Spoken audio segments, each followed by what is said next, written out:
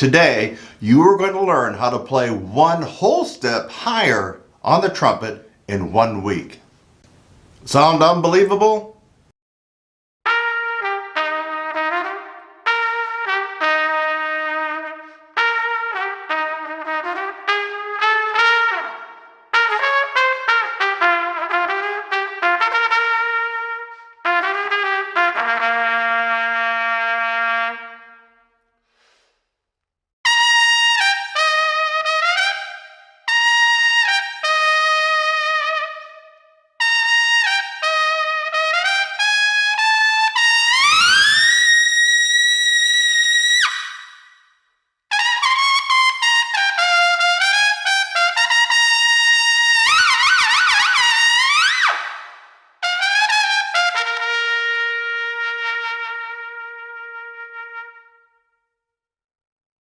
This is installment 3, or Trumpet Lesson 3 in this series on how to play higher in 1 week. Let me give you this friendly warning. This is not going to be a tutorial, a trumpet lesson about long tones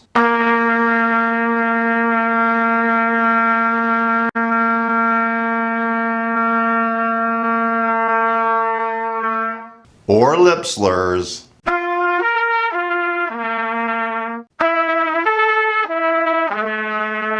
Yeah, so I'm not going to give you that generic advice that you already know, or that you likely have already found on YouTube, or that you likely have heard from your trumpet instructor, especially if you're a trumpet major at some college or university. You're not going to get that here. You already know it, or it can be easily found on YouTube.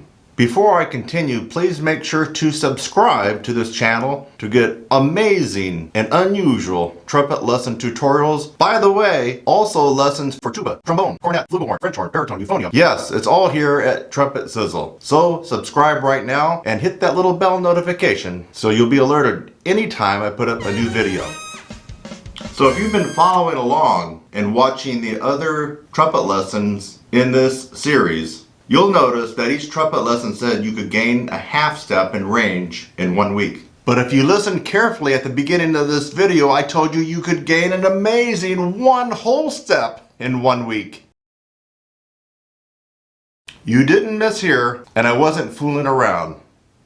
This particular trumpet lesson is going to focus on technique. Yes, a lot of brute strength is required to play skillfully in the upper register on the trumpet or any brass instrument. However, you cannot forget about technique. Technique is essential. Unfortunately, so many people are using the wrong technique to play and excel in the upper register of the trumpet or any brass instrument. Okay, I can hear you say, Kurt, get on with this. What is this amazing technique you keep referring to that will give me 1 whole step in 1 week? Okay, you ready for the technique? You ready? Are you ready? The technique I'm going to share with you right now is called lip roll-in. Roll-in. R-O-L-L-I-N.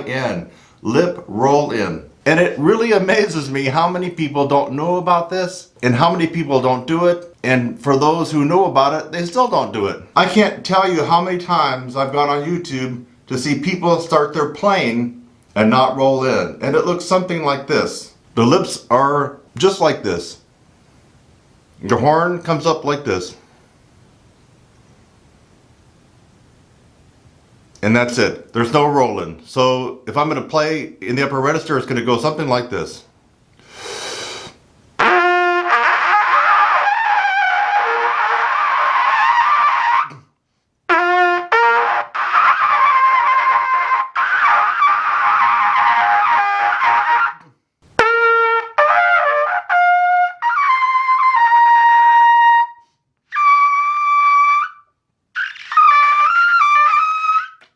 No rolling.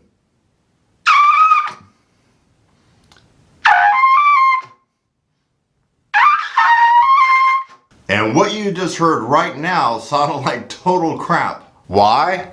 No rolling. But you heard at the beginning of this trumpet lesson video, I killed it on Sesame Street.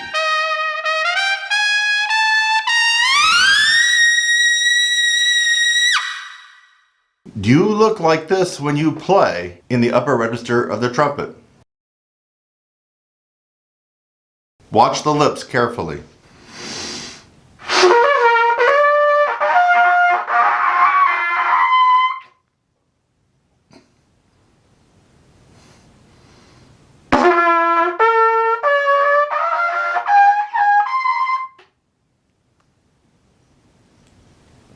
Let me actually roll in and show you the difference so you can hear it and see it.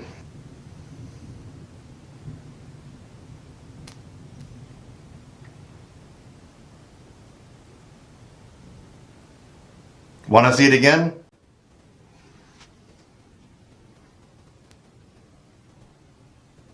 Now, let me go ahead and apply that technique of rolling to playing the horn. Remember, this could be applied to tuba, trombone, French horn, baritone, euphonium, cornet, flugelhorn, E-flat cornet. I put the mouthpiece up to my lips. If I'm going to play low, I'm going to keep a low C setting, what I call a low C setting. It could be a low B-flat setting if you're playing a bass clef instrument. A low C setting. Jaws drop down low. More of a pooch in your lips. Not much roll in.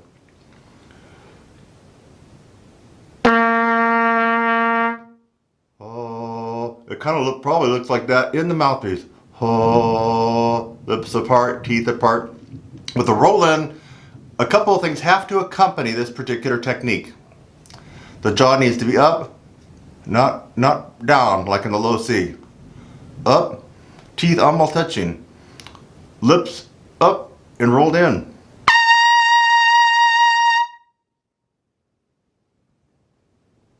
Rolled in. More extreme now.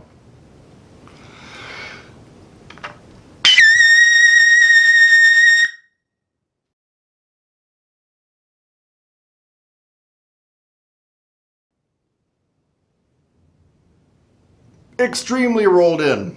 If you can master this technique, you will be able to play one whole step higher in 1 week. Too good to be true?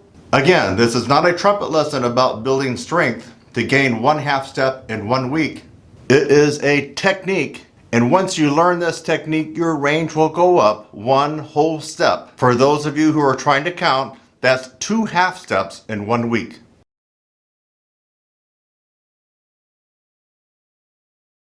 Now here are 2 strategies that can help you gain this technique. Number 1, use a mirror. Yes, you heard right. Practice this technique in front of a mirror. Or maybe you can borrow your mom or sister's makeup mirror. You know, the little round one that flips around and one kind of magnifies and you can just set it on something?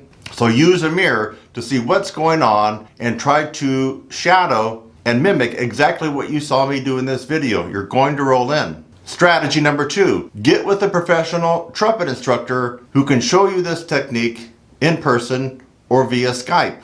Okay, so did you learn something today? If you did, here's a reminder again to subscribe to this channel. There's a lot of amazing content and actionable material that you can use starting right today. Now I want to turn it over to you. Are you going to use this amazing trumpet lesson technique to skyrocket your range in 1 week? Well, we're waiting. If you're going to try this technique, could you let us know in the comment section below? And what would really be appreciated would be after 1 week of trying this technique, how did it go? Let everybody know in the comment section. You're just going to be helping other trumpet players and brass musicians when you do that. Again, leave a comment. This has been Kurt Thompson along with TrumpetSizzle.com. And by the way, if you want amazing tutorials, exercises, practice devices, and practice aids to help make you a better musician, a better brass musician, a better trumpet player, then you need to go to TrumpetSizzle.com. And the last word, at the end of this video, you're going to see my top rated trumpet lesson video on the top 2 reasons why you can't play high at the end of this video. Go ahead and click on it. It's one of the #1 rated trumpet lesson videos on YouTube. And you watch that video and you'll see why. You're going to learn something. This has been Trumpet Lesson 3, or the 3rd installment in the series on how to play your trumpet higher in 1 week by moi, Kurt Thompson. I'll see you in the next one, my friend.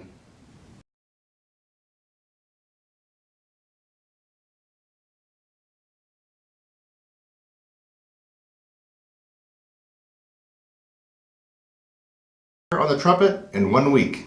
The trumpet technique that I'm going to show you today has really helped me improve my range, actually more than a half step. But we're going to let you guys experience the half step increase in range in high notes on your trumpet by using this one amazing technique.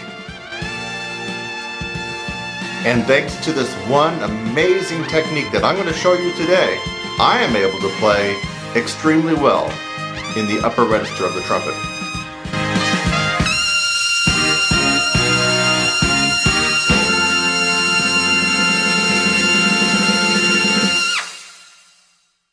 Now let me give you this warning.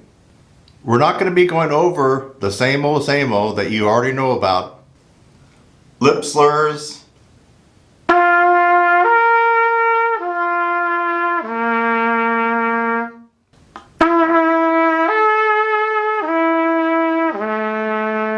Okay, let me try some high notes here.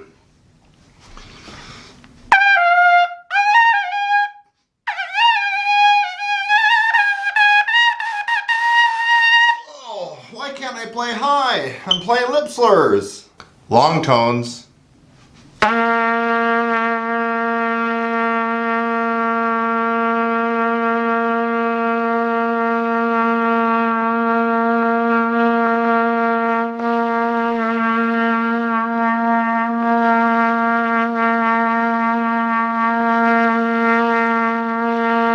Okay.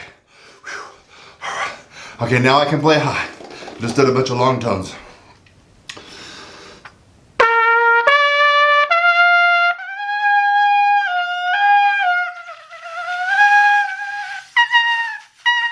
Oh, I still can't play high even doing long tones. So yeah, this is a warning. You're not going to get that same old advice that you've already been given, long tones and lip slurs. It can only take you so far. You are going to get an amazing, unique technique. I'm Kurt Thompson, TrumpetSizzle.com. Let's dive into it right now. So are you one of those trumpet players that want to play higher? Yeah, me too. You're going to love this technique.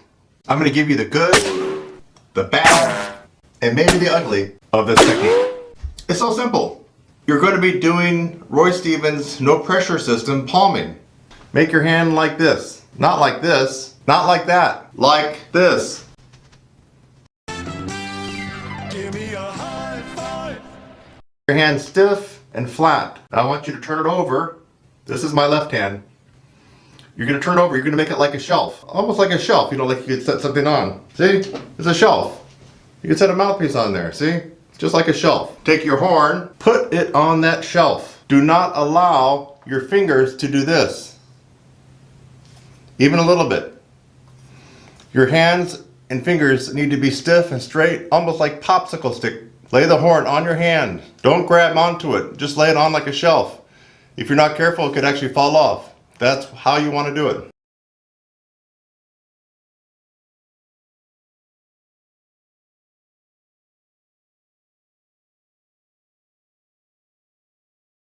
It's just like a shelf. Here we go. I want you to put it up to your lips. Now, here's parallel. You can have a little angle on it, which will help seal the vibration. This is parallel, approximately. Here's an angle. Put it up where you normally would play, and play a low C.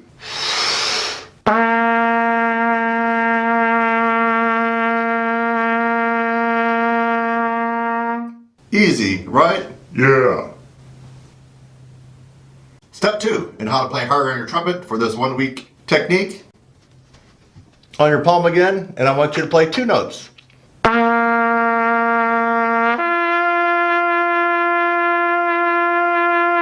So far, so good, right? Yeah. Seems like we have an echo in this room. Step 3, you're going to add a note. So far we've done the low C on trumpet.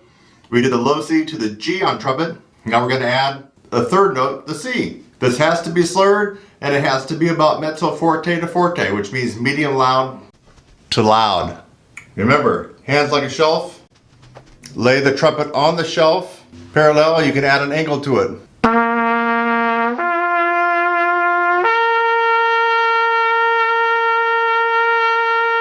You want to play as high as you possibly can. Now you're going to keep adding notes until you can't play anymore. Let's add a note. Now we'll be going to E.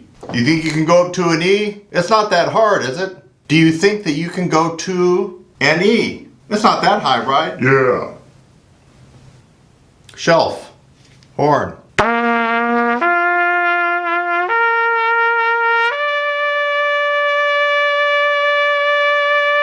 did you notice something? Each time I start down on the low C, we went low C, G, low C, G, C, low C, G, C, E. Each time that you repeat it, you always start back on the low C.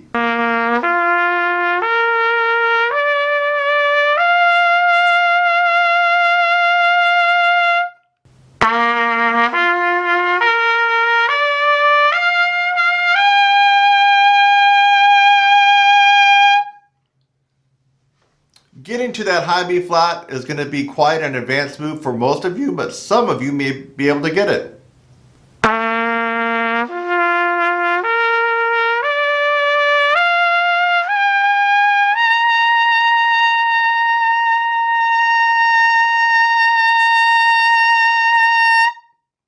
That was high C, doing the Roy Stevens palming, no pressure system. If you can get up to high C like that, and it was loud, you really have strong chops. You really have strong chops. Yeah. You want a half step increase in your range? 7 days, my friends. 7 days. Every day.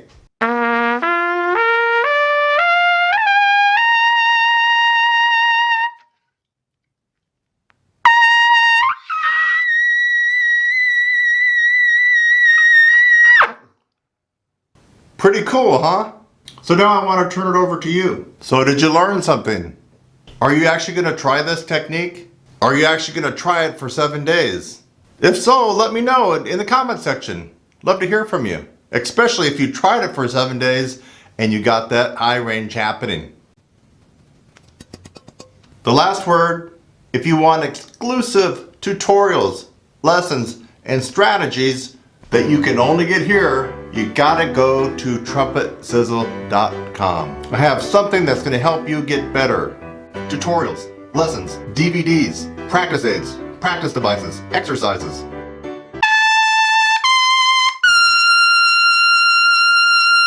I'll see you in the next one.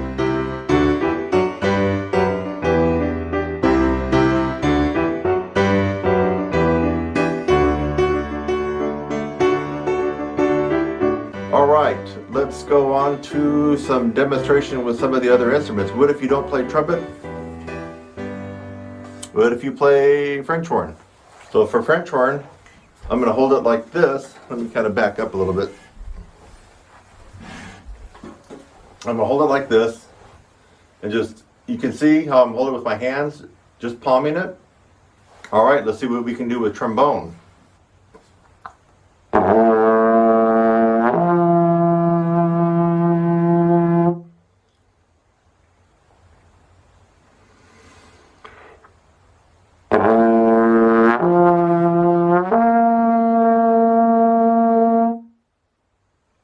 Alright, here's your euphonium, and I got one hand down here. I'm not going to grip it. And actually this is a baritone. And I got the other hand like this, so I'm not gripping anything like that. I'm not able to pull it in. And I'm just going to start on a lower note.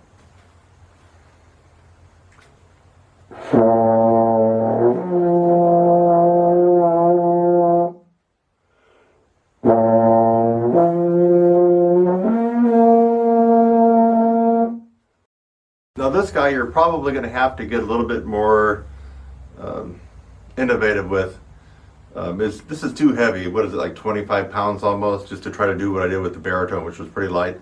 If you could fashion a way to hang it, or with a little bit of rope from somewhere in your house, that would be great. If you have a tuba stand, I'm going to just maybe try to wing it and do it on my chair. Let's just see what happens. So I'm on a chair here. Now let's just see if I can just work it enough, just to show you that this can be done. So it's on the chair. I've got it lean like this, and I'm just going to keep it. I'm going to put my hands up here, so I'm really not going to use any pressure.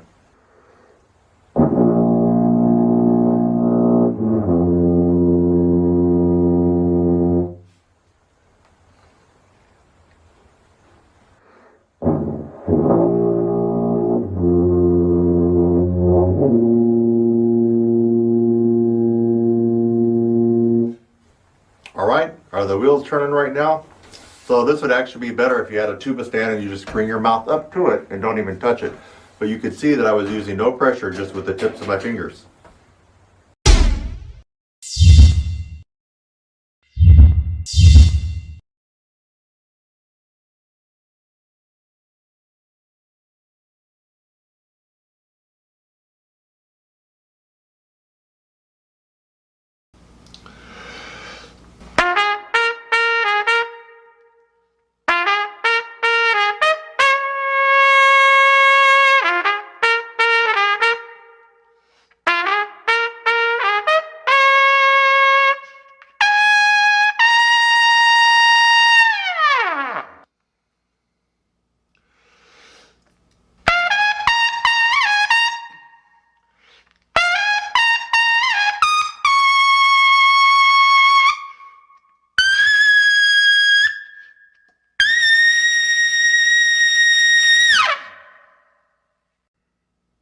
If I had to choose one thing to really explode my progress on any brass instrument, especially during this time where we're all kind of stuck at home, you're not at school, you're not in your rehearsals, you're not in your ensembles, I have one thing that I would recommend that you could do right now: the sizzle pull.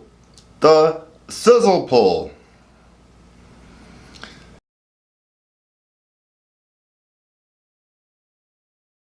Is the logical evolution of the Pete.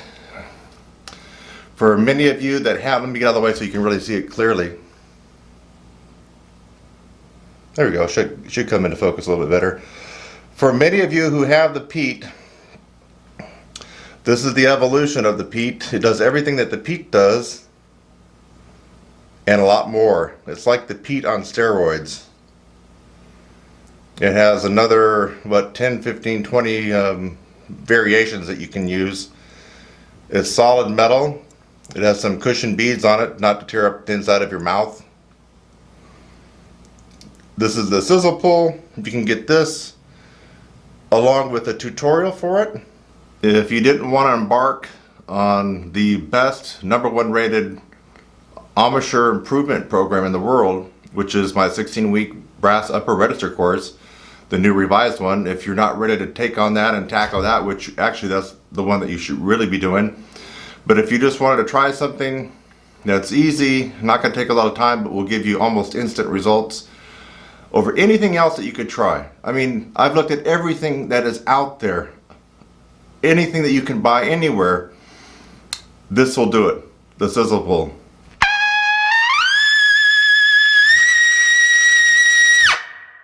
The sizzle pull.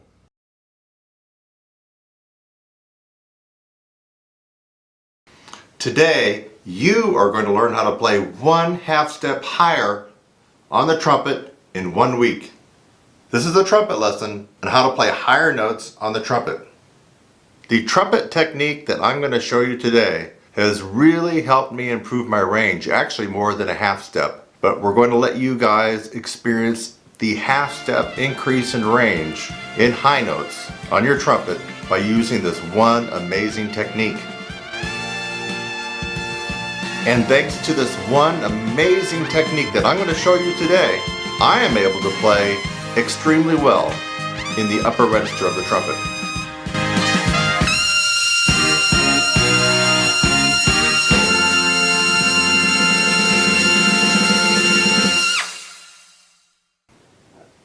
Now I should warn you, I'm not going to be giving you generic, same old advice that you've heard time and time again, maybe even here on YouTube.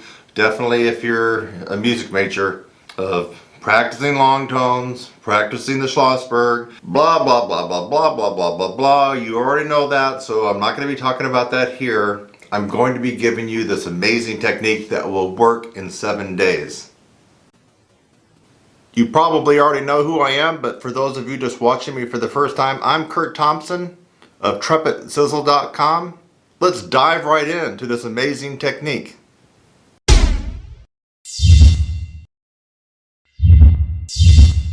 You know, a long time ago I was like you, struggling to increase my range, my accuracy, my power, and the real biggie the endurance, the ability to last an entire rehearsal or performance.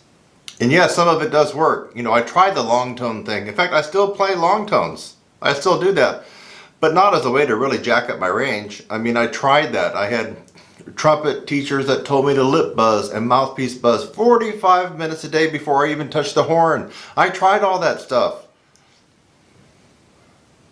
I didn't really get much out of it, folks. And we're just a few days away from St. Patty's Day, so why not tilt the odds in our favor? I got all green on because this is my lucky day, but it's going to be even your luckier day when you get this extra half step in range in 1 week. This is not a joke, this is the real deal for improving higher notes on your trumpet in just 1 week. This is quite cool. You just have to do it. All right, here we go. First, you are going to be taking the trumpet mouthpiece and placing it in the center of your chops the way you normally would. You're going to start off on a relatively easy note. Say, for example, middle C. Now watch carefully. I'm going to repeat middle C going to my left, and this will probably be your right, but I'm going to repeat it several times as I slide the mouthpiece across my chops to my left corner. That's probably your right. Watch.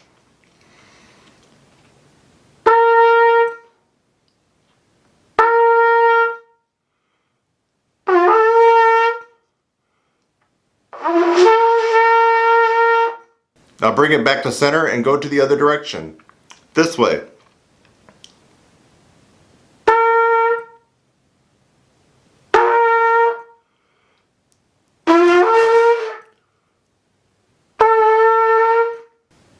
Crazy, right? Crazy like a fox. Now let's try going up to D. Right in the center, over.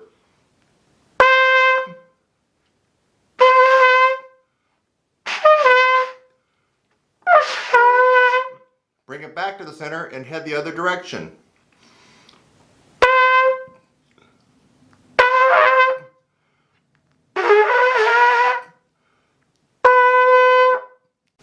Wow! You're probably saying, hey Kurt, what's so amazing about that? You are adding a different stress in a different placement on the chops that you're not used to doing. It's going to throw you for a little bit of a loop. And then watch the range start to happen, my friend. So we did C, we did D, and you want to keep going as high as you can until you're no longer able to go across each direction. Let's fast forward. Let's pretend I'm trying to do this on a G above the staff, which is getting pretty high for this technique. Center. Over.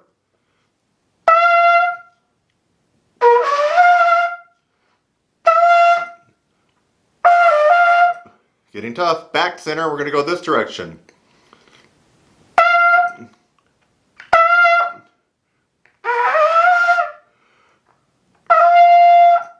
What's going on with my hat? There we go. What? No. You didn't ask me right now to try this on a high C. It's a crazy, amazing, wild, quirky technique, but on a high C? Huh? What? Ah, what the F. You want to hear it on a high C? It's going to sound horrible. It's going to sound god-awful. Let's try it.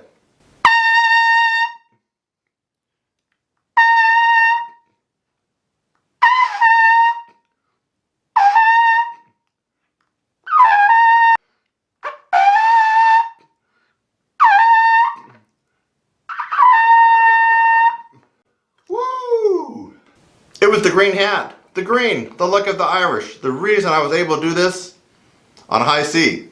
Now, this technique is an amazing technique, and you will get 1/2 step in 1 week on your trumpet. This has been a trumpet lesson on how to play higher on trumpet.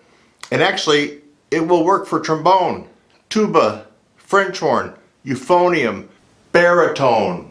Now, will this amazing, powerful trumpet technique allow you to do this?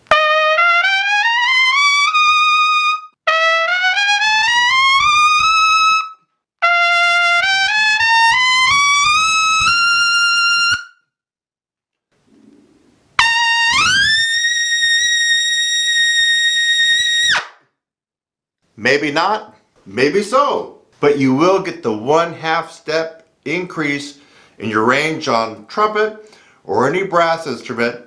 I promise you that in 1 week. So after going through this one amazing technique with me and having observed how to do it, did you learn something new today? Are you going to try this technique? Why wouldn't you try this technique? Well, anyway, if you did learn something new today, make sure to subscribe to my channel, Trumpet Sizzle. It's easy. Just click on that rectangular red button that says subscribe below, right below. Maybe it's right there.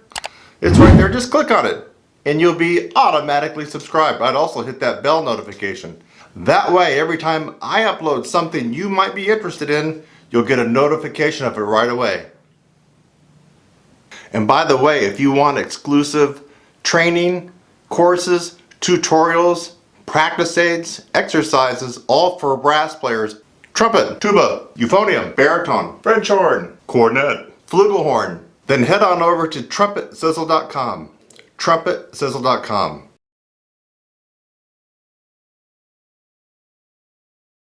Now, I would like to turn it over to you. Are you going to try this amazing, powerful technique to jack your range up in 1 week, 1/2 step? Either way, let me know by leaving a comment below right now. This has been a trumpet lesson video on how to play higher notes on the trumpet, specifically on how to gain 1/2 step in range in 1 week. I'm Kurt Thompson. I'll see you in the next one.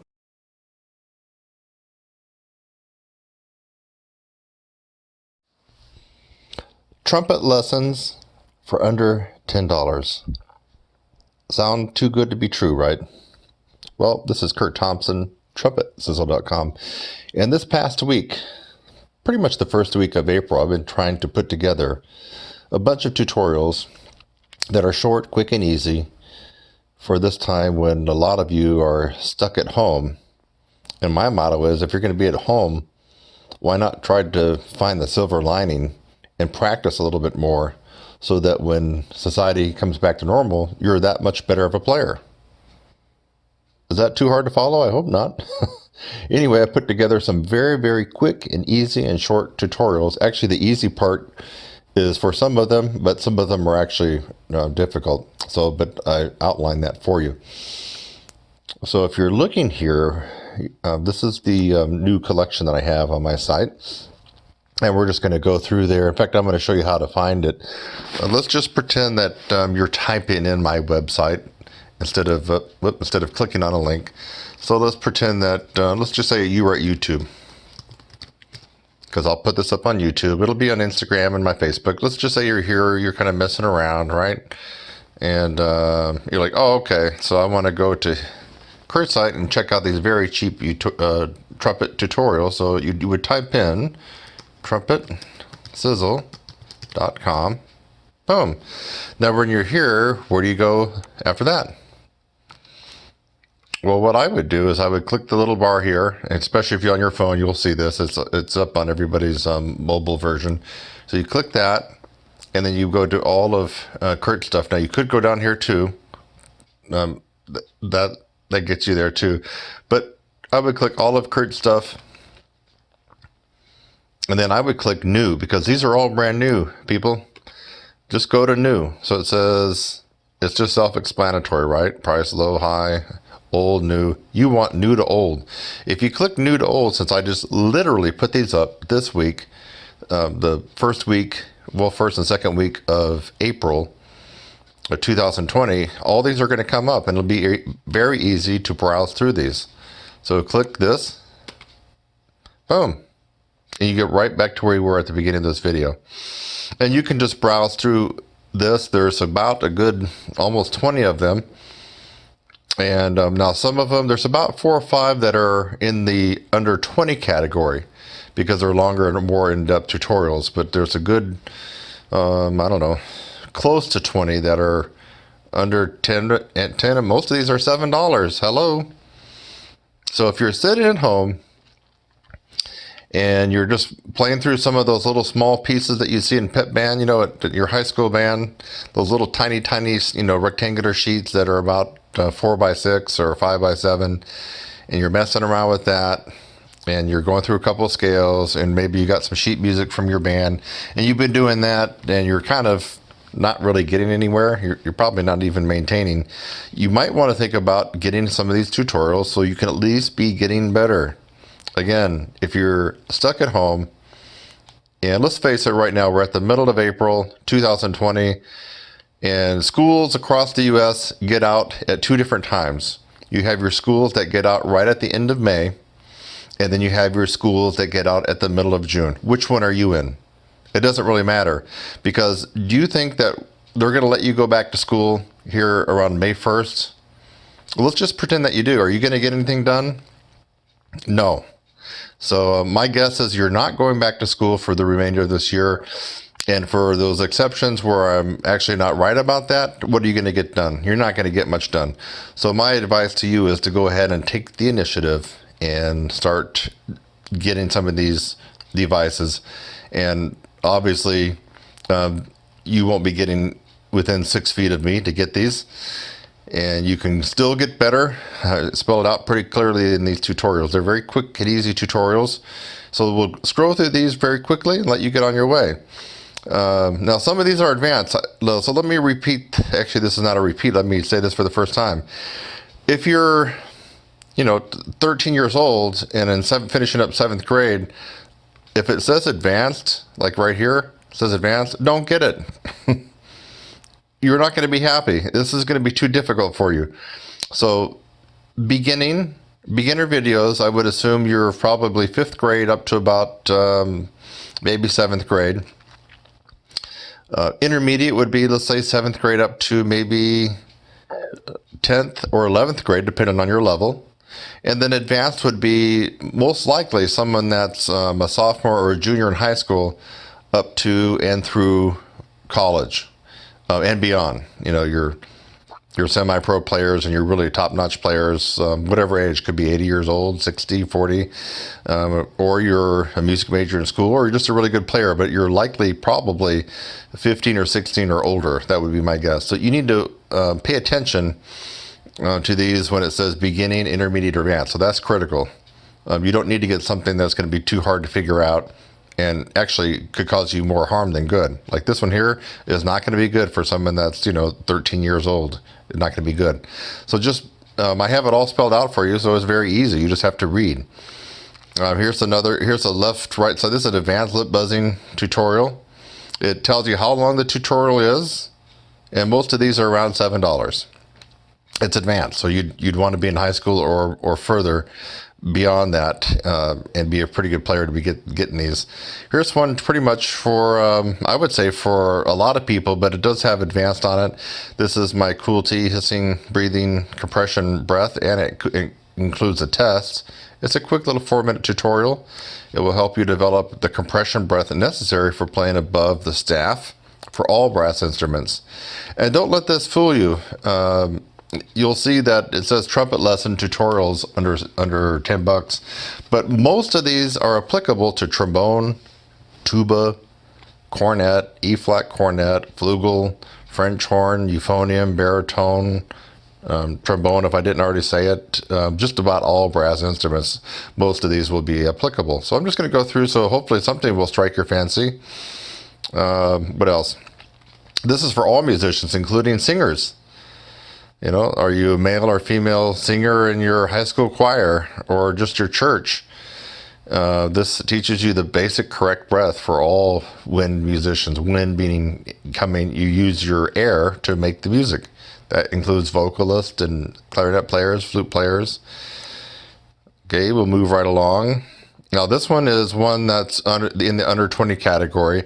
It's a very in-depth, completely detailed tutorial about pedal tones, all about pedal tones, and actually how to use pedal tones to be able to increase your power and your range. It's a 14-minute tutorial. It is more. It's $14. This is a good one. Mainly geared towards trumpet players in this one. So I would just, for tuba and everybody else, I would avoid this one. This is mainly for trumpet. Claude Gordon, My Way. And so this one is a super duper tutorial. I use actually this one in most of my longer courses, like the 16-week course. In fact, let's talk about that. Let's just pretend that you don't go back to school, guys and gals. It's the middle of April. Let's say you go back to school and everything's hunky-dory, the virus is gone. Trumpet lessons for under $10. Sound too good to be true, right? Well, this is Kurt Thompson, TrumpetSizzle.com. And this past week, pretty much the first week of April, I've been trying to put together a bunch of tutorials that are short, quick, and easy for this time when a lot of you are stuck at home.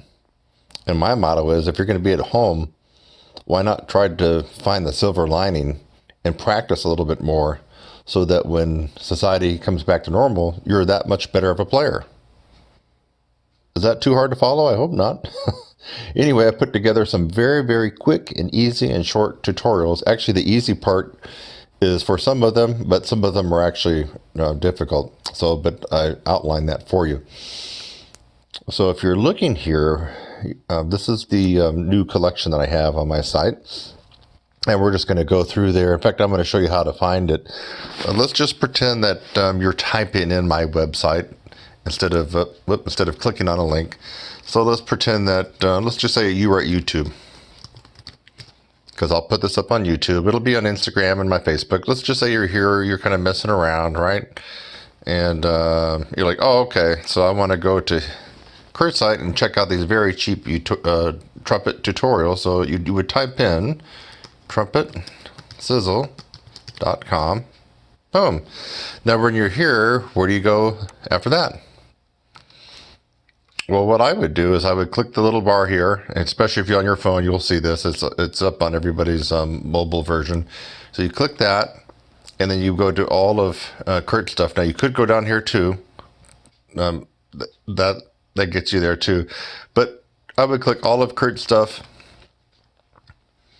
and then I would click new, because these are all brand new, people. Just go to new. So it says, it's just self-explanatory, right? Price, low, high, old, new. You want new to old. If you click new to old, since I just literally put these up this week, the first and second week of April of 2020, all these are going to come up, and it'll be very easy to browse through these. So click this, boom, and you get right back to where you were at the beginning of this video. And you can just browse through this. There's about a good almost 20 of them. And now some of them, there's about 4 or 5 that are in the under 20 category, because they're longer and more in-depth tutorials. But there's a good, I don't know, close to 20 that are under 10, and most of these are $7. Hello. So if you're sitting at home and you're just playing through some of those little small pieces that you see in pep band, you know, at your high school band, those little tiny, you know, rectangular sheets that are about 4x6 or 5x7, and you're messing around with that, and you're going through a couple of scales, and maybe you got some sheet music from your band, and you've been doing that, and you're kind of not really getting anywhere. You're probably not even maintaining. You might want to think about getting some of these tutorials so you can at least be getting better. Again, if you're stuck at home, and let's face it, right now we're at the middle of April 2020, and schools across the U.S. get out at 2 different times. You have your schools that get out right at the end of May, and then you have your schools that get out at the middle of June. Which one are you in? It doesn't really matter, because do you think that they're going to let you go back to school here around May 1st? Well, let's just pretend that you do. Are you going to get anything done? No. So my guess is you're not going back to school for the remainder of this year. And for those exceptions where I'm actually not right about that, what are you going to get done? You're not going to get much done. So my advice to you is to go ahead and take the initiative and start getting some of these devices. And obviously, you won't be getting within 6 feet of me to get these. And you can still get better. I spell it out pretty clearly in these tutorials. They're very quick and easy tutorials. So we'll scroll through these very quickly and let you get on your way. Now, some of these are advanced. So let me repeat. Actually, this is not a repeat. Let me say this for the first time. If you're, 13 years old and in finishing up 7th grade, if it says advanced, like right here, it says advanced, don't get it. you're not going to be happy. This is going to be too difficult for you.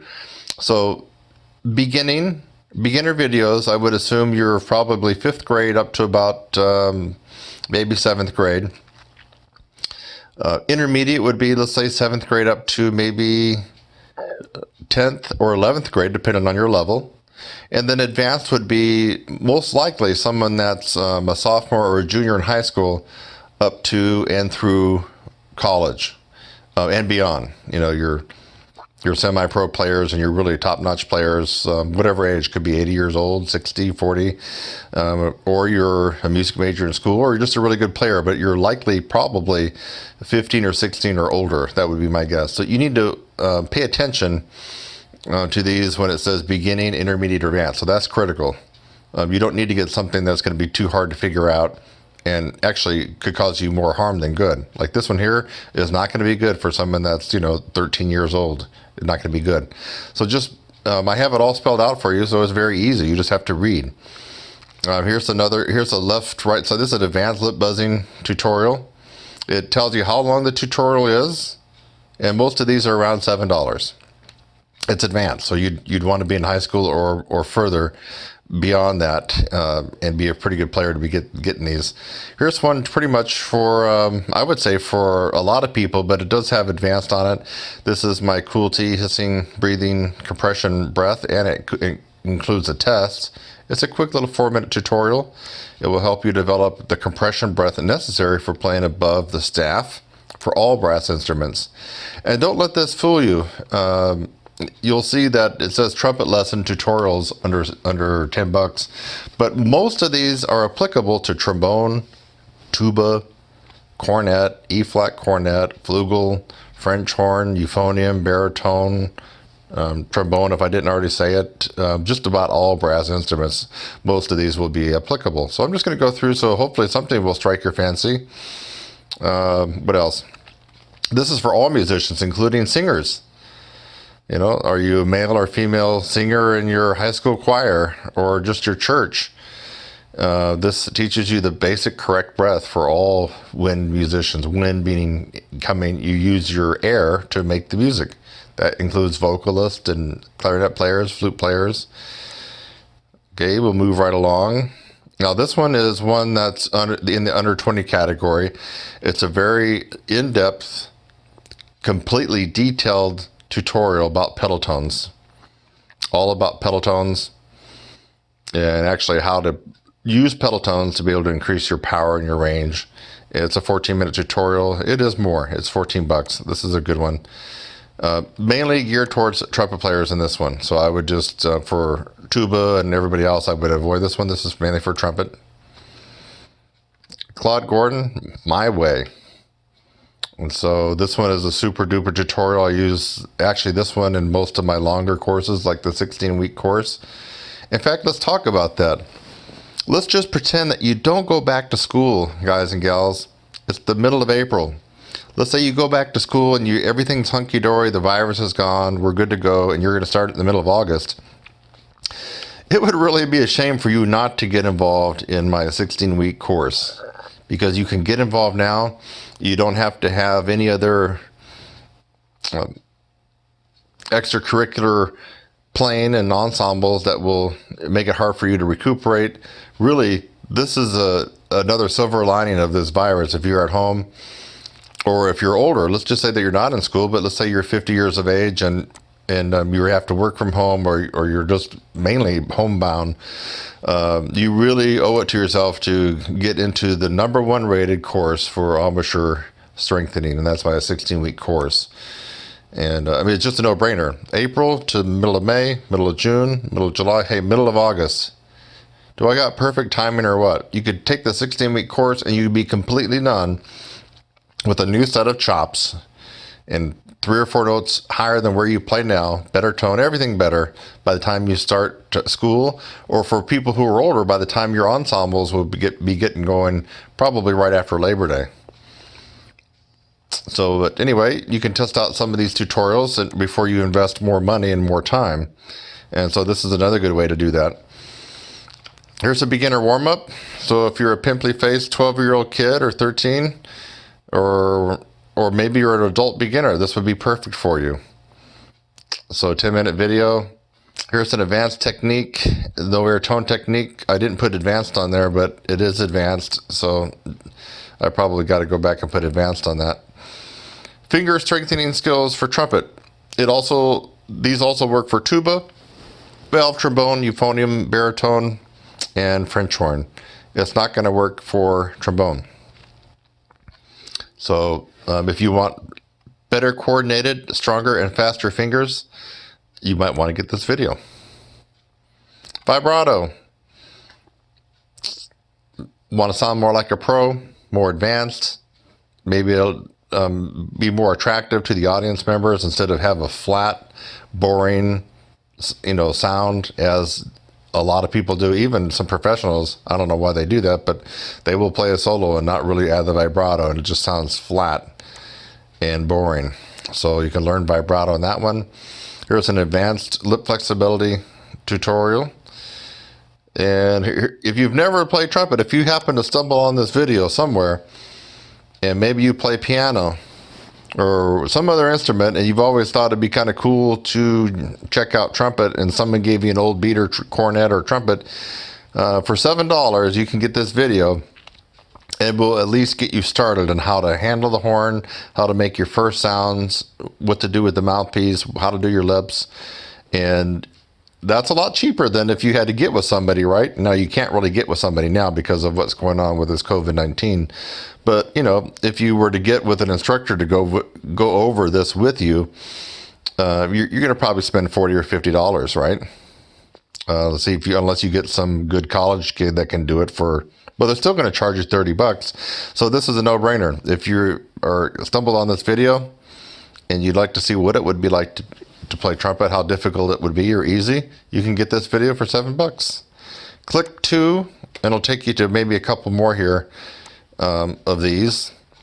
Roy Stevens, I have 3 right here that are amazing for, I would say, intermediate and advanced. This is not something that you probably want to do as a beginner, and I probably need to go by and put down maybe advanced or intermediate. But Roy Stevens Isometric's perfect for a 9th grader, let's say, on up. Static and squeaks, good for 9th, 10th grader on up. Harmonic arpeggios, actually this wouldn't be bad for even someone that's in 7th grade, because you're not going to hurt yourself by doing the Roy Stevens harmonic arpeggios. All these are good. And Roy Stevens and William Costello innovated all this stuff way back when, in the 1940s, I believe, and 50s, and even a little bit beyond. So I highly recommend these. Tongue arch would be good for anybody, I think if you're 10 or 11 years old, you might have a difficult understanding it, so I would kind of maybe bypass this for a little bit. But definitely if you're an intermediate or advanced player, you got to and really need to learn tongue arch. And let's see, we got warm-up for intermediate and advanced. Now this is a long one, it's very thorough, and it's not $7, it's in the 14. It's a 21-minute intermediate advanced warm-up. I do the warm-up along with you, and you can just kind of model what I'm doing here. So for intermediate and advanced players, this probably is more likely for people that are seniors in high school or in college, or maybe older adult players that have been stuck. Have you been stuck? Especially if you're older, can you look back at the last 10 years and see that you're still in the same spot that you were 10 years ago? You still have trouble making it through the end of rehearsal. You still can't play higher than an E flat above high C. You've been stuck there for 10 years. Stuck on a piece of music, stuck at a certain level.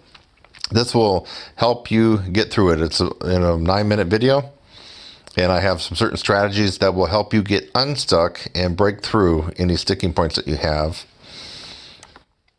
Move down here. Here's an advanced warm-up. Now this one is not a full warm-up, it's a quickie warm-up for the advanced and professionals who don't have time to warm up. They just got to the gig, or you just got to a concert. For whatever reason, you didn't have time to put in a half-hour warm-up. And this has a quick strategy for you to get warmed up in kind of an emergency situation. Have you never tried lip buzzing before? Well, without having to come in contact with another human being, you can get this tutorial and be introduced into lip buzzing. Lip buzzing means no horn and no mouthpiece, just your lips. And if you haven't thought of doing that, I would highly recommend it because it's an integral part of your playing, and the improvement of your playing is developing the strength in your lips, which is a little bit different than the strength in your corners and your cheeks and your embouchure. Intermediate lip buzzing, just like the name sounds, you need to have spent a couple months on the beginning lip buzzing stuff first before you move on to intermediate. And then I do have a longer, more in-depth, and then now this one's tough, an advanced lip buzzing tutorial, and it's a little bit more. It's 14 minutes, $14. I don't recommend anybody getting this unless they've already had a decent amount of experience in lip buzzing, let's say at least 5 or 6 months worth or more. So don't, now you can get the whole collection if you want, but I would go one by one in order from beginning to intermediate to advanced. And there you go, ladies and gentlemen. I got all these cool little tutorials, and it doesn't cost you an arm and a leg. That said, an arm and a leg is going to get you a lot further, and that's this guy right here. It's the 10-year anniversary of my upper register course. It's been completely revised, filmed in FHD, much better audio. Everything's better about this. It's just done a lot more professional. 85 techniques over 4 months. This one is worth the investment, and you actually have the time. If you have a few extra bucks, I have different versions that you can do this one with. Here's a new one I haven't talked about yet. I'll be doing a different video on this one. I now have a DVD version, and I'll be making a separate video showing you the DVDs and the box that it comes in for people who don't like messing around with downloads, and especially during this time, maybe you have a cabin or a second home that doesn't have internet access. Maybe you're up in the mountains, and this would be perfect because you can just put it in your DVD player. So now this is I'm not going to go through all this, but just since we're on this page, this is something new I also haven't brought up on YouTube yet, or to my folks on my roster, or maybe I have, maybe I show this one, but this allows you to get into my live weekly course that normally is $997 for the 4-month tuition. It's a semester-long course, and that's the one where it's a real class. We meet each week. In the past, some people have not been able to do it because of the cost. So I've turned this into a weekly deal. And you can work with me live each week through this course for $75. And in this way, the course has to prove itself to you because you can quit any time. Now, the other folks that get involved in the regular version of this, you have to send almost $1,000 up front, and I force you to complete the course. I'm not going to give you a refund. You have to get in and complete the course, make a commitment, and do it. This one here, you do have an out, and the out is you take a week or two, and for some reason, if you decide that you don't like the course, you don't like doing it, then you can just bow out gracefully, and you're done. And I don't foresee that happening, but anyway, you can do that. The other thing about this version is here, you will let the course prove itself to you each week. You do 1 week, you like it, you got a little bit better, you do the next week. You like the next week, so forth and so on. You get my point. It's perfect for the skeptic, and also perfect for the person who doesn't have $1,000 wad to put down on the other version of this course. So anyway, we're going to stop there because I'm not going to go through. I got a lot of stuff to go through. I just mainly wanted to show you all the new stuff here that I got here. Stuff that anybody can get. A homeless person could spend $7 on this. You know, some of these homeless people, make $100 a day panhandling. So a homeless person could take a $5 bill and 2 ones and get one of these tutorials. That's how cheap this is. That's how affordable this is. So I'm Kurt Thompson. I hope you found this educational and a little bit entertaining. And who knows, maybe as I went through some of these, you heard about some techniques that you hadn't even thought of trying. And at the very least, by having watched this video, maybe I will have turned you on to some things that now you can think about as far as getting better. You have to be at home. No one's going to an ensemble tonight. No one's going to a band concert. You're not going, even you pros, you're not going to a gig. you're basically at home. Why not get better? Why not make the most of this? Look for the silver lining. The silver lining is we can do extra things to get better. I'm doing it myself. I'm working on some things myself. I'm not going to tell you exactly what it is right now, but I'm doing some things myself to actually, make me turn another corner and get better at my instrument. So we all should be doing that, taking advantage of this downtime and use it to practice more. Kurt Thompson, right up here, TrumpetSizzle.com. By the way, that's me in the picture. I'll see you next time. Bye-bye.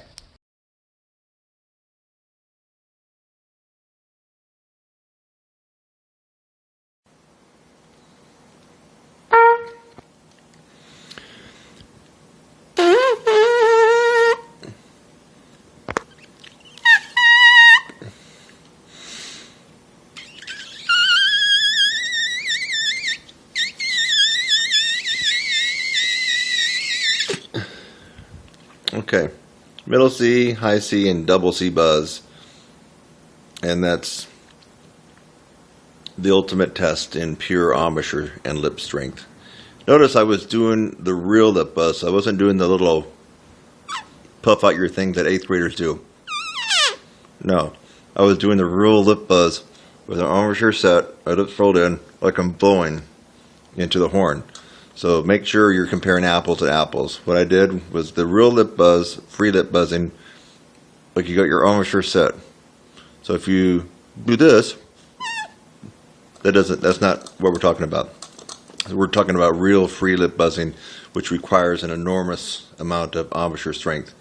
And you can always just about count on the fact that you can buzz a certain note, it's likely you can play about an octave higher than that. Buzz a high C, you can probably play double C. Buzz a middle C, you can probably play high C.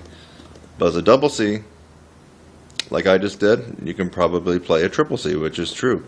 So there is a correlation between your lip buzz and your strength and what you do on the trumpet, what you do on any other brasses, it doesn't really matter, tuba, trombone, whatever. So embouchure strength is the most important thing, the most important aspect of brass playing. Take it away and you really have little left. Little left. You might as well just become a singer. I mean, you really do. If you don't have the embouchure strength, you can't play. I don't know. Maybe you can play in the low register, and that's about all you're going to get. If you absolutely have no strength here whatsoever, nothing really is going to happen on the horn. You could be Olympic swimmer with great lungs and air. No embouchure strength, it's going nowhere. So there you have it. And we'll continue on with this brass improvement series right here. Hey, today we're going to be talking about chop strength or embouchure strength versus air. And it seems like every other day I'm getting an email from somebody with a counterpoint of view for myself about air. A lot of times you hear me say air is not the main thing that's going to get you your range, and it's not the only thing. And then people think that I don't believe in air at all, and that's not true. But we really need to figure things out. Now I love Don Jacoby and his stuff. Bill Adams is wonderful. In fact, I do a little bit of his stuff in my 4-month upper register program, the lead pipe buzzing and stuff like that. So, and then the other yoga breathing techniques. But air, my friend, if you work only on air and think that's the holy grail to ultimate endurance and upper register, you're going to fail. That's just the bottom line. And we're going to find out why today. In fact, I'm going to prove that air is not the holy grail to upper register. It really is lip and embouchure strength. And then the second to that would be how you compress your air. So that is a very important part of being in upper register and playing that way, playing clearly in the upper register. So, and I'm not following a script here, I'm just thinking out loud, but you need to see a good up-close demonstration. That's why I have this camera so close.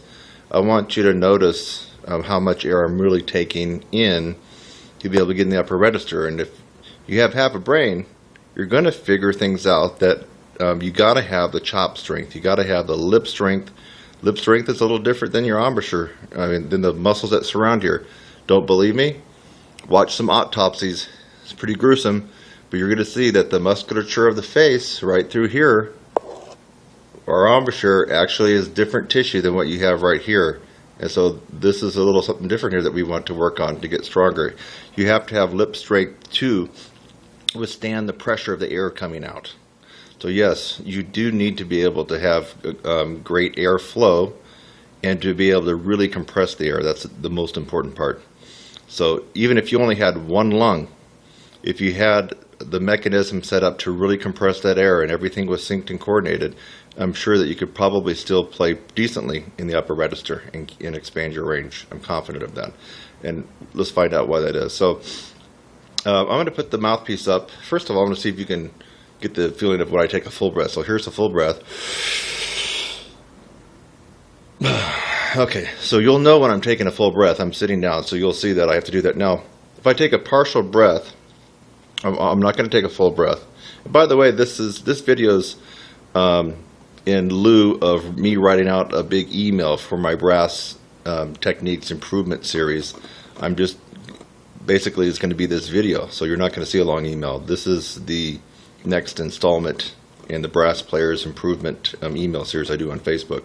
So I'll just be watching this and take notes. So check this out. And I'm going to try to make it clear when I do take a larger breath. So you need to see my lips. Try to get it close. I'm putting the mouthpiece up. I'm going to take about 20% air. Here we go. That's it.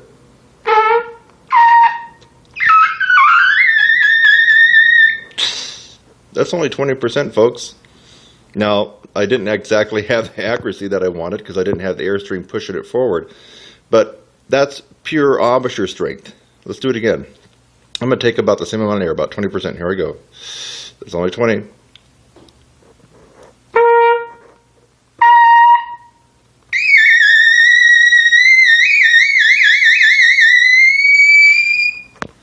think I got up maybe around the triple F range, give or take. Wasn't a lot of air there. Now, I will put in a lot more air. So let me take in double that. Let's go up to about 50%. That's about 50.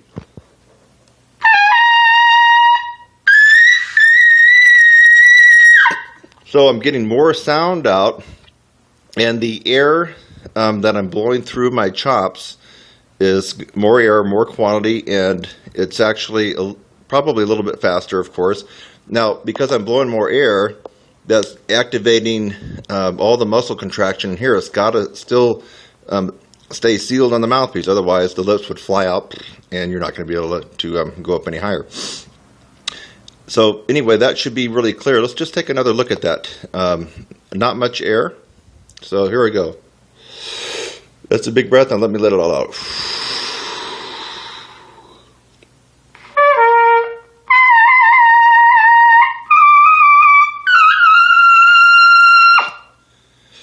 Basically, you saw me playing a double G, that's a double concert F, on the trumpet with virtually no air. Did anybody check that out? I basically had hardly any air. And how loud was it? It came out about MF. So wait a minute. Now, let's go back to Don Jacoby, and we can even include Stamps and some of these other guys, Bill Adams, real big proponents. Even my hero, Bud Brisbois, real big proponent of his wedge breath. He was the original wedge breath guy. Shu came after him. Bud Brisbois is the originator of wedge breath breathing, in case you guys didn't know that. And there's actually two versions. The Shu version, Bobby Shu's, is a little bit different, more applicable to like real-time playing.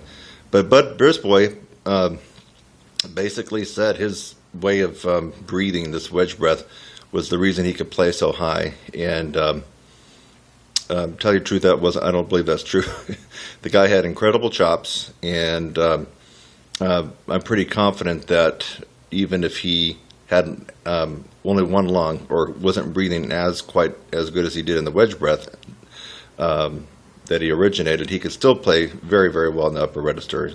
he had a natural setup. And so I think he was trying to explain why he could play so well. Sometimes when players are born with natural leverage and a natural ability to really compress air, they're not quite exactly sure what they're doing. So they look to rationalize how they're able to do it. You can watch Maynard, one of the ultimate talent in upper register. Just look at his face. He had a natural setup. His teeth and everything was just perfect for being able to get the high velocity out to play in the upper register. Now, of course, he had to work. He had to practice, not shortchanging that. But I think at some point he was trying to figure out how he was actually doing it. He had just this ultimate talent. I mean, he had the perfect leverage just built into a system that a lot of us have to work a lot harder to get. And sometimes we don't even get to that level. So you can watch in some of his master classes that he really explains about that he worked a lot on his breathing, and then he leans back. He's really big about bending knees and leaning back. And I'm going to tell you something. And Maynard is also one of my heroes, just along with Bud. But they're trying to explain how they're able to play so easily and well in the upper register when, in fact, they had just like the ultimate amount of talent to be able to do so, a natural setup. I'm confident that you can take in a big gulp of air and practice yoga, lean back, bend your knees, and you're not going to be sounding like Maynard. And you're not going to really get that much upper register. You're going to have to do something to strengthen this area up here in your face. You have to have the strength up here. There's just no question. And what do a lot of people tell you to do? Do long tones, take stuff up an octave, play in the upper register, and really work on your airflow, and you'll get there. Nope, it doesn't cut it. It doesn't cut it. Now, it might for some people who are already predisposed and have the natural great leverage in their face right here, their tongue. Maybe they got if you have a smaller oral cavity and you're using your tongue arch, you really can speed up the air a lot faster. So there's a lot of things that really go into this to making natural leverage.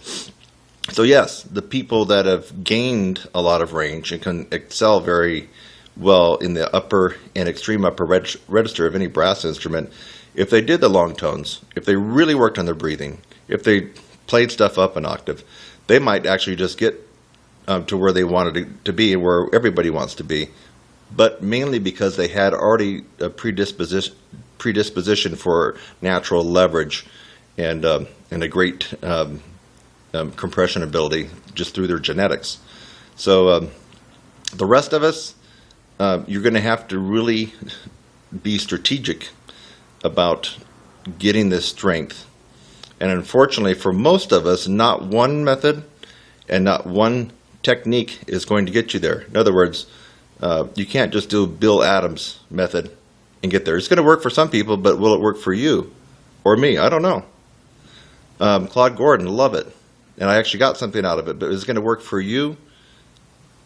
I've been teaching for a long time, and that Claude Gordon doesn't work for everybody. It works for me, and not ultimately, but it did help me out at one point. So I love the Claude Gordon stuff. Roy Stevens, so palming and all that kind of stuff. Will it work for you? It may, and it may not. Reinhardt, all these other methods that are out there. Cat Anderson is probably the toughest method to actually go through. So there's a whole bunch out there. The only question is, will it work for you? And those methods are successful for some people, but not for everybody. Of course, we already know why it's not successful for everybody. It's just fact. If one method was actually successful at producing gorgeous high notes and upper register abilities and endurance, then we would all only use that one method. Think about it. Let's use our brain here. If one method was that successful, you wouldn't be listening to this right now, and I wouldn't be talking about it. Everybody could just do it. So the fact of the matter is, not one method is perfect for everybody. As a result, that's the whole nature of my 4-month upper register course. There's 65 techniques, and these techniques come from every method you can think of. The bulk of it are actually my techniques, and I include a lot of breathing for compression and some other stuff. So you have to take the macro approach to really building the strength. We don't know which particular technique is going to do it for you. I'm confident that out of 65, 5 or 10 are definitely going to be the magic bullet for you. But what's the magic bullet for you? Don't know.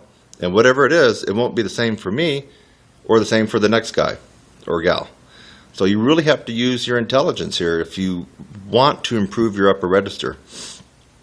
And keep in mind, I don't care what instrument you play. I don't care if you're a college professor or you're a comeback player or you're a hobbyist or you're a pro player, whatever. It doesn't really matter. What matters is you have to keep improving your range. You can't be subtle on your range, wherever it is at today, because the more range you have, what happens? Even if you don't want to play double C's, classical guys out there, if you can play a double C, what happens here? Boom. The pressure comes off your lips when you're playing in the tessitura that you normally play in, whether it's middle C up to maybe E's. So you don't have to have the desire to play double C's. It's just if you can play them in your practice, the pressure comes off here. You get a better sound, a bigger sound, and a lot more endurance. So let's take one more look, and then I'm going to wrap it up here. Really, the air is important, and to compress the air, you really have to arch the tongue in your mouth up, like you're saying in or E or T. Your tongue's actually like this. That is doing the arch, like that. And you're blowing the air from the back of your throat up and over the tongue, and it comes out the aperture. Now that's great. We got to have that air. But if you don't have the super strong embouchure, chops, and the lip able to contract and hold that air into the mouthpiece, all that air is just going to be useless for you. And that's this brass improvement email series. Hope you get a lot out of it. You're seeing a real good close-up of me, maybe too close. Let's take another look at the mouthpiece. So I'm putting the mouthpiece right on my chops and take a small amount of air.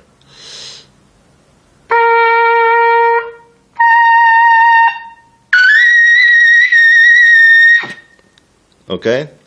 Not a whole lot of pressure there, really. And that was probably about 30% of my air capacity. That should prove a point. It should really prove a point that, yes, work on your air, but you need to focus a lot more on how to get this going here. And let me just leave you with this. If you're pounding away and banging your head at one method, and you keep wondering why it doesn't work, but you know it should work because it works for everybody else, well, that's erroneous thinking right there. You really need to take the shotgun approach. I'm here to tell you, you got to take the shotgun approach, the macro point of view, when it comes to really increasing your strength in your face, your lips, and everything else. You just got to do it. Otherwise, you're going to be one of those guys that sticks with a method because you don't want to, I guess, admit that you've made the wrong decision. You'll stick with that method for all your life, and you'll always have problems in the upper register. So, use your intelligence. Think about things in an intelligent way.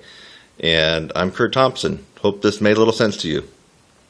And today's date, by the way, happens to be March 7th, 2013. Take care.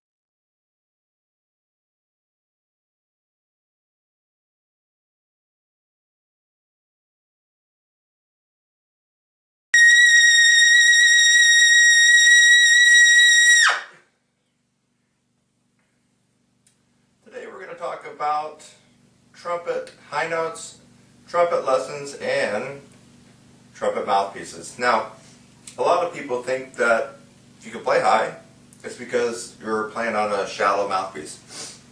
In fact, a lot of people that are unable to play high, when they hear someone play high, will say that they're using a cheater mouthpiece or a shallow mouthpiece to be able to get those notes. That's not necessarily so. There's the right tool for the job. So what I wanted to point out today, I want to dispel a couple of myths. I do happen to play on a shallower mouthpiece. It is a Neil Sander 17S. But is this the only reason why I'm able to play high? Is it the only reason why other trumpet players who are quite adept in the upper register of the trumpet, their mouthpiece, is it the only reason why they can play high? I don't think so. I think that you have to practice the right techniques in the right way for the right amount of time to be able to get your upper register the way you want it. Now, I wanted to go through a couple of mouthpieces that are quite common. Let's pull out, this is the Bach 1.5C. I'll see if I can get it up there in the camera for you, so you know that I'm really showing you the real deal. Probably can't really see it. Let's see if I can turn it a little bit. There we go. Take my word for it. That's a Bach 1.5C. Now it's a little bit cold. Now, according to a lot of people who can't play high, I should be able to hit a double C on this one. Now I will tell you that the mouthpiece I play on it for a reason. I like the sound I get, I like the tone, I like the accuracy, I like the volume I get out of it. Otherwise I could just play on any mouthpiece, right? So this one here will probably not sound as good to me and have the projection and some of the other qualities that I love in my Neil Sanders, but will I be able to play a double C on this one like I do on mine? If the people who can't play high that put out this myth that you can only play high with a cheater mouthpiece are right, then I should not be able to play much, maybe beyond a high C on this one. So let's find out. This is a Bach Bach 1.5 C. Now I'll just play a middle C here. No problems there.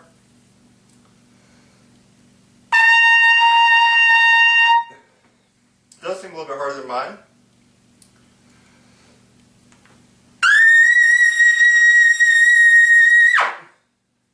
Whoa, wait a minute. That was a double C. It was on a Bach 1.5 C mouthpiece. Well, it looks like I just broke that myth that you have to be able to use a cheater mouthpiece to be able to play high. Now there's a lot of people that play on this one, a lot of symphonic players that poo-poo high notes, so they play on this one. They don't really have to play much more than a high C or a high D in their symphonic and orchestral works, even the professional trumpet players I'm talking about in major symphony orchestras. This is one of their favorite mouthpieces right here. Would I use this on a regular job or a gig for playing Maynard stuff, playing lead? No, I wouldn't, because this makes life more difficult. But you heard it right here, folks. I played a double C on this Bach 1.5 mouthpiece. See if I can show you it again.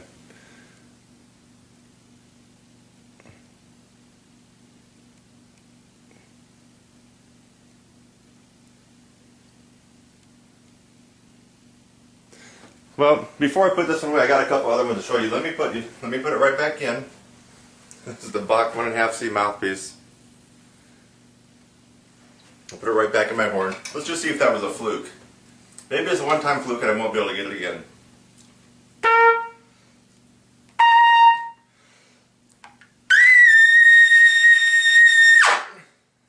Nope, it wasn't a fluke. I am able to play high on a Bach 1.5 mouthpiece. Let's set that one aside. Now, what is the most common trumpet mouthpiece in all the world? If you answered a 7C, you are correct. I'm going to see what happens when we get out the 7C.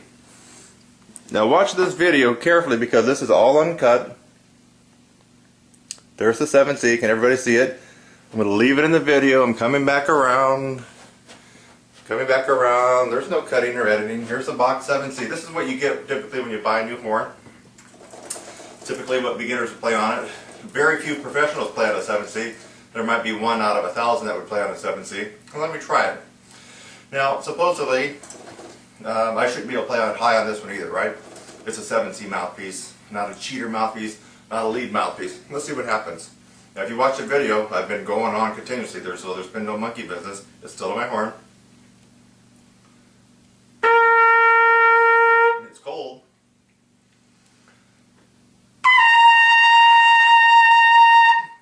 Try to double C there.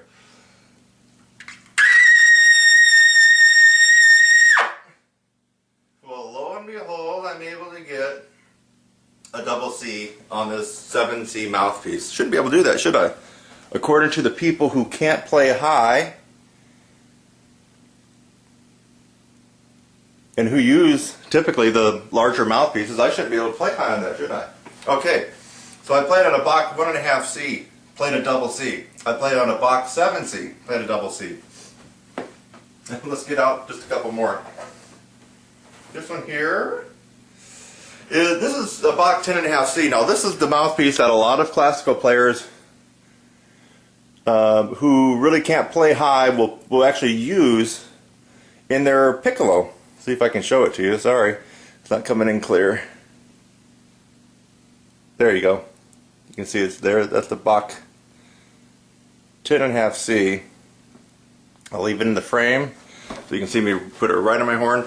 This is the one that a lot of classical players, professional, principal, symphonic players all across the country, the major metropolitan symphony orchestras will pop this in when they got to play something high, or they'll put it in their piccolo. Then they go back to their 1.5C. They'll put the Bach 10.5C in. It's cold. Let me warm it up.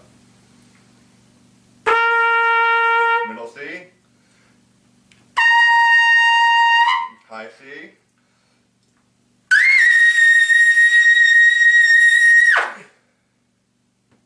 Double C. I'm going to pull right on my horn. You saw exactly what I was playing on. This is no trick photography here. It's a Bach 10.5C. Oh, what is this? This is a Bach 12. Bach 12C. We'll try that one. I've actually never played on a 12C before. I borrowed a couple of these mouthpieces just for this demonstration. Bach 12C, I have no idea how I'd play this one. It is probably a little bit more smaller than the 10.5C, I'm guessing. Middle C. High C.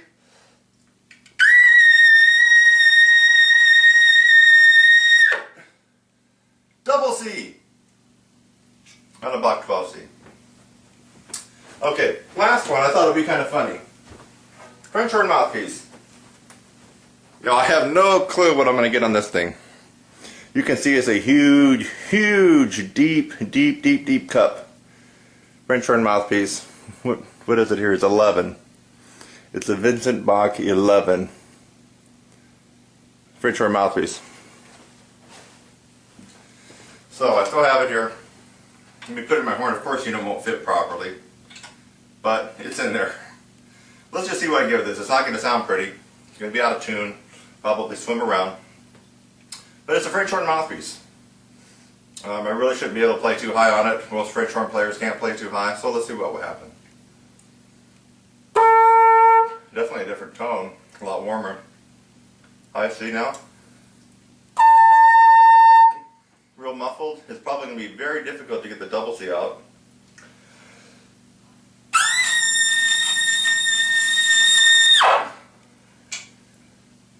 You heard it right there. Got a double C on a French horn mouthpiece in my trumpet. So, let's go back to my mouthpiece. Neil Sanders, 17S. There you go, you can kind of see it there. There we go. Neil Sanders. You can tell it's beat up. This is the very mouthpiece that I played Gabriel, Maynard Ferguson's Gabriel on quite a number of years ago. So if you happen to see my video doing that one, or hear it somewhere. This is the same mouthpiece I used for that one. Now let's go back. You're going to notice that I can, of course, still play the high note. It's just going to have more of a punch, more power. That's your middle C. Here's your high C.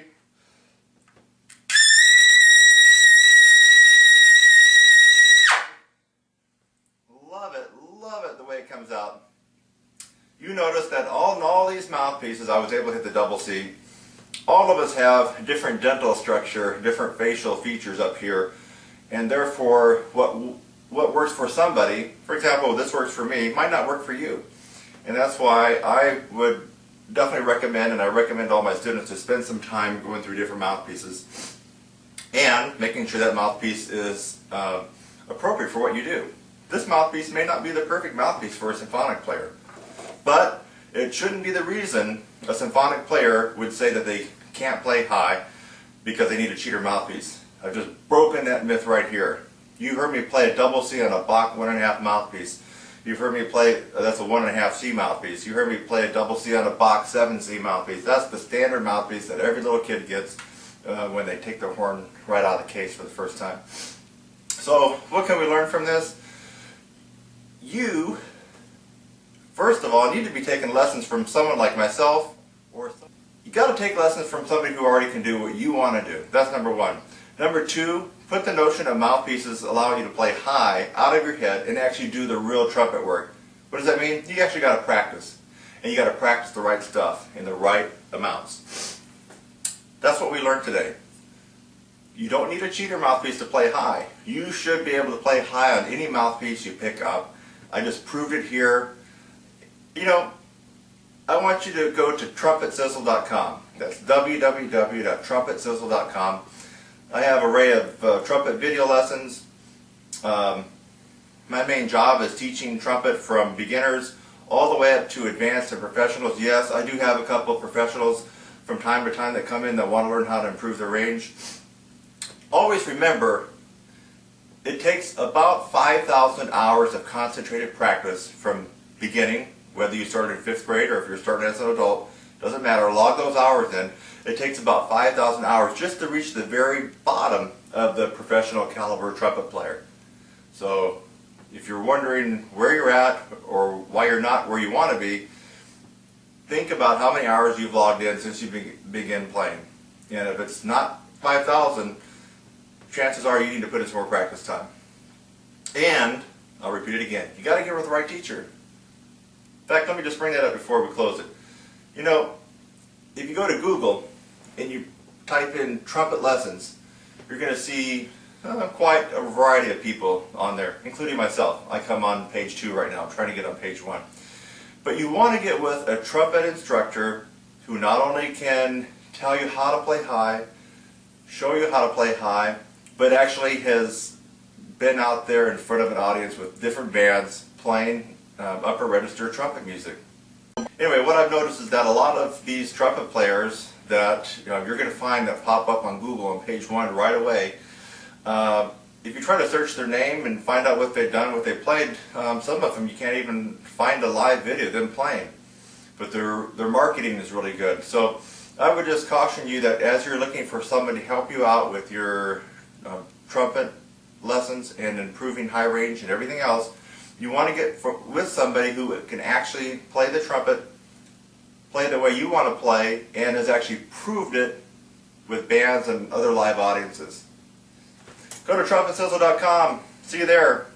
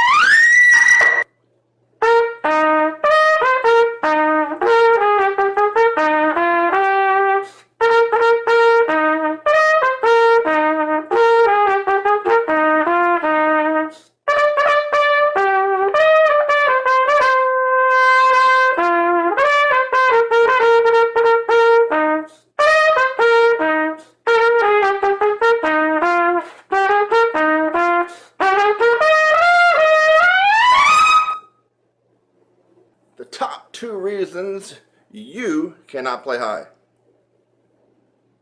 Well, I just demonstrated one of them. This, the meat, the muscle, right?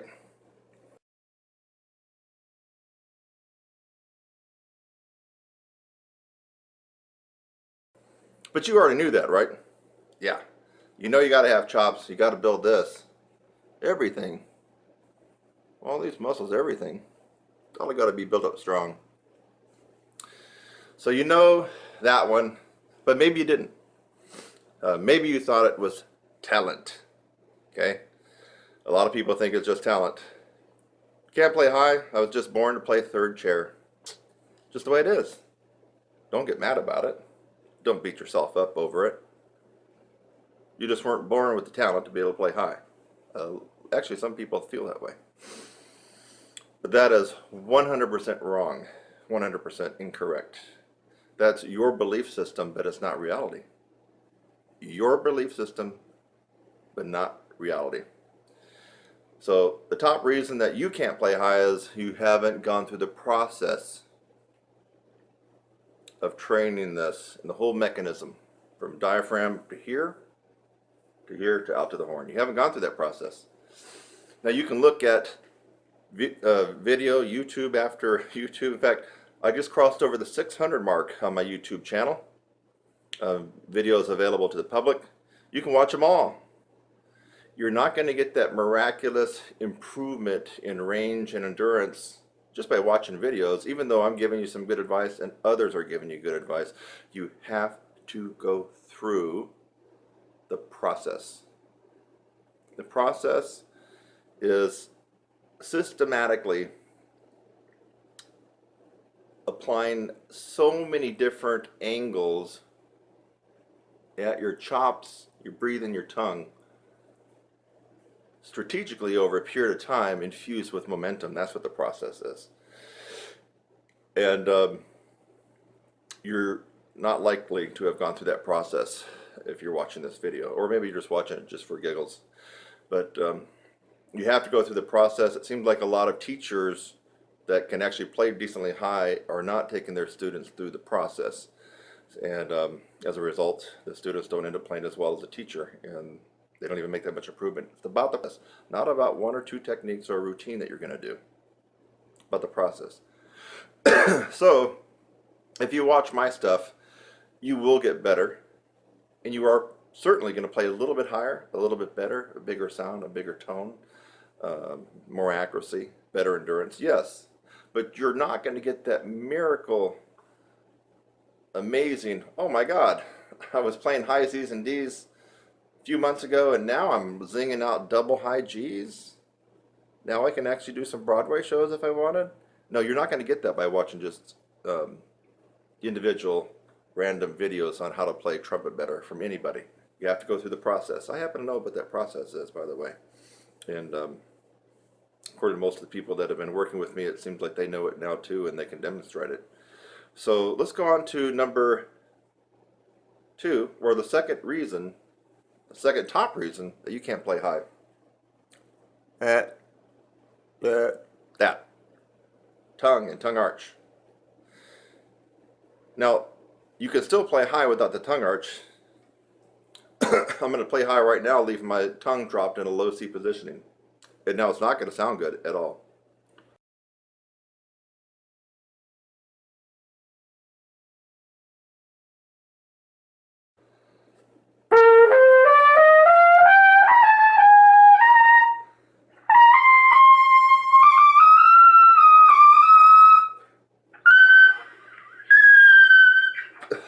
Okay? How am I able to still get up there even though it sucked? I had the chops. But having the chops is one part of the equation.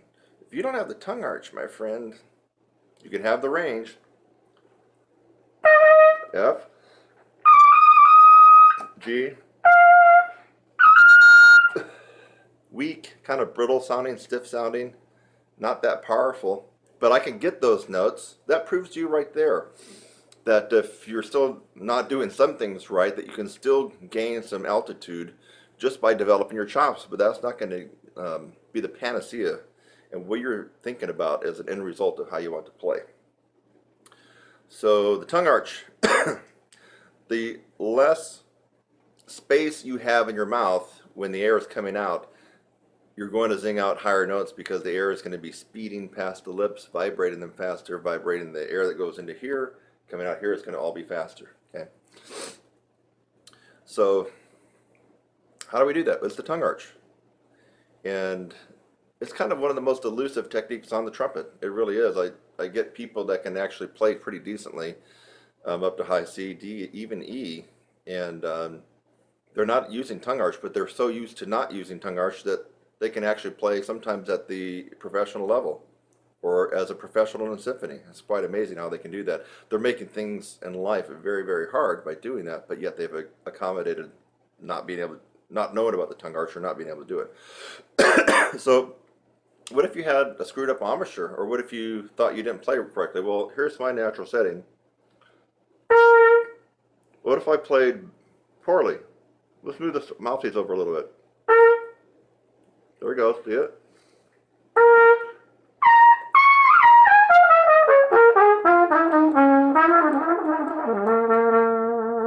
I'm way off my embouchure. In fact, I'm over. What about the other way?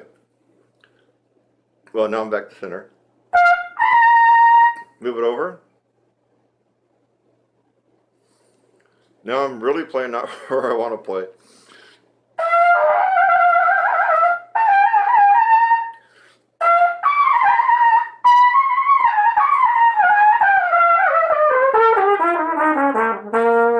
I can still do it, but it sucked that on that one side compared to the other. So I've showed you that with no tongue arch, I can still play high. Playing on a totally screwed up embouchure, one side to the other like that, I can still play some, actually into the upper register above high C. So it's the tongue arch. Tongue arch. So quit looking at whether or not you got a bad embouchure, a defective embouchure, whether or not you think that you're playing a little off center and your teacher's on you for that. Or you play too high, play too low. You can work on that stuff later, but that's not your problem. The problem is tongue arch, especially if you've got the other part handled, the musculature of the embouchure and the strength.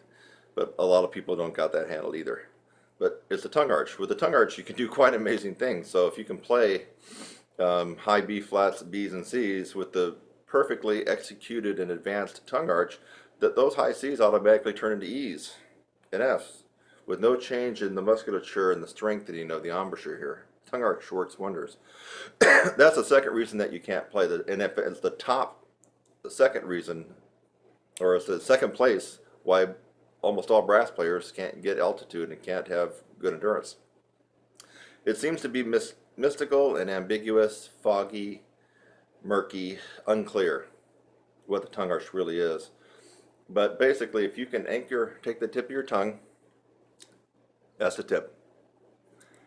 Take it and put it under, behind your teeth, your lower teeth. Here's upper, lower. Take the tip, go down, anchor it. I have the tip anchored right at the bottom of my lower teeth, where the teeth kind of almost turn into the gums, right at that gum line, or you run out of teeth, and you can feel the wet gum. That's where you anchor the tip of your tongue. Yeah. And then the tongue arches up. Like you're saying in, or E-I-N-G, swimming. Yeah. So that's when you're at maximum tongue arch. And here's a good test for you. I made another tutorial about this, but it was kind of shorter. So you can try this on different things. Here's me going from second line G to C on purpose. Okay?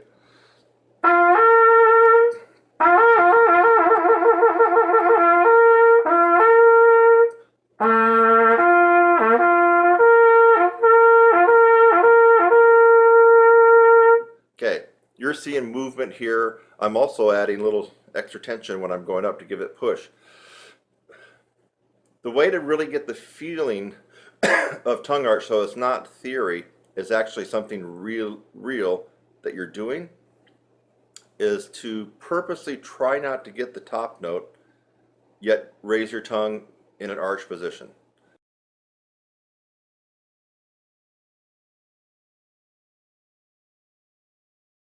So right now I'm going to take a big breath and I'm going to hold a G, but during that time what's happening inside my mouth is this.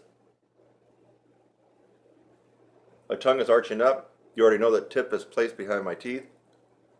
So it's going here, up.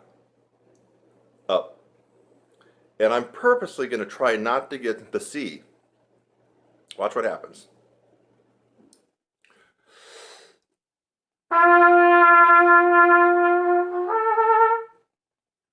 Hear that? Of course it didn't sound good, but I'm purposely trying not to get the C. I don't want the C to come out.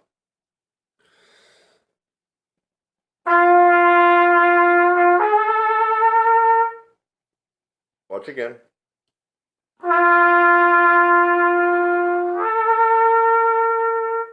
Again.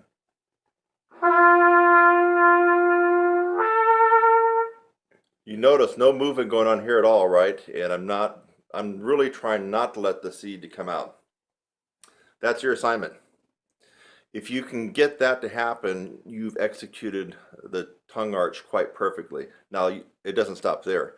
The tongue has to be developed, and you have to be able to hold the tongue arch under a lot of undue pressure when you're above high C. That pressure will flatten down your tongue, and your range will drop. Not because you don't have chops, because you're not maintaining the tongue arch.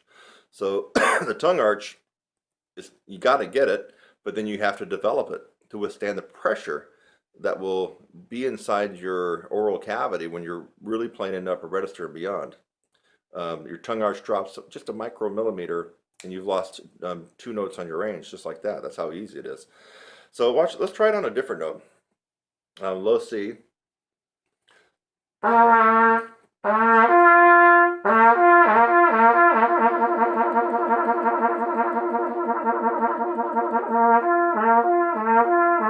I'm trying to do that, right? You can tell. What if I take a big breath and purposely stay on that low C? Don't let that G come out.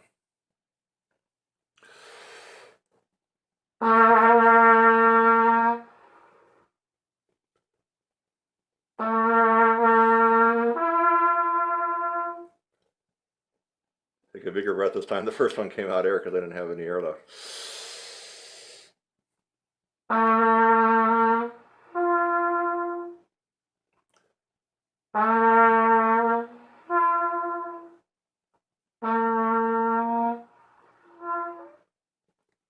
Even low C to G, which is a wider interval, isn't it? It's another note wider, so you're going to fifth. Now, a lot more air is coming out on low C than it is on G because you have the placement of your jaw and your tongue even lower. But still, you could hear that something was happening. In fact, the air started to cut off. And on that first one, did you hear that? It was almost no air. I mean, it was just air coming out. But the low C would not come out.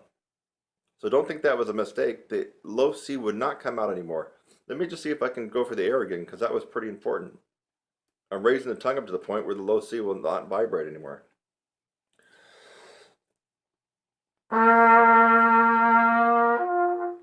Well, now that time the note came out. No, hold on, let me try it again. Trying to keep the low C down, but I'm raising my tongue into a tongue arch.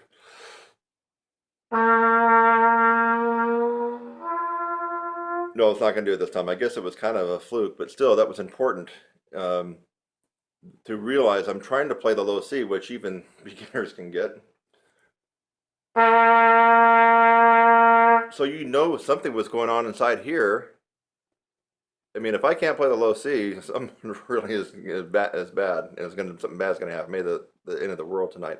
I can't play a low C, and if you can't play a low C, it's probably the same thing. Now, if I'm playing a low C and I do something inside my mouth that causes the low C not to come out, you know I'm doing something. You know something is going on. You just have to know that. So I was probably speeding up the air too fast for the low C to come out, and it was in the little twilight zone area right before the G was going to snap out. So I'm not even sure if I've even tried this on C to E.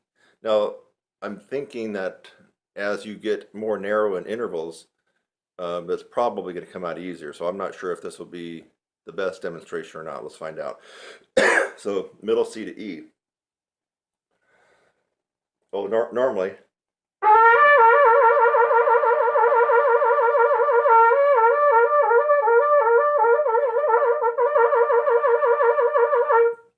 Now, I'm going to try to keep it at middle C and not let the E to come out.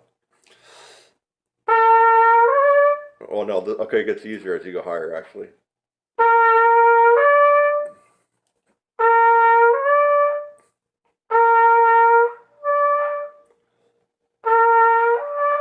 Yeah, okay, so that's why I was experiencing that error at the low C to G. So this demonstration is actually perfect for you at G to C. And if you do have range up to about an A to a high C, you might want to try it from middle C to E because it's actually easier. But it might be so easy that you don't really get the feeling of it. So you've heard me do 3 different ones. G to C is commonly what I show students. Low C to G is going to be harder. And C to E is going to be easier. So you got 3 different intervals that you can slur to using the tongue arch. And remember, you're trying not to let the top note come out. You're trying not to let the top note come out. That's what you're trying to do. But you're arching up, you're trying to arch the tongue as high as it will arch, but with the goal of not getting that top note. Because if you have the goal to get the top note, then you might add a little bit more pressure here. You might blow harder. You're going to be doing some things unconsciously that you've just already trained yourself to do to get the note to come out. That's why it's important to really, it might go against your ego, but really do not let that top note come out. Just keep arching the note up and hope it doesn't come out. And when the top note does come out, if it does for you, then you know that you've got the tongue arch decently perfected, but just not strengthened. I mean, the tongue arch, you either get it or you don't, right? There's not really a gray area. You got it perfected, you can do it, or you don't have it at all. There's not really a middle ground. You either got it or you don't. After that point, it's about developing your tongue and the tongue arch to really be refined and just amazingly versatile when you're playing. That's where I come in. Have you ever heard that I got a website called TrumpetSizzler.com, and then I teach a lot of people, especially a lot of advanced and professional players that want to get better with endurance and range? Well, if you haven't heard about it, you're just hearing it now, I actually do that. That's kind of actually what I'm good at. And I'm good at some other things too, but I kind of have this natural knack for helping people out with that. So if you'd like to learn more, you can definitely look at more videos here. And if you're watching this, why not go ahead and subscribe? You can support me. You're going to get an instant email when I put up new videos like this. And I don't know, I think that you're going to learn something and become a better player. But if you really want to take the horse by the reins and run with it, you got to do something, and that's called going through the process, which I alluded to earlier in the video.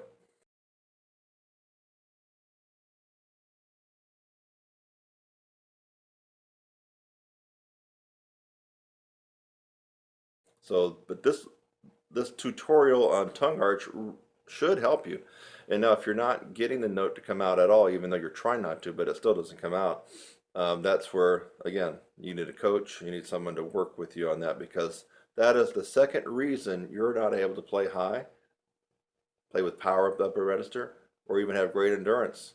If you're constantly playing in a low C position in the upper register, you're gassing out all the muscles here. You're just putting such a load on them, and that's why you don't have any endurance. So you might even have a little range, but you have no endurance. You got to get the tongue arch. It's the second reason people have problems in the upper register and with endurance. Since you've already heard me say that, it's a no-brainer. Work on it. Get it going. It's worth the investment in time. So that's a wrap.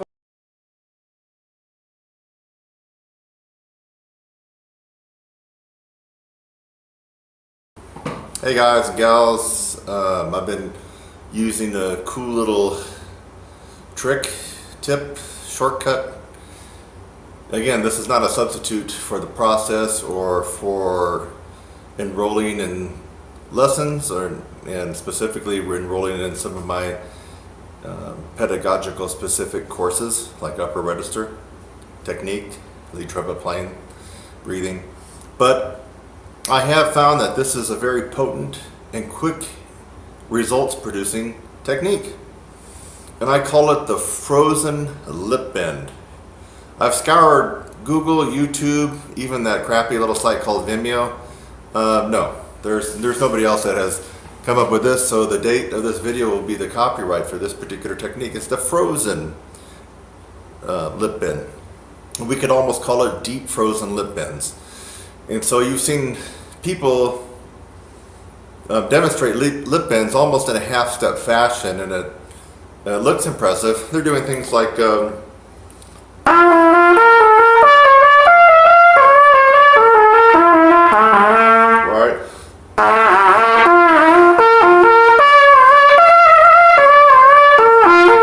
Well, that wasn't a lip bend.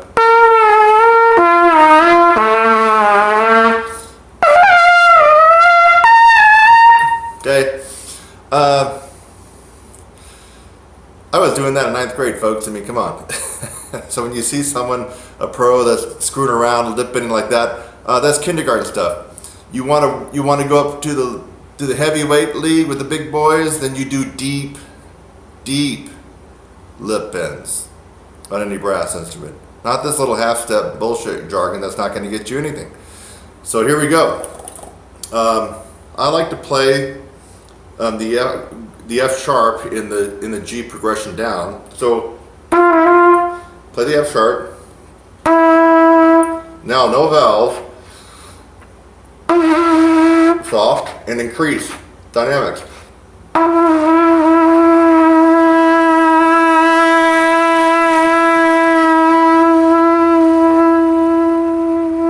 Control, baby, back it off. Okay, now that is the half-step lip bend that you hear all the time, except that was a frozen lip bend, not quite deep, but now it's going to get deeper. Now let's go to something that you don't hear anybody doing unless you've watched another of my tutorials on lip bending. We're going to go down to F natural, which is going to be the whole step below G.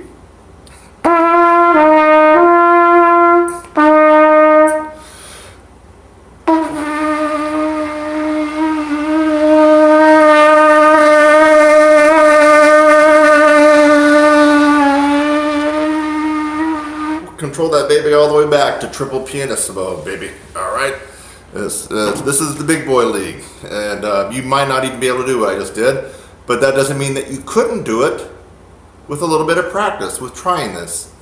This takes incredible, resilient, flexible, strong, powerful chops to be able to accommodate what I'm showing you now with this technique, the deep frozen lip bend. Let's go even deeper. Now, you'd never hear anybody, I haven't heard anybody lip bend down to an E in this part of the range of the horn of the trumpet. So G to, now we're going down a minor third.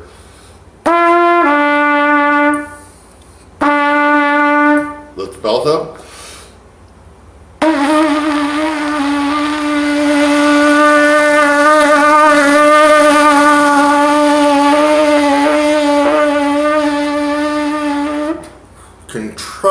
Incredible amount of control there and finesse to be able to accommodate that. You have a favorite celebrity trumpet player, and if you're friends with them, ask them to do what I'm doing. The odds are very considerable and stacked against them that they won't be able to do that. So now we're going to get into the extreme minority of all professional. Actually, this is not even professional. This is way above professional level playing. And you have to have worked considerably on the physical aspects of brass playing to be able to accommodate this, to go down a major third and control it. So G down to E flat.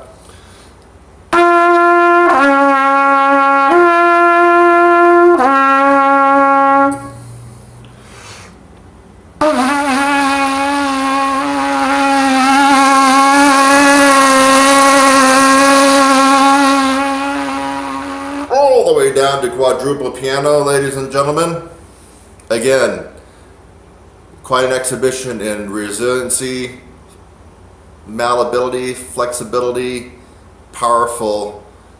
What other kind of adjectives can I come up with this? It's just, you really have to have excelled way above the typical professional, commercial, or orchestral player to be able to do this. But with this technique, you can. It's not going to happen overnight. But what is going to happen is as you keep working on this, you're going to notice that your sound opens up. Your flexibility just becomes like a hot knife through butter as you go through all registers of the horn, and the facility of the horn is just going to be a piece of cake. Of course, your range is going to improve. I think that this would be especially good for orchestral players because I have a feeling that you're going to be able to open up and get that more brassy resonance on the mid and lower middle register of the horn, which is where a lot of this orchestral music is played, especially if you're not principal trumpet. So this could be very beneficial if you totally don't like the commercial and jazz idiom of playing and you're more into the classical. This could really benefit you in this particular register. Now let's go to no man's land. We're going to go down to perfect fourth. Man, this is like super deep. This is like the 12-foot deep into the pool where the high dive is. So here we go.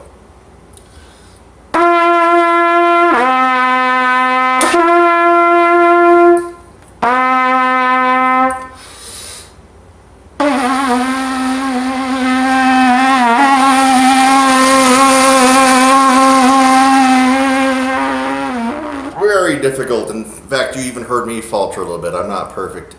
I'm close to perfect, but not. No, just kidding, ladies and gentlemen. Just kidding. Well, when it comes to looks, yeah, that's been pretty close. But when it comes to playing, yeah, I have my problems, just like everybody else. So I guarantee you, most of you are not going to be able to do that, but you do not need to be depressed because you can start just on the F sharp in this progression down from middle G, second line middle G for trumpets. Everybody else you can transpose to the notes in your instrument. That would be practical. I've just thrown it out here. For example, probably for trombone, I probably would be playing first position F. That's fourth line F in the bass clef staff. For trombone people, I would probably start right there, first position, and then of course you're going to have to bend it down without moving the slide, right? So you're going to find it very, very difficult. But that's just an example if you're playing another brass instrument. Now let's go for the quintessential granddaddy gold medal Olympic winner. If you can get this one and control it, and I gotta be honest with you, sometimes and some days I can't get this one. That's how difficult it is. But that would be going down the tritone from G down to C sharp, D flat, and harmonic. This is almost a nightmare to try to do on a regular basis and be consistent, but I'm going to go ahead and give it a shot right now. So we're playing our G down to D flat.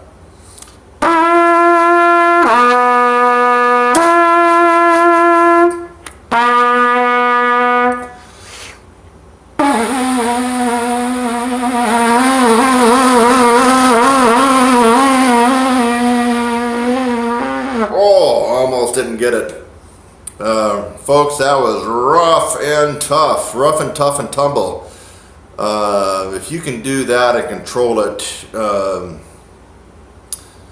you just certainly have to have chops. I would almost bet without hearing you playing anything else that you probably have a good core to your sound, amazing dynamics in all registers, and just great facility all over the horn, whatever brass instrument it is. So this was Kurt Thompson with another amazing proprietary and unique tip, trick, and technique for brass players that you've never heard before, and the date of this video will be its copyright. No one else has done the deep frozen lip bend. Try it, you'll like it, comment below. I'll see you in the next one.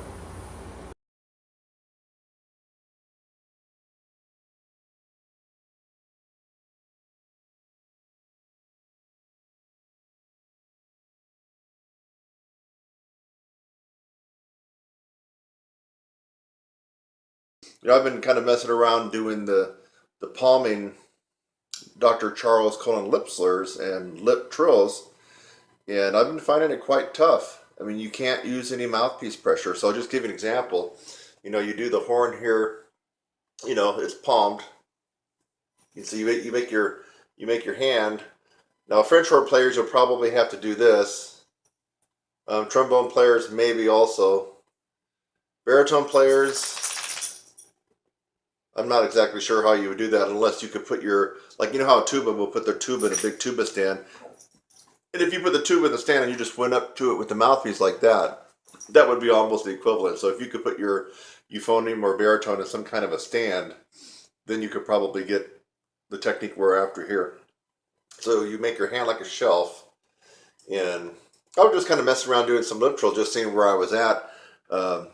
As you've heard in other past tutorials, I've been able to, lip trill pretty decently up to triple G's, but that was using a tremendous amount of mouthpiece pressure at the very end, so that was pretty tough for me. But here I am. Let me just do it this way so you can see.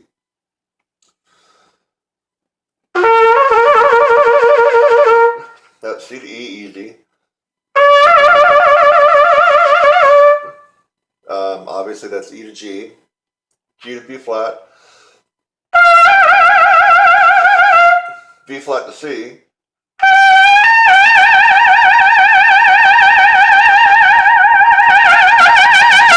okay, so that was B flat to high C. Now, also I'm doing these rather loud. I would say that was just pushing probably forte.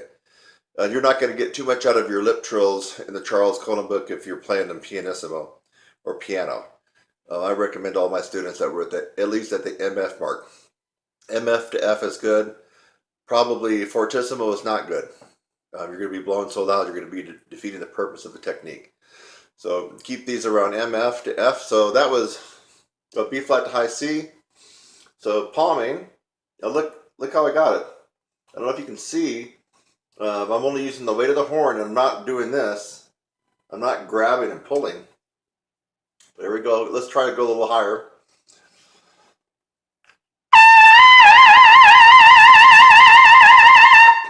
That was C to D. D to E. So this will probably come out flat.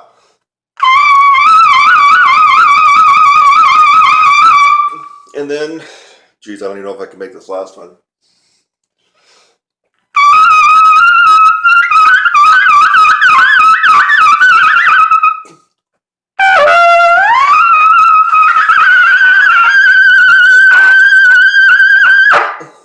I can't get the G to lock in, but I will get it. So I was going for the trill from F to double G.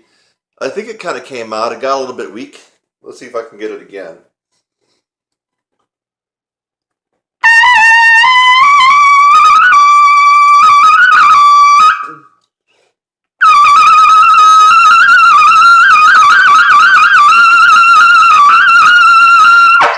Whew, barely. So I ended up on a double G. Now, folks, I'm probably making that look too easy, so I want you to try it. And why would I say I'm making it look too easy? Well, one of the techniques in my course does kind of focus on the Roy Stevens, William Costello, no pressure system palming. Now, we're not doing it exactly as Roy would have had his students do, because I'm not doing the whole gap in the teeth thing and the forward jaw and the upstream type of embouchure that is the Stevens embouchure. So we're not really doing that, but we're actually doing the physical exercise to kind of strengthen up our chops. So the reason I mentioned that might have looked too easy is because when people come into my course, a lot of people have trouble just doing this.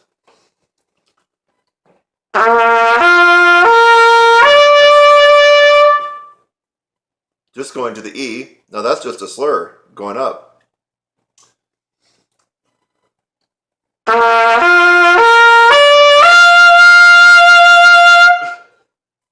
would say more than half the people getting in my course cannot do what I just did there. That was simply going up to a high G. Low C, G, C, E, G. And to go up the next one, now we're going to whittle out almost all people that start my course.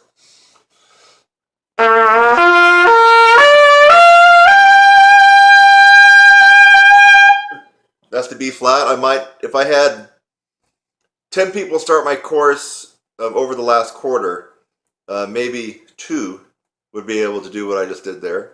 And then finally,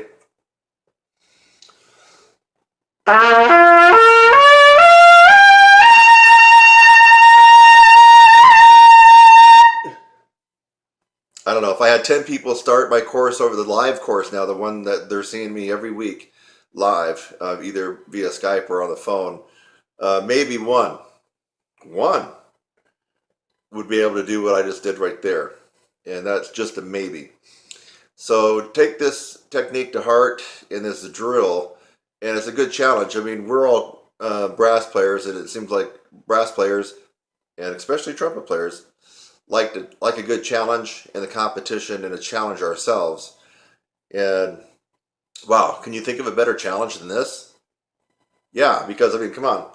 If I got on normally,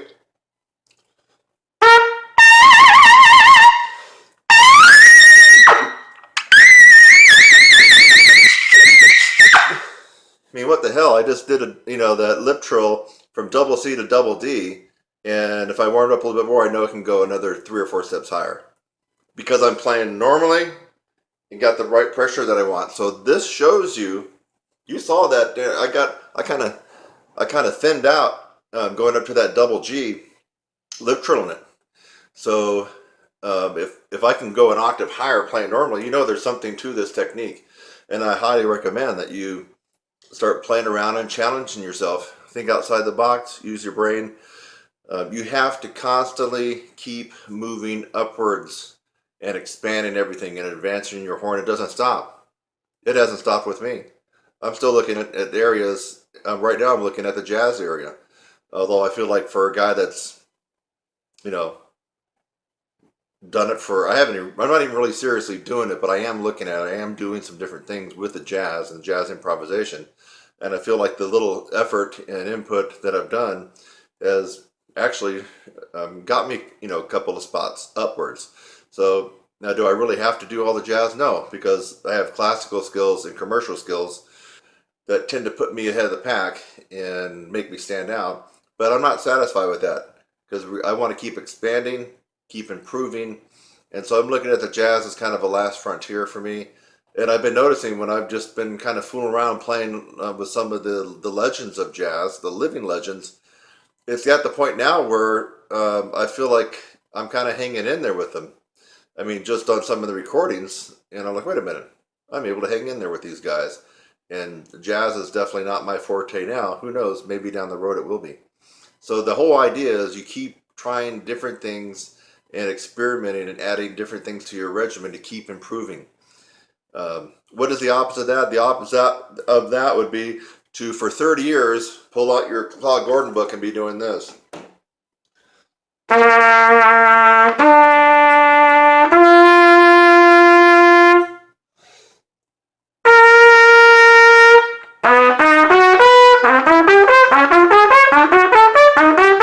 and on and up. I mean, if you're doing that for 30 years and you're doing nothing else, I can guarantee you just aren't that far along, my friend.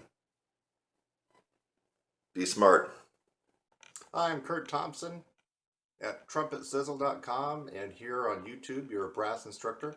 I'm a professional trumpet player and teacher, and I want to ask you a question. Would you like to learn how to skyrocket your range, improve your endurance, and reduce mouthpiece pressure? At the very least, you should discover that improving range and endurance is a process. It is not one book you're going to read, not one ebook. It's not one lesson you're going to take with a celebrity trumpet player. It is a process that you will have to go through. If you're willing to go through this process, I can almost guarantee that you will get fantastic results on this instrument or any brass instrument. And for right now, I would just like for you to subscribe to my channel. Look down below and click the subscribe link. I would love to have you as a subscriber on my channel, Your Brass Instructor. I'm Kurt Thompson. I'll see you in the next one.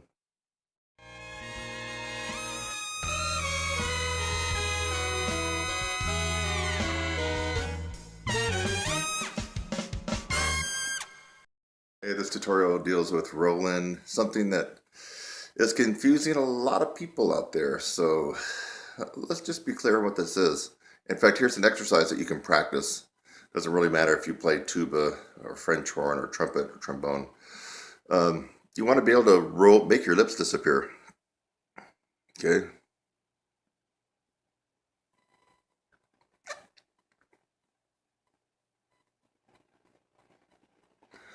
That's a double C Roland position.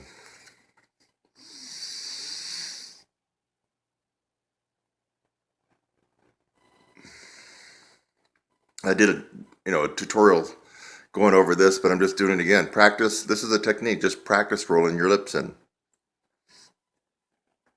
If you can't do that, you're not going to be able to play in the upper register that well or with a lot of ease. You got to be able to roll in. Teeth are shut.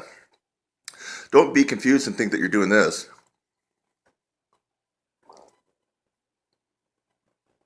That the lip is over the teeth. And here too. No, we're right here.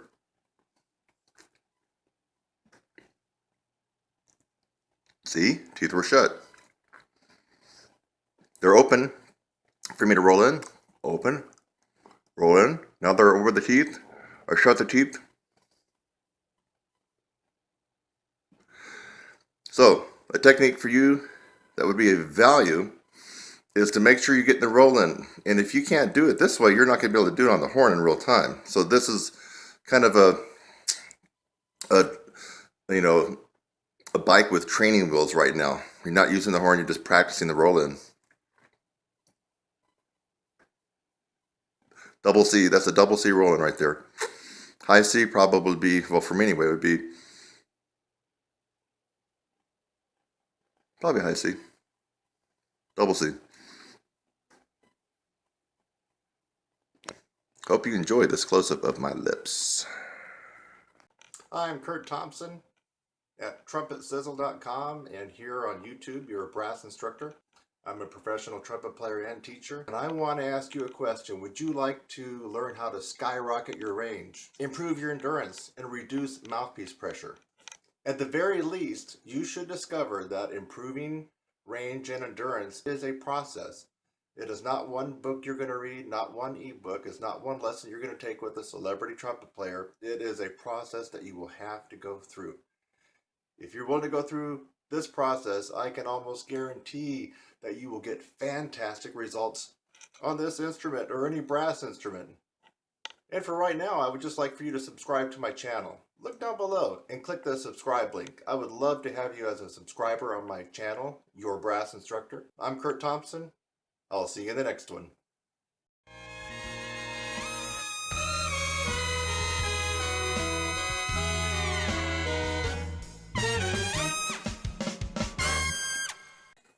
Hey, one of my students, Tom Granoff, told me about a master class that he went to quite a long time ago where Bobby Shue came in, talked about his breathing techniques like the wedge breath and all that, and then picked up the trumpet by a second valve and played a few high notes that were pretty meaty. And so I thought I would try to see if I can demonstrate the Bobby Shue. I would just call this probably the Bobby Shue no pressure high note test. So you can do this after you watch this. You can try it right out if you're in a practice room. So what I was told by Tom is that I guess Bobby just grabbed the middle valve like that and proceeded to play a couple. My valve's starting to unwind. Proceeded to play a couple of notes. So I'm going to try it here. Just a couple of notes.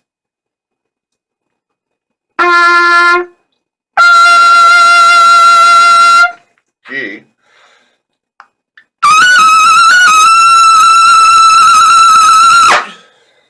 So that was a pretty loud double G just by doing the Bobby Shue method of holding on to the middle valve. Even though I was trying to pull in, you really can't pull in too much, folks, as opposed to when you got, both arms grabbing and pulling in. So you got just your fingers holding on to this. Part of it's holding the weight of the horn from dropping.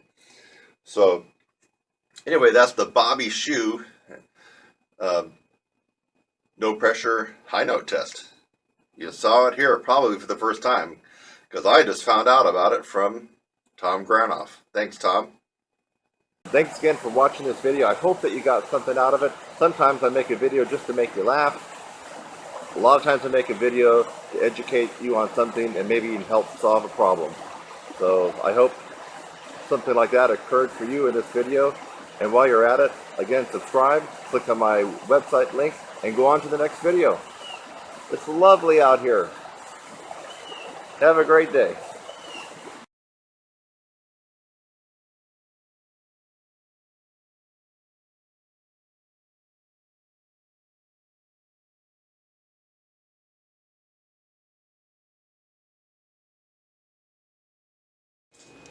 This exercise is meant to increase your endurance, in a huge amount, and your range, and you have to actually work.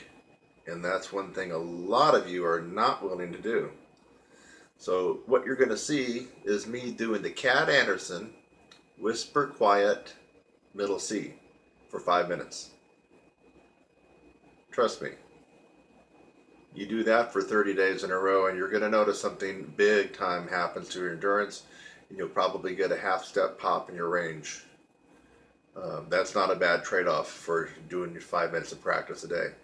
So let's see if we can put this. Hold on, I got to fix the phone here first. Yeah, so I have this set at 5 minutes. I was just trying to adjust the screen so it won't go off. And this was set at like 30 seconds just to go to sleep. So let's do it for 5 minutes. In fact, once you know what I'm doing, why don't you get out your horn and go right along with me, and let's kick some butt together. Okay? So let's start the countdown. By the way, if this note sounds pretty on your horn, you are doing it the wrong way, my friend. Listen to how I do it. This note does not lock in, and the closing your teeth stuff is optional in my opinion. I'm going to just do it normally without my teeth shut. But it's going to be at the threshold of where the tone quits. The tone should be kind of bad on this one. The pitch should waver around because you're never locking it in. You're playing at about 4 Ps. Here we go. 5 minutes.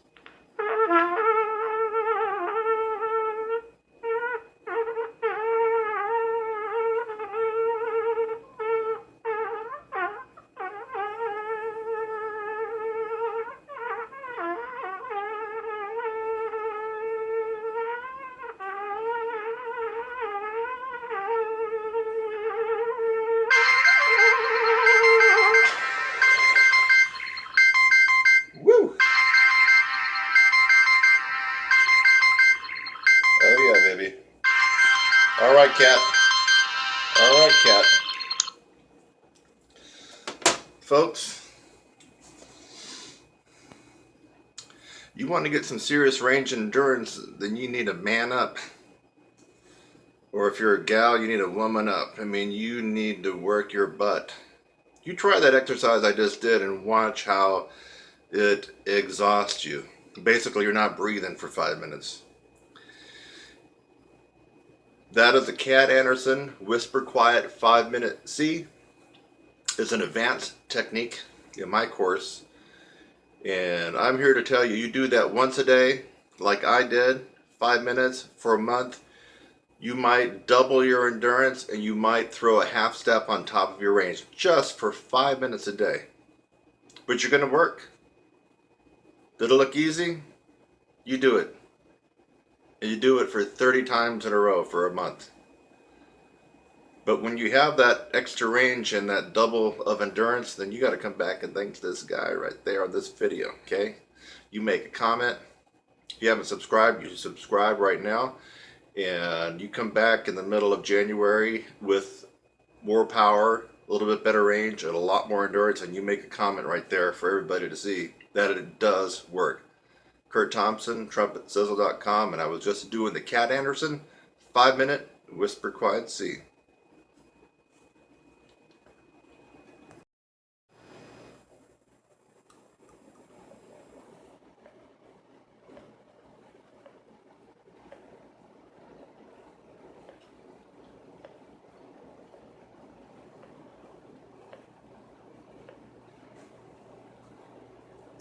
Say hello to my little friend.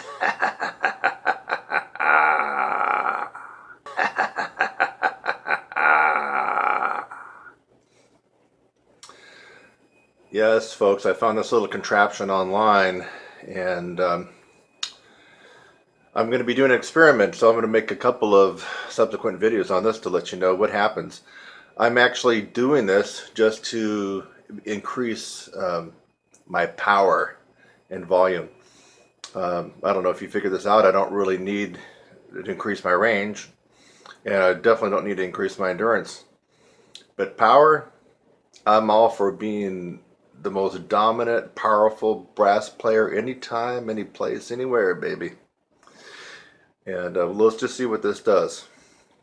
I just did like, 10 reps of that, and feel there's something going on. Now, this is an isometric activity, kind of, because you actually have a device. So, I mean, you're actually doing, an exercise where isometric means you're kind of like tensing muscles against themselves. Kind of like if you just kind of grip your fist, go like that, that's kind of isometrical. Where if you had something that you were squeezing, that would be just more of a regular type of calisthenic exercise. So, for those of you who follow my stuff, I think you might get a kick out of what happens. I like to give things a decent amount of time, so I'm going to give this little contraption here about a month to see what happens and see if I notice when I get ready to blow.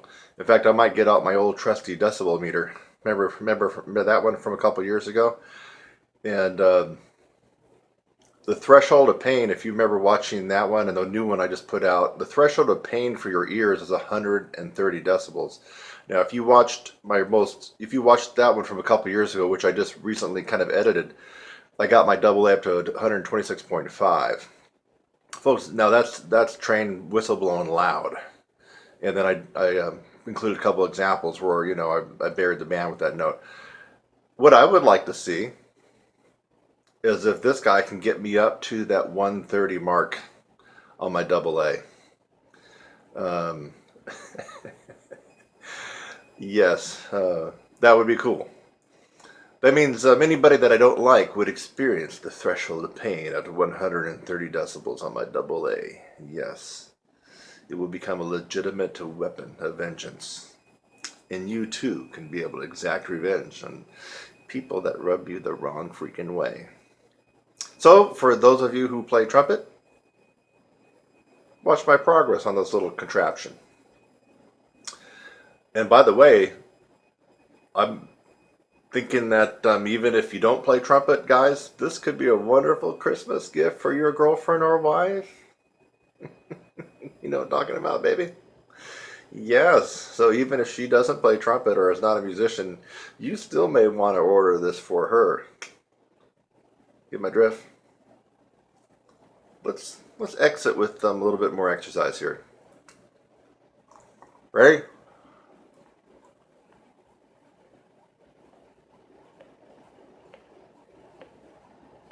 Thanks again for watching this video. I hope that you got something out of it. Sometimes I make a video just to make you laugh. A lot of times I make a video to educate you on something and maybe even help solve a problem. So I hope something like that occurred for you in this video. And while you're at it, again, subscribe, click on my website link, and go on to the next video. It's lovely out here. Have a great day.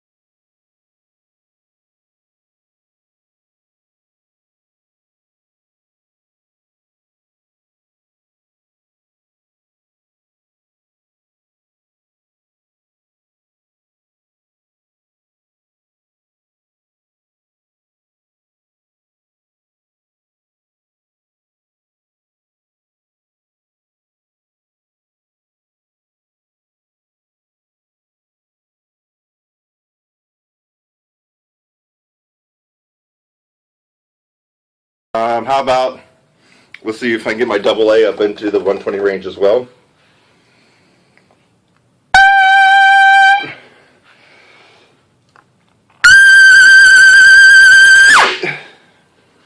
I'm proud of that. That's almost 130. I think I got up to 127 range. It's a wonderful little tool. You got to get one of these decimal meters and you can kind of critique yourself on how much power you really have. Okay, here we go. Double C.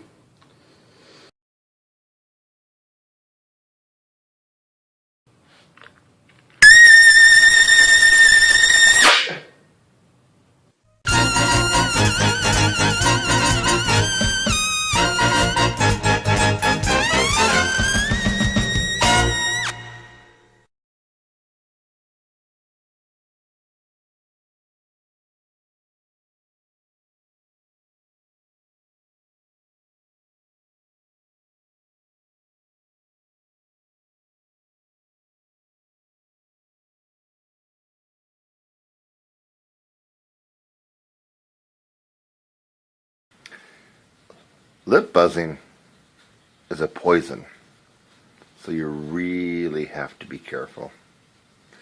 This is a lip buzzing tutorial, lip buzzing 101. And I'm going to get some close-up shots here of my chops while we lip buzz. Lip buzzing can really cause you a lot of consternation. It could set you back. It could destroy your chops. It can make you have the inability to even get a tone out on your brass instrument. This tutorial is for all brass instruments. A lot of people think it's only for trumpet, because that's my main instrument, but it's trumpet, trombone, French horn, baritone, tuba, euphonium, If you buzz a metal mouthpiece into an instrument, this tutorial is for you. First of all, lip buzzing is a poison, and that's why some people have tried it and then issue it because it really screwed them up. You know, some people take nitroglycerin for heart problems. Think about it, folks. Nitroglycerin explodes. That's that little liquid that if you have a certain amount of it, you throw it, it will really explode like dynamite. So nitroglycerin is a poison, but yet people take it for their heart problems.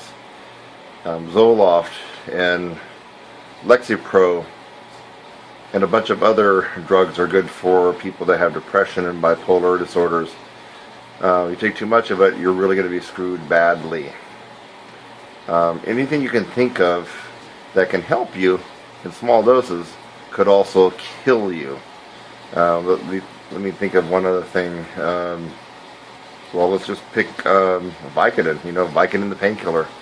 You know, you take a little bit of it, it makes you high, gets rid of the pain. If you take too much of that, man, it will definitely kill you. So, poisons can really be beneficial, and they can also kill you. And lip buzzing is a poison. It's not like doing lip slurs, and it's not like doing other stuff. I mean, you can do lip slurs all day long if you wanted to. It's not going to kill you. If you lip buzzed all day long, you won't be playing for the next week or two. I can guarantee that. So lip buzzing is a poison, but it's a necessary evil to incorporate because it does focus on one thing. Here. Lip strength. A lot of people confuse all this as embouchure. Not true. You really need to investigate this for yourself, but if you happen to see a cadaver and you peel back the skin, and I know it's kind of gross, the tissue fiber here in your lips is different than the embouchure, the feather-like muscles that surround your lips, the corners that we all work on real hard, right? The corners, all these muscles here that are real tight. Well, the lip flesh and tissue is different. And so you can actually work on strengthening the lips. And the reason that you want to do that is because the lip muscle in the aperture is the final stage of compression. You have your diaphragm. That's number one. You have the tongue arch and the bottleneck that happens with the tongue arch and the squeeze. Number two. And then you have the aperture, which is the third and final stage of compression. The aperture is just a fancy word for the little hole. That's the aperture right there. The little area where the air comes out and goes into your mouthpiece. That's the aperture. Excuse me. Those are the three stages of compression. And you must work on all of those if you want to get a good tone, good power, and of course good range and endurance. If you fail on one of those, you're going to be lacking. And a lot of people tend to fail on the aperture part. Basically what happens is if you don't have a strong lip strength here, when you blow enough air through the mouthpiece, your lips will blow apart. What happens when your lips blow apart? When your lips blow apart, you have more air going through the aperture, but at a slower velocity. So think about that. Your lips blow apart slightly. It's not exaggerated, but they blow apart enough to slow the air down. You get more air through the aperture, and your range goes down. Okay? What happens? You're cramming the mouthpiece against the horn. Cramming the mouthpiece against your lips, and your lips start swelling. Your endurance goes out the window, and you end up having a bad night of playing. So, lip buzzing 101. You really need to get involved with lip buzzing. But the thing about it is a poison. So if you lip buzz 30 minutes, 45 minutes, or an hour, like some college professors told me a long time ago when I was in high school, I couldn't play for a couple of weeks. It screwed me up. I lost range, endurance. It's horrible. It took me years and years and years of experimenting with lip buzzing to find the right mix. So I would recommend that you check out my website, because lip buzzing and several techniques related to lip buzzing actually is incorporated into my 16-week brass upper register course. So the bottom line is you have to be able to lip buzz.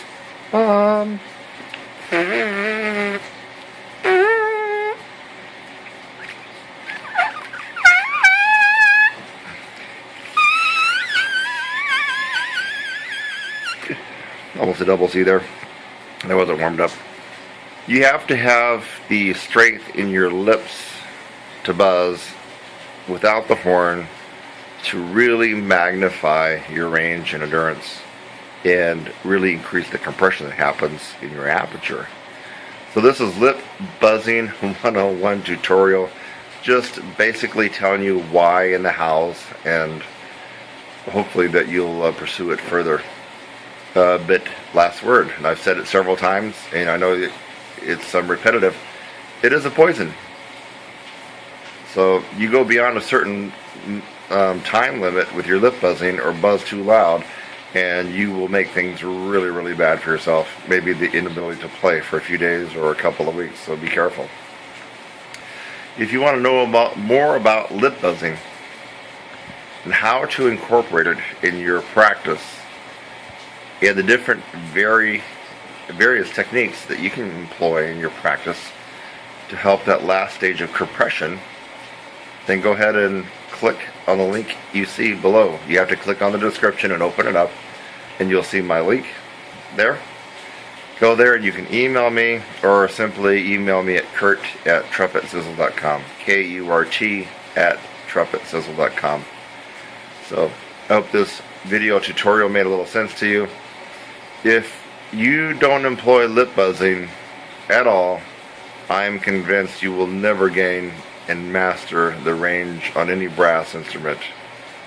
That I can guarantee. You must master the lip buzzing.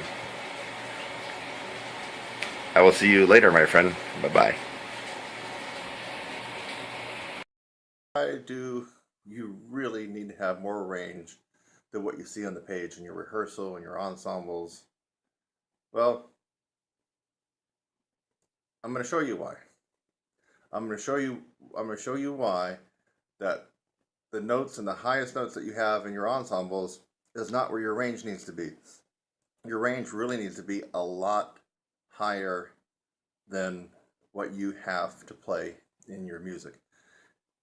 And the reason is you need to have a cushion of 3 to 4 notes of range above and beyond what you are required to play in your ensembles, from orchestral to concertos to lead trumpet to rock, and I'm about ready to demonstrate a couple of those right now. Having more range simply allows you to play a wide variety of music without killing yourself. And here's a really awesome piece that I love. I've played before and I plan on playing it again. Concerto in La Bemol, or otherwise known as Vivaldi Concerto in A flat for piccolo trumpet.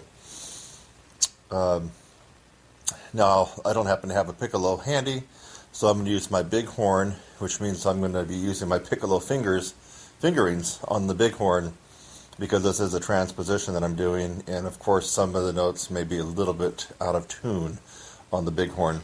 But I'm just going to go down to one note before, let's see, where are we? Maybe near the very end.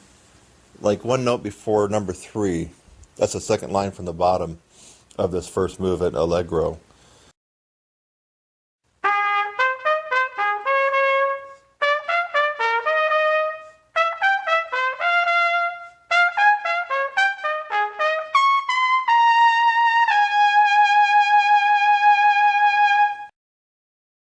And that was a live recording of me now. No dubbing, no punching out, no punching in, no nothing. And that just gives you an example. I did that on my big B-flat trumpet. So, classical music requires chops, requires range. And if your range is an E-flat on trumpet or a concert D-flat, and that's it, you won't be able to play this particular piece because you'll be killing yourself with the pressure. So that's why we have to have more range than what we really need when we're looking at a piece of music. To play this piece and make it sound good and easy, And with a gorgeous tone, you can't have just a concert D flat range. You really need a concert G flat or concert G, really, to have that big cushion from what you have to play on the page to what you have in your practice room on your face. So that was Antonio Vivaldi Concerto in A flat for piccolo trumpet.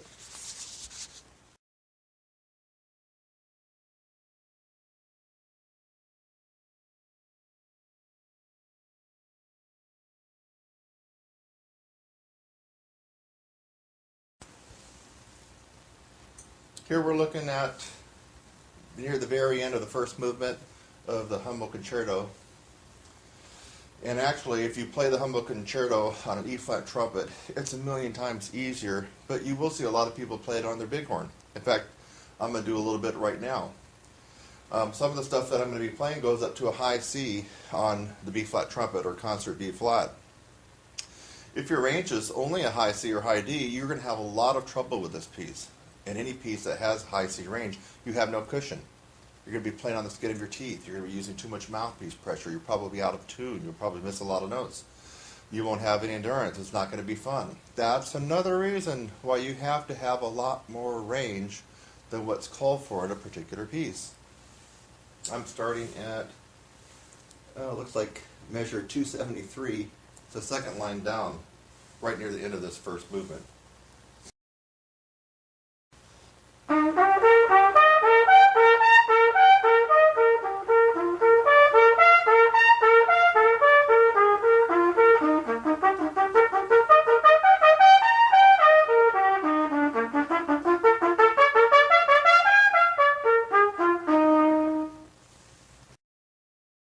And that was just a little excerpt from the very end of the first movement of the Hummel.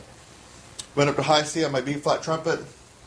Lord knows if I had a high C or a high D range on trumpet, I would be in seriously big-time trouble trying to play this, and especially in a live performance. You have to have more range. On a piece like this, you definitely would like to have an F on trumpet. That's a concert E-flat above high C, at a minimum, to be able to go through this and make it sound easy, and also for it to be easy for you to play. Here we have a slow rock ballad. It's a second trumpet part, but don't be fooled by that, because the second trumpet part here is actually playing the lead part. As you know, Maynard's playing the solo. So Don't Let the Sun Go Down on Me, if you look at the very beginning, it's not really that horrible. In fact, this one never really gets that horrible for the lead part, which is played by the second trumpet player. But still, you have to have more than the high E flat that you're going to see there on the first line.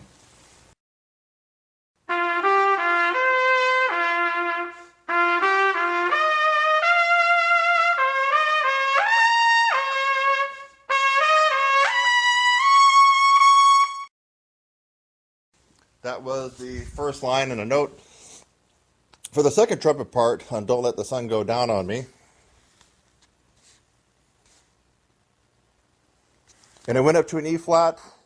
If you can play an E flat in your practice, or an E, or even an F, you're going to really have a lot of trouble with that line, because you need to have at least a double A flat, so you can be nailing this without killing yourself and playing on the skin of your teeth. Another example why you need to have more range than what you think.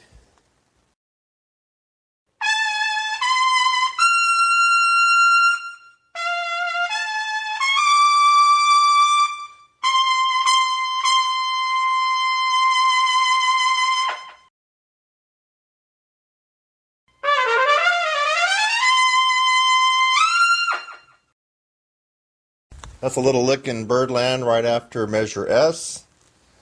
And then, of course, you got the beginning. Hey, we're looking at the first part of the first trumpet part for Spinning Wheel. And, you know, you have two measures of rest. This is a rock piece, obviously rock, funk, whatever you want to call it. And look at the first couple measures for the first trumpet part. You're going to be in it on a high C sharp. And lordy, if you just have a high C sharp or high D as your max range, you're going to have a lot of trouble playing some of these fun rock and pop charts. There's no question about it. We're not even talking about the super tough, top tier lead trumpet stuff. Um, Actually, this does get tough. The spinning wheel Maynard's version does get tough. But I'm just talking about this first line, for example. 3, 4.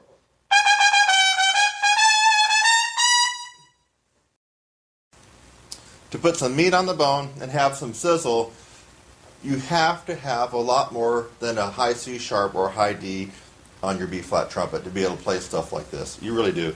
Otherwise, you're going to kill yourself. You're going to be out of tune. You're going to be wondering why you're using too much mouthpiece pressure. You're going to be having endurance problems. Another reason why you need to have more range than what you actually have to play when you're looking at a piece of music. So I just did that the first couple of measures there just to show that you do have to have more range than just what's on the page. Otherwise, you're going to run into problems. Demonstration and explanation why you really have to have more range than what you think. It's amazing how many students that get in my course and they'll tell me that they have a high D or a high E flat, and when I ask them, well, what typically do you have to play in your big band or your rock band or your orchestra or your community Broadway shows?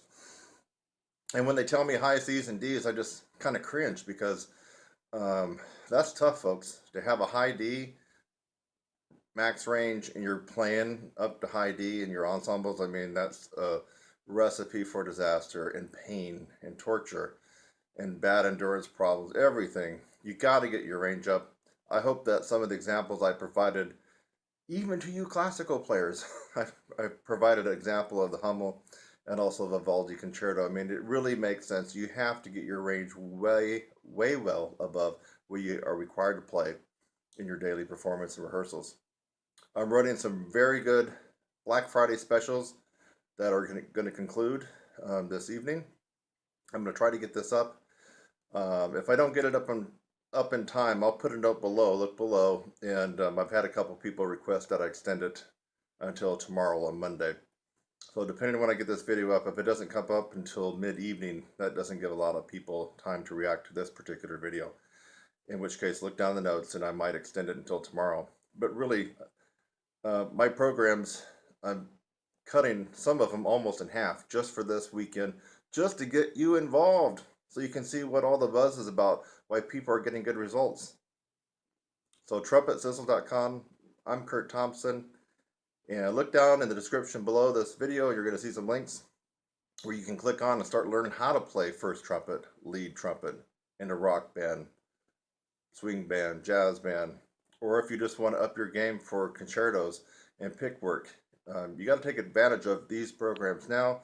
They will resume at their normal offering price probably late tonight or late Monday night. You'll have to look down in the description to see what I decided to do. Bye-bye for now. So you want to play like Maynard, huh? Yeah, you and about a million other people do too. So we're going to talk a little bit about the desire to play like Maynard, and then the reality, and some people's very close attempts to play and sound like Maynard, and some people's attempts to sound like Maynard thinking that they do, but they really don't. And we're talking about some of Maynard's most famous lead trumpet players. And some of these guys are some of the A-list players in LA and New York and Chicago. We're going to find out what the difference is. First of all, if you're listening to this and you don't have your range up to a pretty good level, I would stop this video and immediately go to my website, TrumpetSizzle.com, and get enrolled in the 16-week upper register program. You're wasting your time. Maynard is about having the acumen and the facility and the power in the upper register. And if you don't have that, then this video is just a waste of your time. It might motivate you to get busy and start working on your range. But frankly, I'm talking to people that either have already developed their range or thinking about playing lead, or they already play lead, or they've already even tried to play some Maynard before in rehearsal or at a concert. We're going to be talking about some of the things that cause people to not sound like Maynard. In fact, I guess it was about a year ago, I had some hater idiot that said that you sound like Maynard, but why don't you play your own way? Why don't you be yourself? Why don't you do your own thing? Why are you trying to copy Maynard? And my response to this individual, without all the explicatives, like F you and mother effer and, all that kind of stuff, was pretty much this. Maynard is a style. He's not only an individual and a player, but he created a style. So that would be like asking some organist on Easter morning or in the holiday season, what in the world are you thinking? You're trying to copy, Handel. Why? Why don't you just do your own thing? Hey, what are you thinking? You're sounding like Bach. Hey, what are you thinking? That symphony's, No, it sounds like Beethoven. What are you thinking? Why don't you just play your own way? It's because some of us musicians like the style of a particular composer, era, or individual. And we want to play in that style. We want to sound like that. That is a style. So who in their right mind would play Brahms and try to sound like Scott Joplin? Right? Ridiculous. So when we're talking about trying to sound like Maynard, trying to play like Maynard, what we're really saying is we want to play with his style, in the style of Maynard Ferguson. Can anybody ever play like Maynard? No. Even the people that come closest still do not play exactly like Maynard. It's impossible. He was a one of a kind. So no matter how hard you try to copy Maynard, the best that can happen to you is you become better because you have some of the essence of his playing in yours, but you will never be a Maynard clone. Nobody is. Let's get that out of the way. So when we're trying to play in a particular style, we can call player Maynard Ferguson a style. He had a style, and his style was very smooth, rounded, singable, powerful style, and which is not a lead trumpet style, and that's where the problem is for you folks that already play lead, that already have range. And I'm going to do some demonstrations on what I've heard.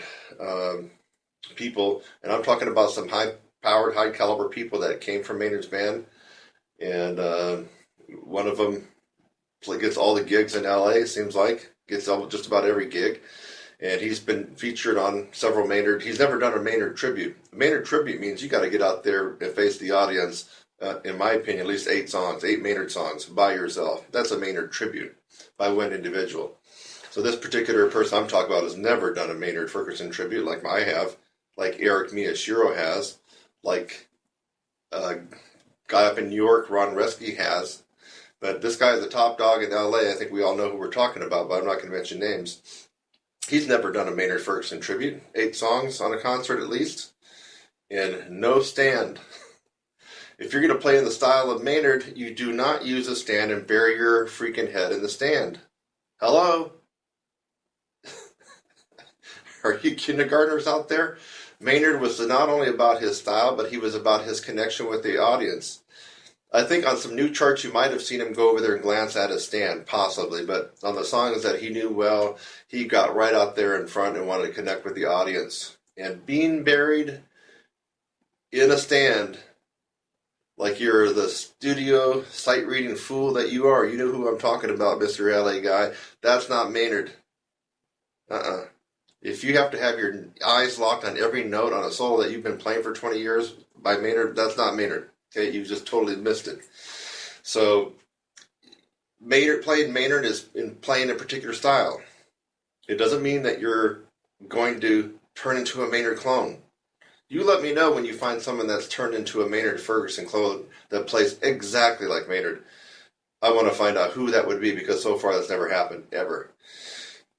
So, now that you know what we're talking about playing in a particular style, the Maynard Ferguson style. We want to play in that style because he set the bar for having this ridiculously melodic, lullaby, cantabile type of sound in the upper register that almost sounded like he was singing on a lot of the charts, right? Yeah. So I'm going to pick out a couple of songs that are well known, not some of his more obscure ones, but they're well known and people try to play. And I'm going to try to differentiate on how the style would be correct for Maynard, the Maynard style, and how it would be incorrect if you're playing it as a lead trumpet player. There's a difference. So let's try to find something, and I have no music in front of me. Look around, I'm in a practice room. The only thing I have in front of my stand, I got some Clark, baby. So I don't have any Maynard music in front of me. It's going to have to come from my head. I got Herbert L. Clark there, but that's not going to help us out with a Maynard. So we can take what I consider one of his easier charts, and this is one that a lot of people can start working on if you haven't worked on Maynard Ferguson and the style, which would be My Funny Valentine. Now, we're not going to go through the easy ballad stuff in the beginning. We're trying to capture the part where people really screw up. Not necessarily screw up the notes as far as missing notes or accuracy, but screw up the style, and they end up sounding like a lead player. So nearing the end, it's kind of like the push. Let me see if I can get my bearings.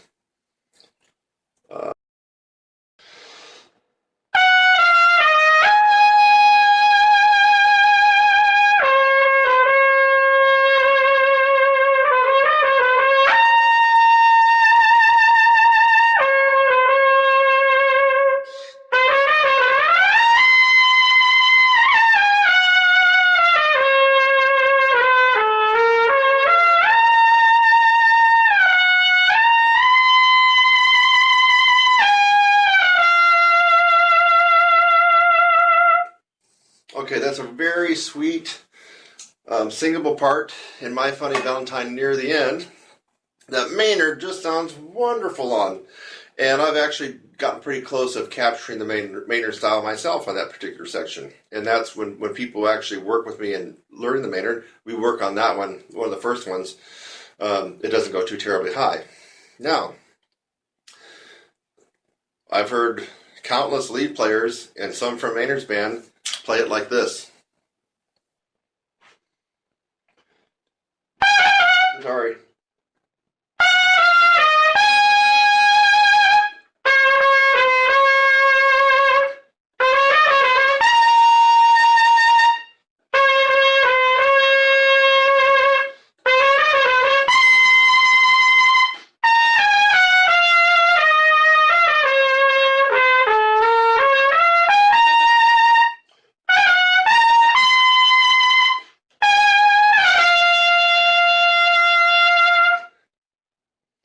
All in all, they're hitting the right notes, right?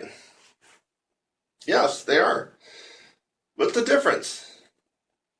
And as we get into May 4th, we're getting very close to Maynard's birthday of 2016, which is on May 4th. You're going to hear people pop up playing some of the Maynard stuff. I'm confident of it.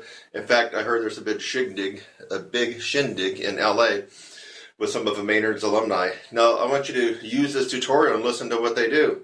You're going to notice almost all of them, except for probably Eric Miyashiro and maybe one other person, is going to sound like the lead trumpet player trying to play in the Maynard style, not playing the Maynard style. Don't take my word for it. Watch this video right before you see some of these guys play, and you'll know exactly what I'm talking about. And no, they aren't trying to play in their own style or play with their own personality. That, like, again, that would be like playing toccata and fugue in D minor and you know, playing it like you're some kind of jazz piano player, right? Or playing it like Barry Manilow, right? No, when you play in the style of something, you play in that style. You can bring in whatever you want from your own personality, but you play in that style. You don't screw up the style, okay? And you're going to hear these lead trumpet players screw up the Maynard style. They're going to get the high notes, they're going to get the notes, but they're screwing up the style. Just like I did on My Funny Valentines. So, playing it like a lead player, you smack the notes harder than you normally would, just like you would in lead.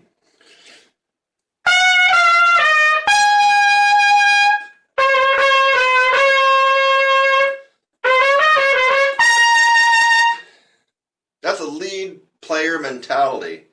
Lead playing the Maynard Ferguson solo. No, you've just totally screwed up the entire style, my lead playing friend. So that's one example about why even people that are the top professional level lead players cannot seem to play like Maynard and play in that style. They're playing like a lead player, right? Lead player.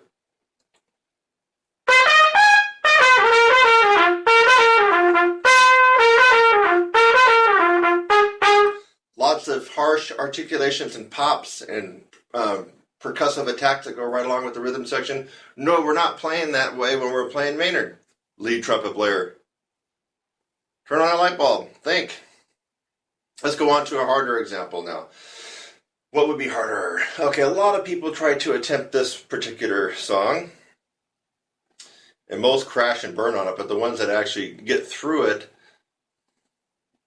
are not sounding like Maynard. So, again, I don't have the music in front of me, and I'm having to do this off the cuff. I'm just trying to get the song in my head. Let me see if I can get it.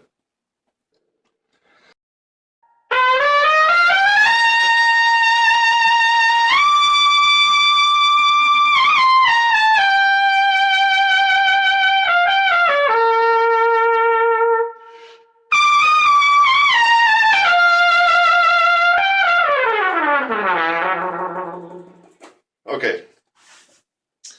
If you don't recognize that, that's from the Big Push, kind of in the middle of the piece of Danny Boy, from way, way, way on back. Way, way, way back. I believe that probably was in the 60s. Or maybe, you know what? It might have even been could have been the 50s too, when he first started getting that one going.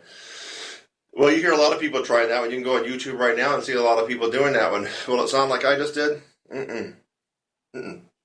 So, the lead player approach on this one, who hasn't thought about the Maynard Ferguson style, which is a style, is going to play it something like this.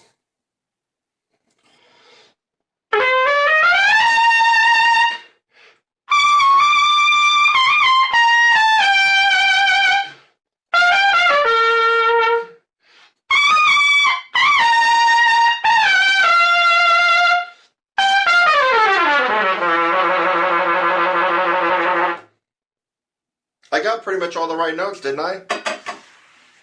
Yeah, for the most part. But it sucks if you're trying to play it in the Maynard style. That's a lead trumpet style that I just did there. In fact, I could have even overdid it more than what I just did. So the singability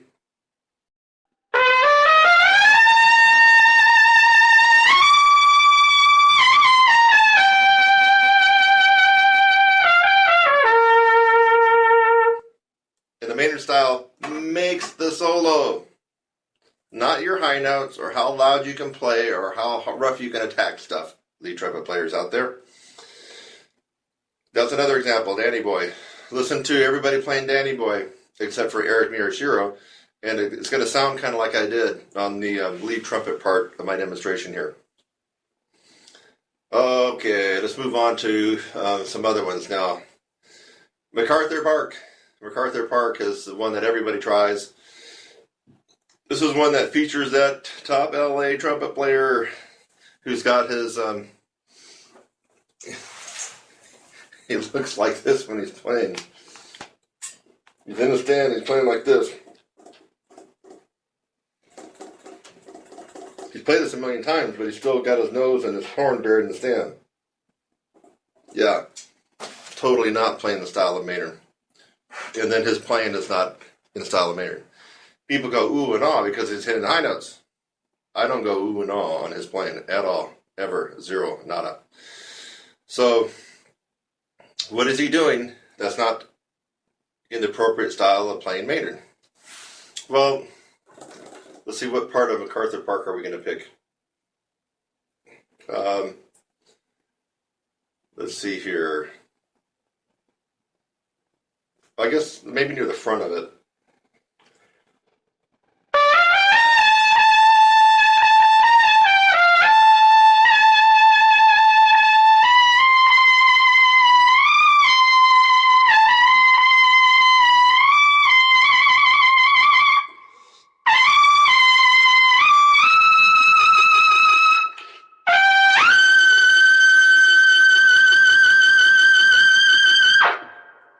Okay, quite smooth, quite flowing, quite connected, right? Go back and listen to Maynard do that and listen to what I just did. It's about the same thing, right? Except when you watch some of his live stuff and he's getting a little bit funky. And sometimes he does when he's doing some of the live stuff, like the Maynard Ferguson stuff. Okay, so now how would you screw up the Maynard style on that one and make it sound more like a lead trumpet player playing that particular song and not playing correctly in the Maynard Ferguson style? You would do it like this.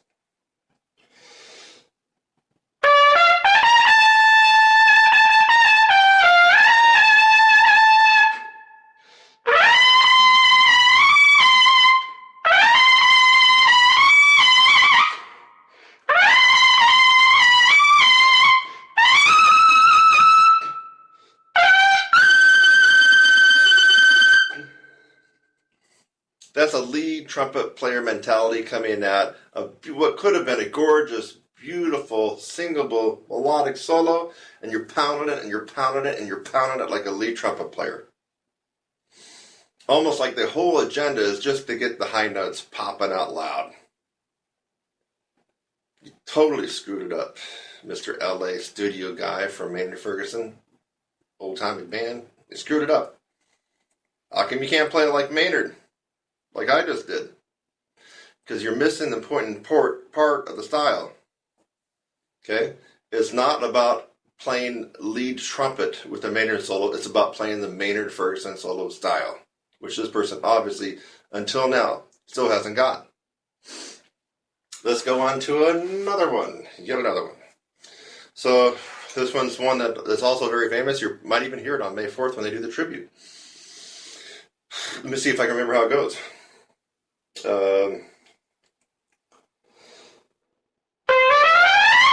Yeah, that's it.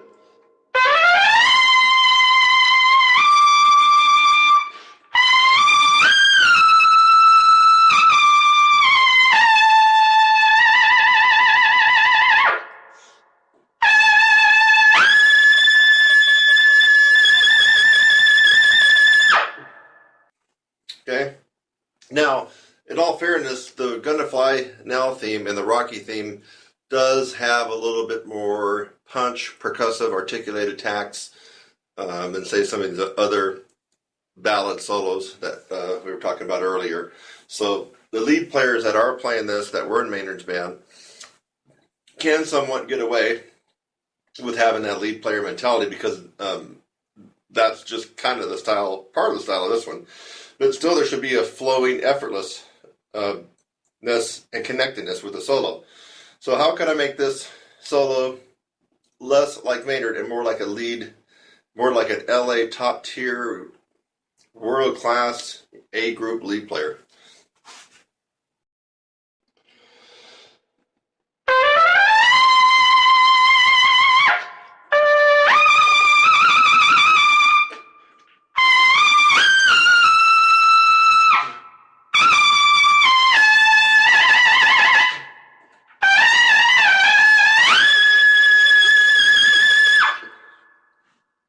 You could tell the difference in that it was a choppy, lots of taking air breaks and stuff like that to make sure you're getting the high notes, as opposed to the nice, smooth, singable style that should be in that particular piece.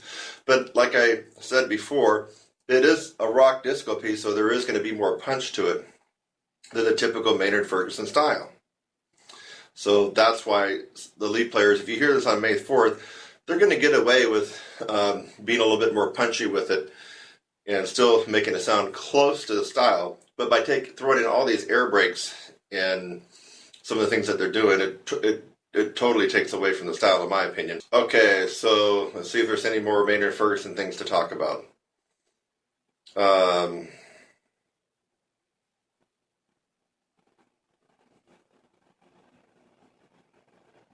maybe the Gospel John thing, right?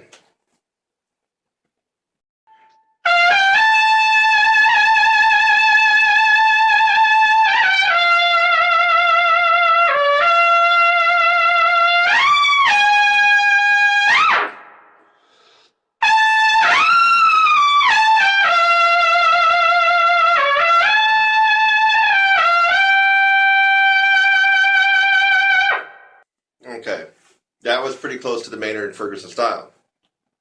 If you're a lead trumpet player playing that, just thinking it's all about the high notes, you're going to end up sounding like this.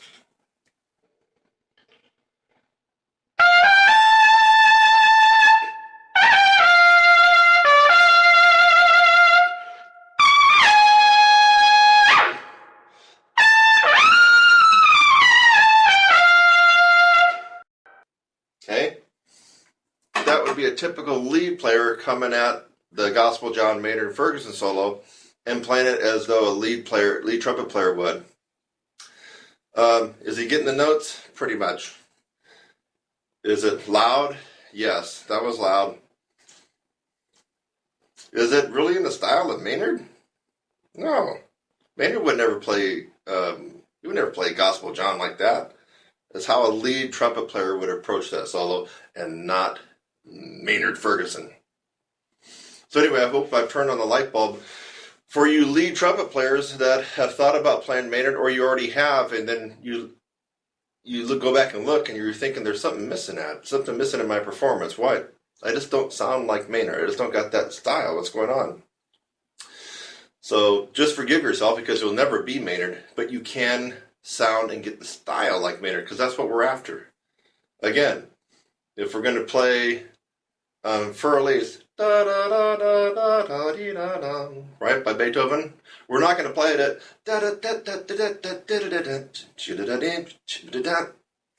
those would be the right notes, but the wrong freaking style, because we're trying to play in the style of Beethoven. And here we're trying to play in the style of Maynard Ferguson. You're trying to play in the style of Maynard Ferguson, by God, play in the style of Maynard Ferguson, and not some lead trumpet player that's chopping it up with a big old hacksaw. Okay, that's my tutorial on playing in the style of Maynard Ferguson and trying to play like him, versus just going for the high notes as a professional lead trumpet player and being satisfied and all smug with yourself that you got the high notes. No, you missed it. And then this stand, if you got the stand in front of you and you're playing a Maynard Ferguson tribute or solo and you got your eyes buried in that stand, you have so freaking missed the point of Maynard and the connectedness that Maynard had with his audience. You just totally missed it. Watch on May 4th, if there's a tribute concert, watch how many people that played with Maynard, bink, missed it. Missed it. Maynard never came out hunched, with his eyes and his horn buried in the stand, playing a solo. Never did that. I mean, come on, folks. So if you're trying to play Maynard, rewind this video and watch over and over and over again, and you just might be able to get some of this into your playing and sound better. For those of you who have the range and have some lead but would like to start venturing out playing Maynard Ferguson stuff, I'm telling you, it is the hardest part that you can do on the horn. Playing Maynard Ferguson or another written high note solo, whether it be Doc Severinsen or Bill Chase, really doesn't matter. When you are playing the written high note solo, folks, there's nothing else. There's no other harder music for you to play. And I know this for a fact. I got a video I'm going to put up where I made my living playing the Carnival of Venice all summer long, 5 shows a day. Okay? I've done that. I played all the toughest Empire Brass and Canadian Brass Quintet music. I've done it all. I played all the hardest piccolo pieces. Michael Haydn, Brandenburg, the toughest Vivaldi piece on piccolo. I've warmed up on the Hindemith. I played the Hummel and the Haydn. I've done the Tomasi. I played Alan Vizuti's Cascades. I've done it all. And then I played the hardest lead trumpet parts known to man. What's the hardest thing? None of that. The hardest thing is to stand up,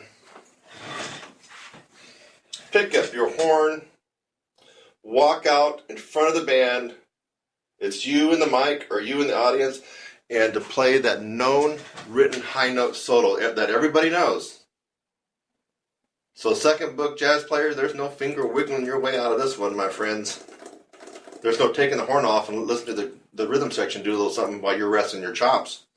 When you play the written high note solo, it's game on.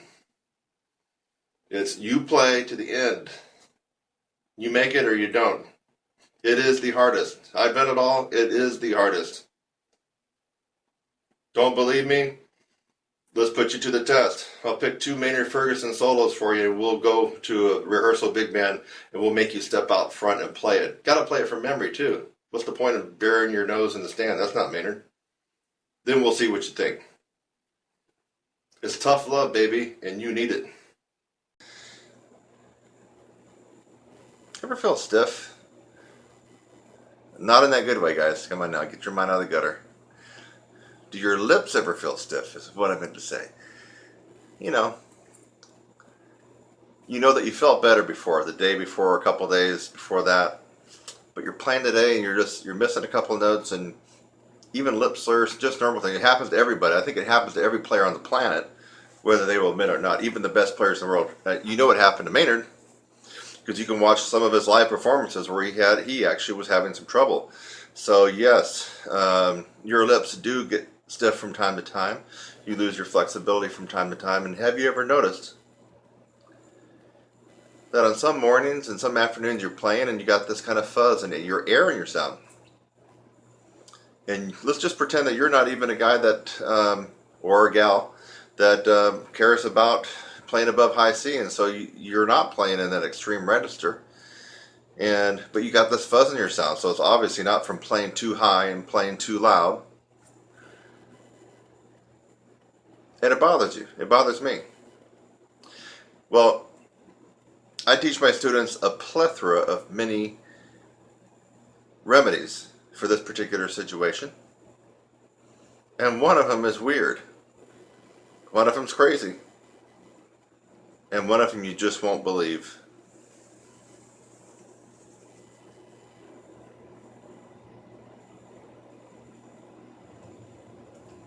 You know what this is? Who can tell me what this is? Take a wild guess. No. No, it's not that. It's not a shepherd's crook or, a modern shepherd's crook. It's not a telescope. Well, kind of. Yeah, it could be a telescope. No, it's not any kind of weapon. Maybe you're thinking of it, but you can't spit it out on your tongue. What is this? Still can't get it?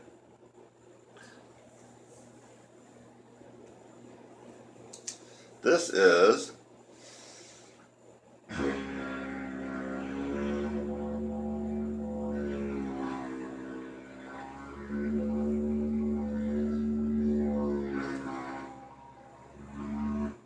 a didgeridoo.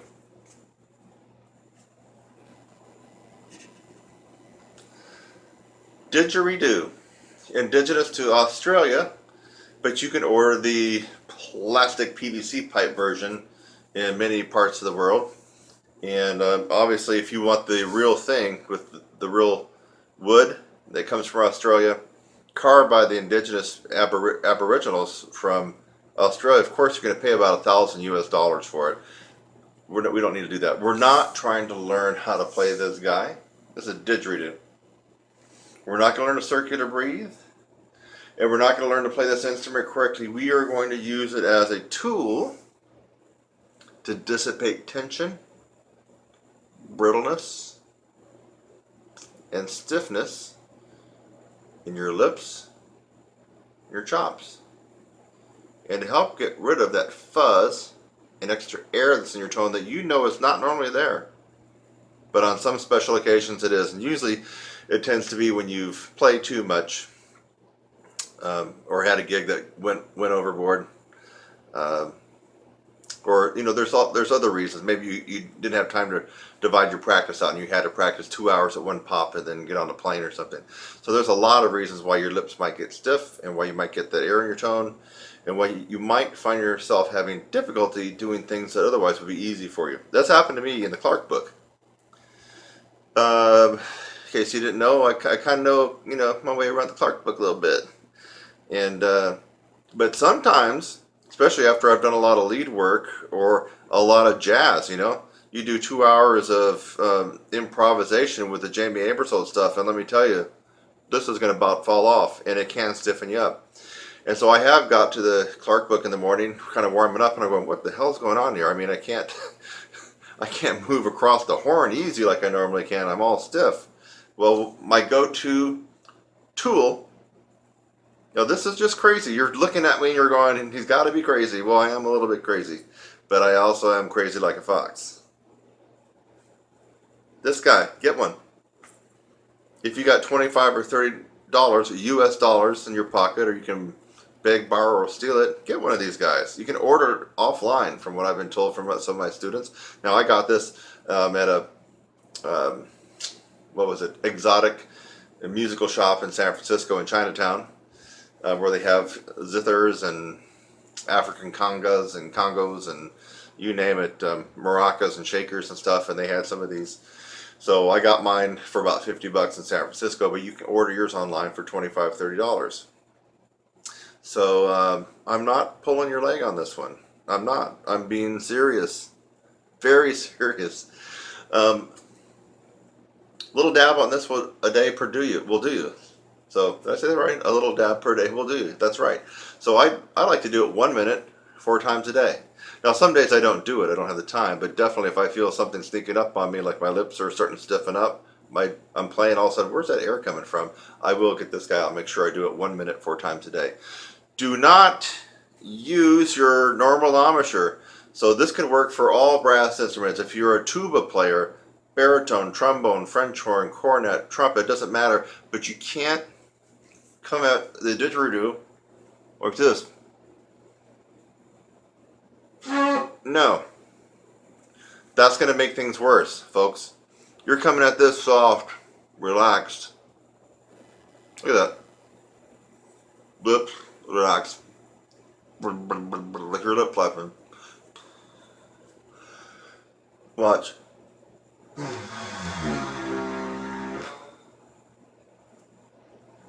You've seen me enough. That ain't my normal embouchure, right?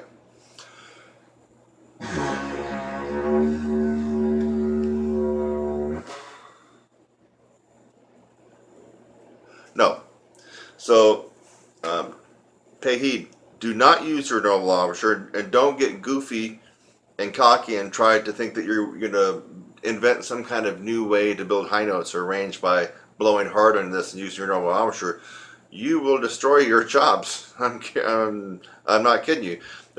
Some brass players actually, or brass teachers, will actually have you tear down your chops if you have a really screwed up embouchure. And the way they do that, especially for high brass players, is to give you a big tuba mouthpiece or a baritone mouthpiece and just have you buzz on that mouthpiece, totally obliterate your chops and the sensation and the feeling of where your normal embouchure was. So you don't want to be playing this guy in any kind of embouchure. We're just doing it.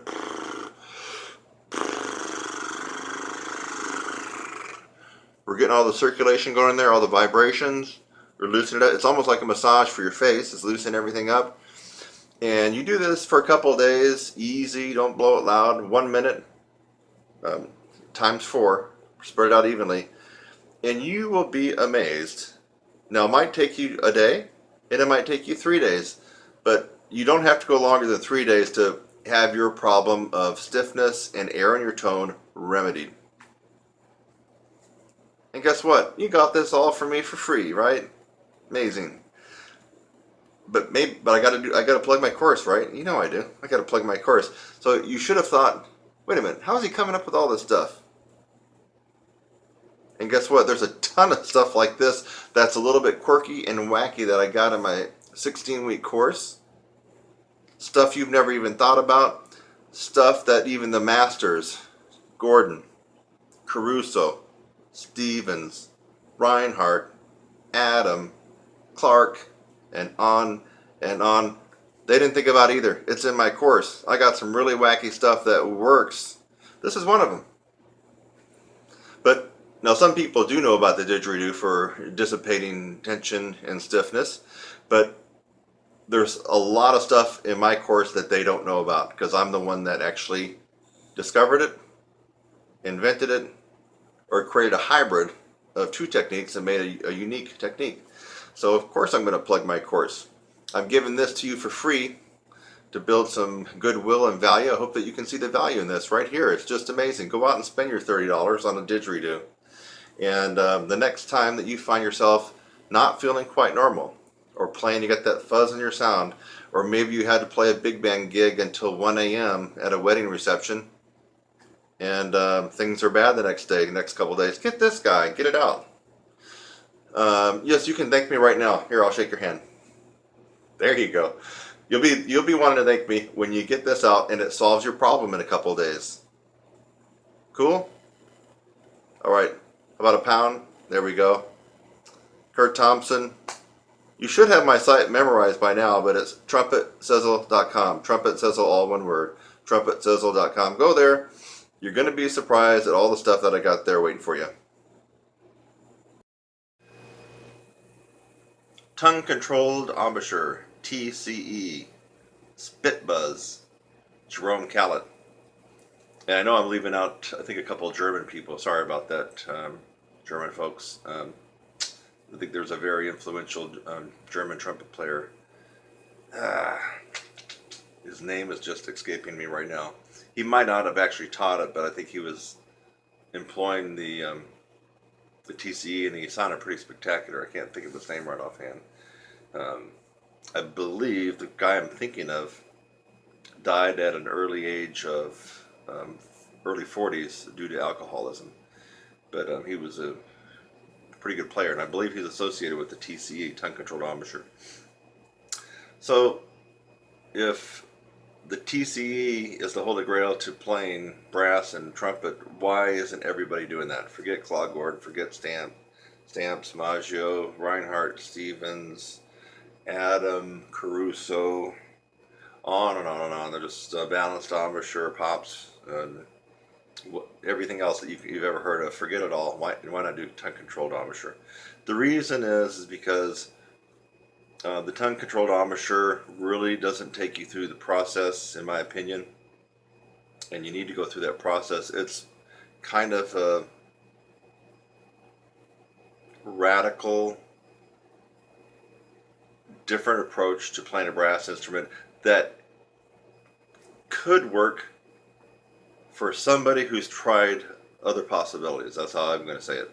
So I don't recommend anybody go out and start doing their spit buzz and the tongue-controlled embouchure and changing their embouchure to that.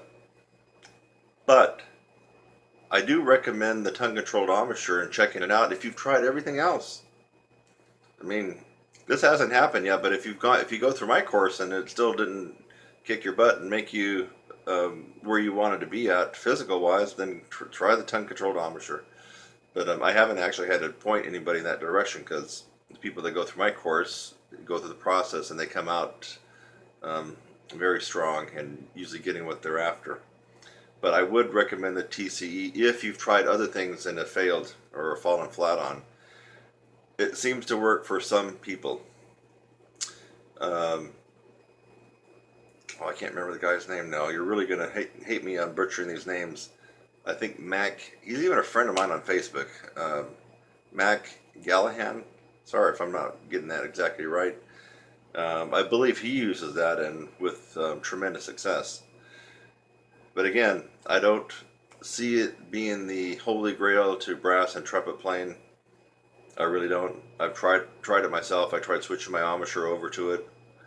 You know, there uses no tongue arch, and the spit buzz, and it's kind of weird. You're kind of using part of your tongue as your lip. It's just, I'm not going to go into it all right now, but it didn't work for me at all, and I don't think it's going to work for most players. But I think it will work possibly if you've tried everything else. I mean, this is a good last resort routine and technique to get into. So there you have it, the Jerome Callet method, if you want to think of it that way. I think he had a video out called Master Super Jobs, and otherwise it's tongue-controlled embouchure. I don't think Jerome Callet invented that. I mean, I believe it might have been invented in Germany or over there in Europe. So that's my story, and I'm sticking to it on the tongue-controlled embouchure. Hi, I'm Kurt Thompson, and welcome to my channel. That's youtube.com/your brass instructor. Thanks for just watching the video that you did. Maybe it's the first one that you've watched, or maybe you've watched tons of my videos. In fact, as of June 2016, as a brass player and trumpet player, I have the most tutorials free on the planet. I have over 600 videos on my YouTube channel currently, all free. So again, thanks again for watching this video. I hope that you got something out of it. Sometimes I make a video just to make you laugh. A lot of times I make a video to educate you on something and maybe even help solve a problem. So I hope something like that occurred for you in this video. And while you're at it, again, subscribe, click on my website link, and go on to the next video. It's lovely out here. Have a great day.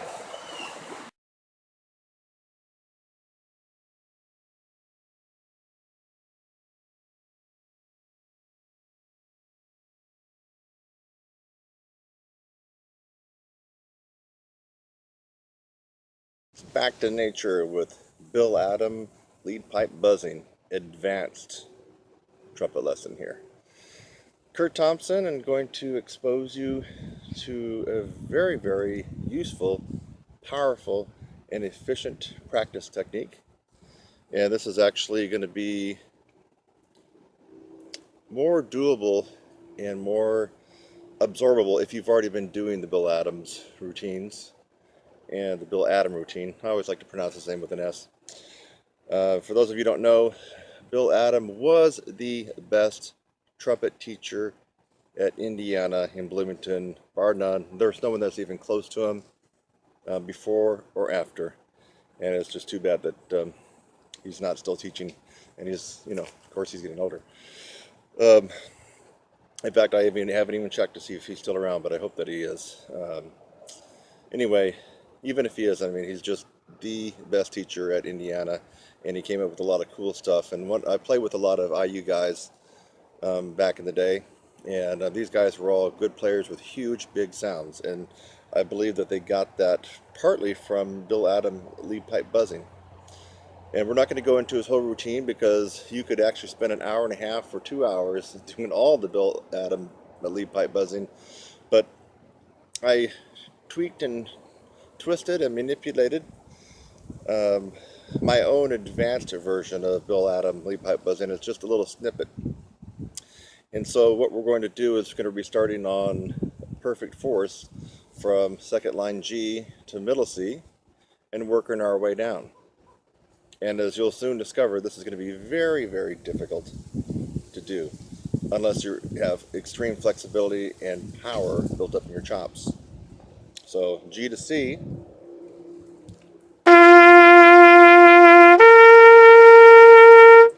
Okay, a little flat. Now I'm pulling out the lead pipe, or the tuning slide, so I'll be blowing just through the lead pipe. The same thing.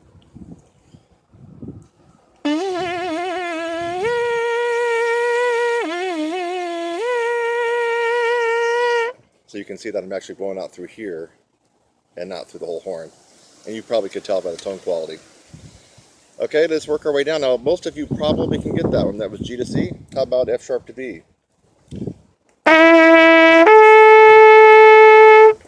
Take the lead pipe out. I'll do it like this so you can see what's going on.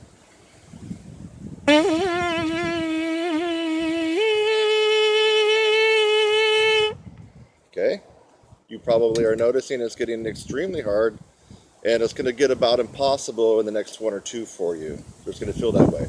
So F and B flat.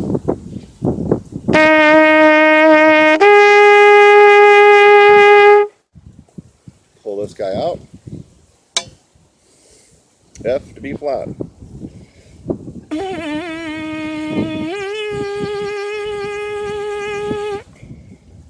Taking a lot of intention and focus on my part to get that out. And now we're going to go to a little fly on my lead pipe. Now we're going to go to E to A.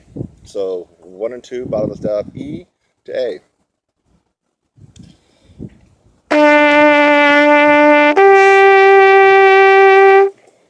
Take out this guy.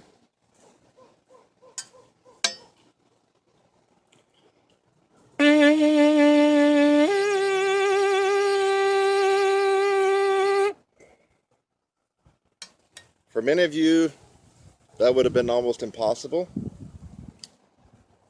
thought I heard a monkey over there in the trees. You hear that? It is back to nature time with Kurt Thompson, but I didn't know that we got monkey in the trees and chimpanzees. But anyway, if I don't make it, there he goes again. If I don't make it through this video, you'll know what happened to me. I got taken out by a monkey or chimpanzees.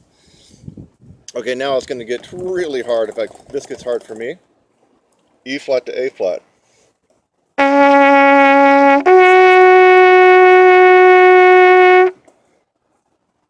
Pull this guy out.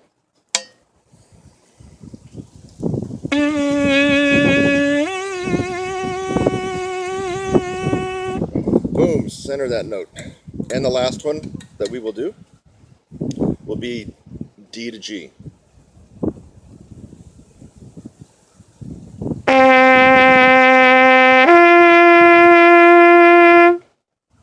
lot one more time.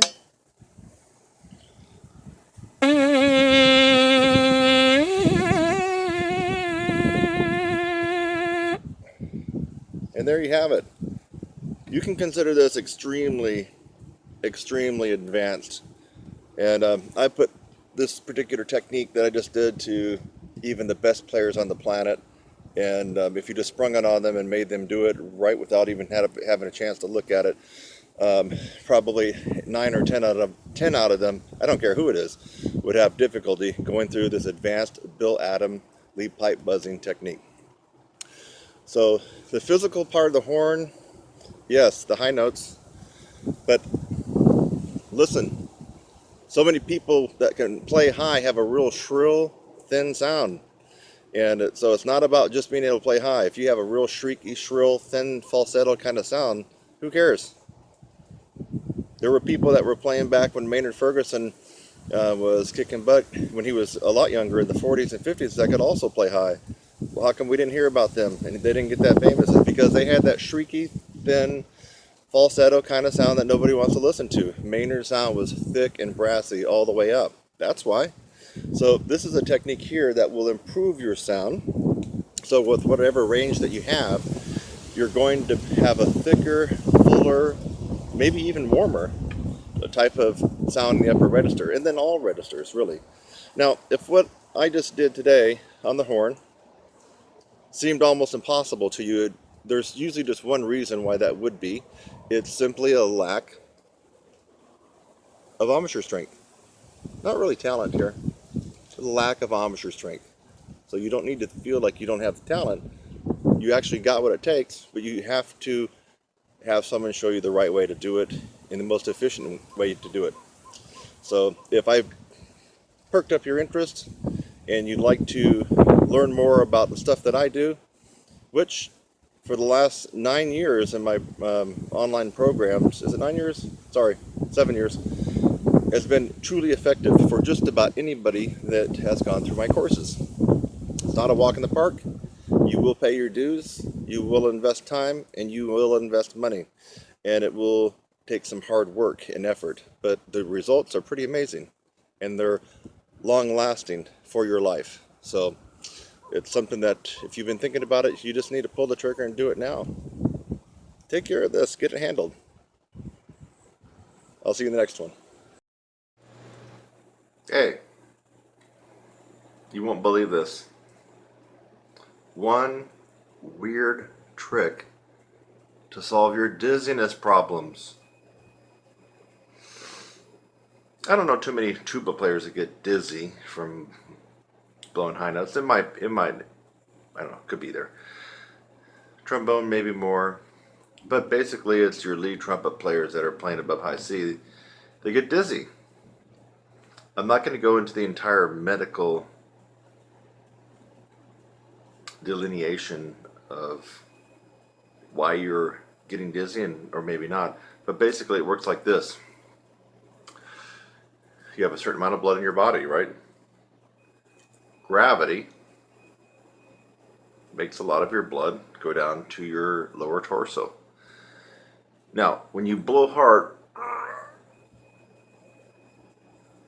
you see the veins popping out. What's going on? You're blowing, you're spreading the blood away from your brain and your heart. It's going away. Okay? Now, if you happen to have a lot of blood hanging out in your lower extremity, your feet and your ankles and your thighs and your calves, and all the stars line up right, you will get dizzy. And in fact, if you keep blowing high notes, you're going to pass out. Passing out is not a bad thing because basically the body wants you to go prone. It's your body's way of having you actually pass out, to go prone, to save yourself so all the blood can immediately be pumped back to your heart and to your brain. So in case you didn't know why you're getting dizzy, that's what's going on. Now, a lot of factors come into play too. Your age,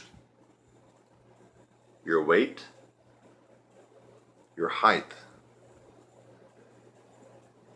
chemicals like do you smoke, drink a ton of caffeine or coffee, Red Bulls and things like that, 4-hour energy, your water intake, how hydrated are you, your stress and your sleep. So these factors all conspire against you and give you that feeling that you want to pass out. In fact, if you don't acknowledge that feeling, you will pass out. So I used to be afflicted by that when I was, well, I guess let me go back one more step. Also, if you're playing loudly and for a long period of time near your max range, that will also tend to want to make you pass out. And when I was a younger guy in college, I did notice on some of the lead trumpet charts that I was playing on that were top tier back then when I was 19 and 20, I would kind of like do this thing. Whoa. After I got done, I was like, oh my God, I'm just about ready to pass out. Well, the reason for that was because back then at 19 or 20, I think I had a good double A, double B flat, double B, double C max range, which is not bad, right? But when you play and butt up against that max range, you're going to probably feel dizzy and pass out, because that was my max range and I was playing at it using the maximum mouthpiece pressure, blowing. And what was going on is the blood from my brain, my heart was being pressed away. And my heart, no matter how good it was, could not pump blood from my feet and my ankles fast enough back up to my heart and my brain. And that's why you get dizzy. Your body really wants you to be forced to go prone. Standing up, prone. So it's not like you're in bad conditions. Your body wants you to do that, saving yourself. So one weird trick that solves this problem. Also, I forgot to mention other factors like heat. I remember I drove from Santa Monica to Fullerton to play at Steamer's Jazz Cafe. It was 93 freaking degrees out. And I was stressed out. Took me an hour and a half in crappy LA traffic. Why was I stressed out? I hadn't played in a couple of years. At that caliber. And I got called in to sub the lead chair. And I actually ended up doing pretty good, but it was stressful. I had some anxiety. It was hot. I don't know if I was hydrated enough. But I did take one precaution because he said there would be several Maynard charts on there. So here's the one weird trick, folks.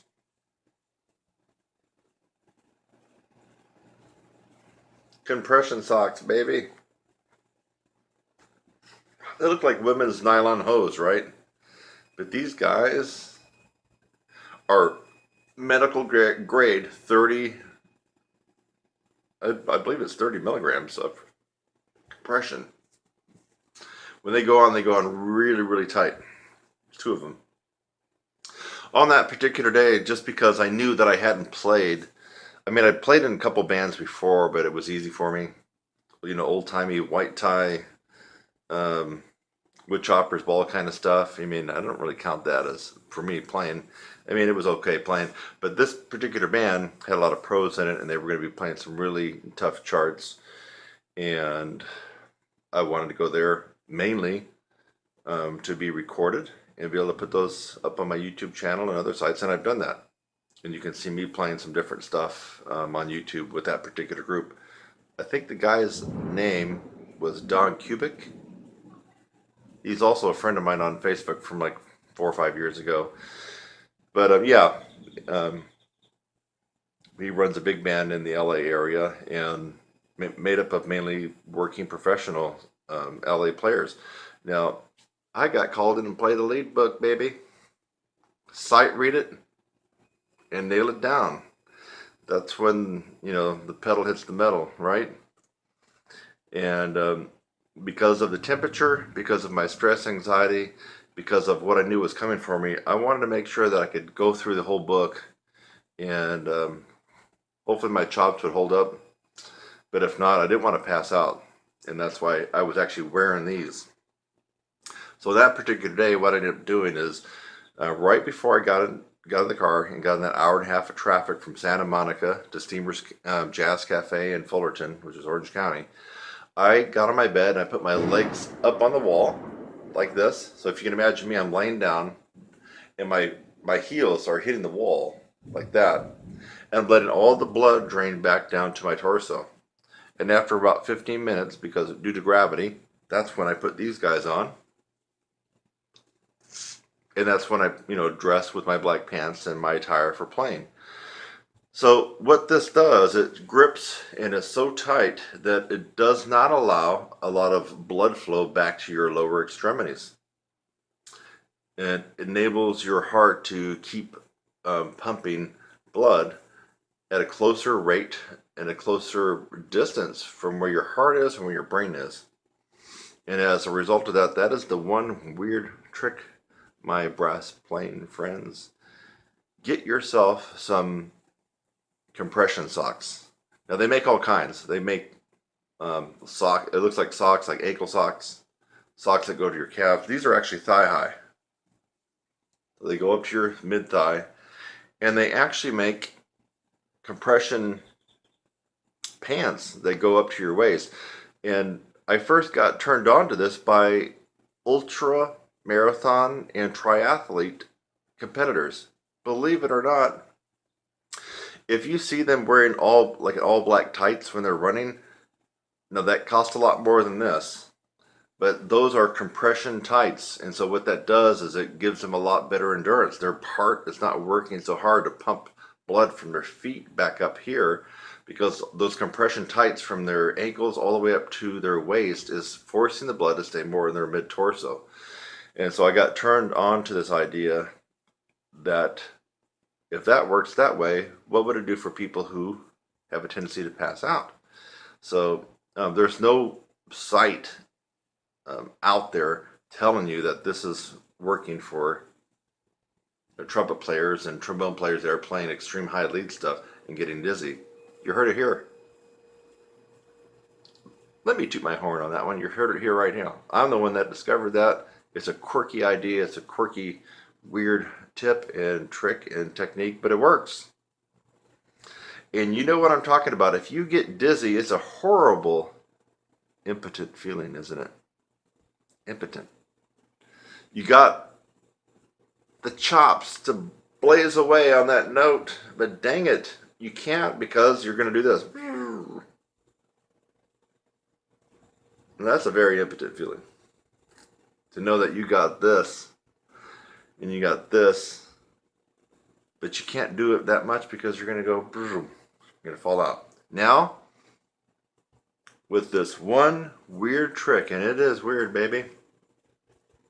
Compression hose, compression socks. Get them online, because when I first checked this out, I bought them at CVS. Man, it was like $80 for these. I returned them when I found out I can get them online for about a third. These were about $28. So, yeah, you can go to CVS or Walgreens or Walmart or whatnot, and you're going to pay about, it is expensive. You're going to pay about $70 or $80 for thigh high, 30 milligram compression, medical grade socks. Don't do that. Save your bucks, go online, order them, the same damn thing, and just wait a little bit, and you're going to save yourself $50. You might as well put that $50 and buy a nice trumpet lesson for me. There you go. Yeah, that'd be better use of your money than giving it to Walgreens. You got to give it to starving and low-income teachers, right? You got to give something back. There you go. So try it. If you're a lead trumpet player, or you're just a guy playing around but you can't have that much fun playing because you're getting dizzy, try this one weird trick and prove me wrong. You won't be able to. This is the real deal. Compression medical grade socks. These are 30 milligrams. They come in all ratings from, I think, as low as 15 milligrams up to 50. I would recommend somewhere in the 25 to 30 milligram range. 50 is for people that have had vein surgery and people that really have a horrible, horrible problem with, let's see if I can remember what the term is. Vasal. No, I'm not going to remember what it is. It's a, dang it, I wish I could remember that name of that term. It's a syncope disease that affects some Americans and some people in the world, where they're always getting dizzy. They're not playing trumpet. They're getting dizzy when they stand up, when they go off from bed and they stand up. They're really getting dizzy, and they really do have this medical condition. Oh, I just thought of it. It's vasovagal syncope. Vasovagal syncope. That's when your heart is not able to pump up blood from your lower extremities quick enough and you're getting dizzy all the time. Not because of trumpet or trombone. But for us, we're not concerned about that, and I'm not a medical doctor. It's a weird trick. Go spend $30, $40 on some medical grade compression socks, and you're going to be amazed that when you go out to your gig or your rehearsal, you can blow your brains out and you will not pass out.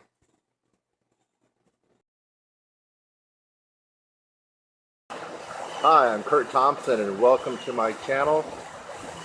That's youtube.com/your brass instructor. Thanks for just watching the video that you did. Maybe it's the first one that you've watched, or maybe you've watched tons of my videos. In fact, as of June 2016, as a brass player and trumpet player, I have the most tutorials free on the planet. I have over 600 videos on my YouTube channel currently, all free. So again, thanks again for watching this video. I hope that you got something out of it. Sometimes I make a video just to make you laugh.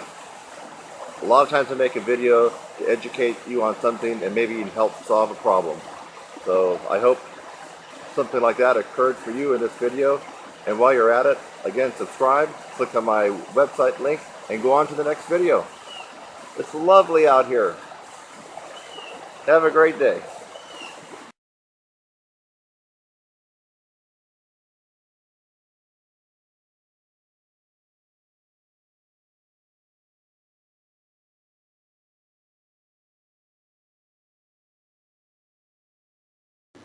Hey, I'm here going to talk about tongue arch a little bit. Simply because although I've tried to explain it before, even demonstrate it before, people still have trouble actually doing it.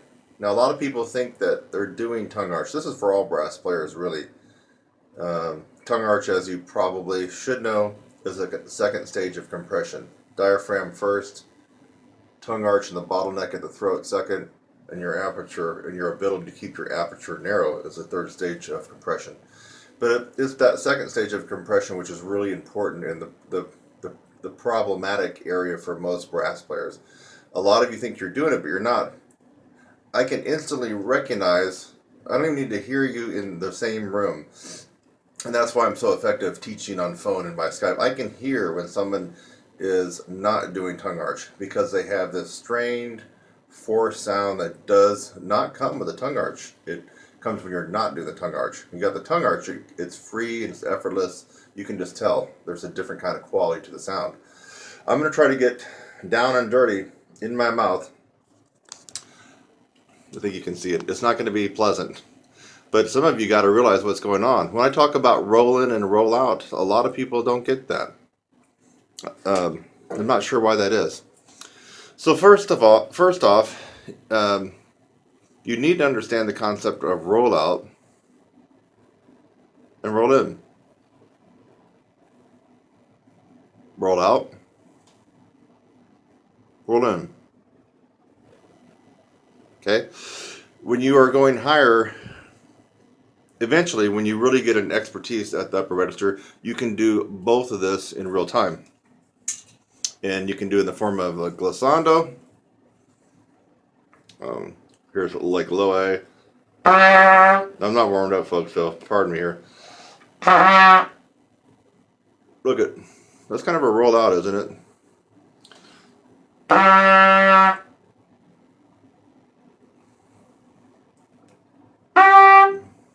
More roll in, right? Even more roll in.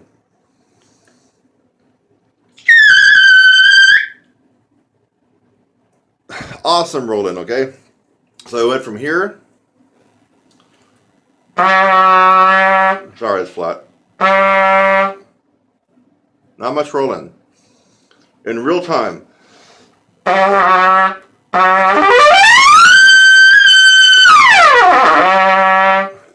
little bit sloppy. That's real time rolling, folks.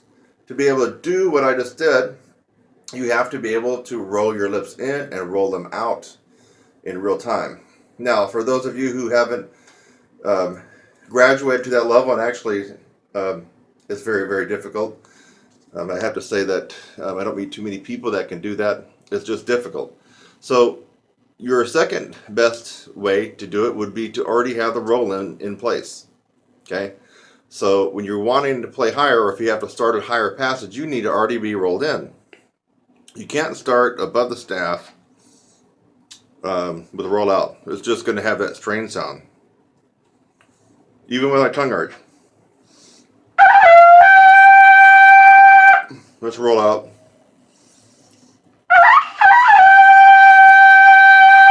Recognize that sound? I certainly do. Because I hear it in a lot of people that I teach.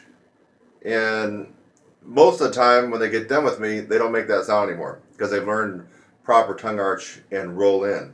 So you can't start a passage. Let's go back real quick.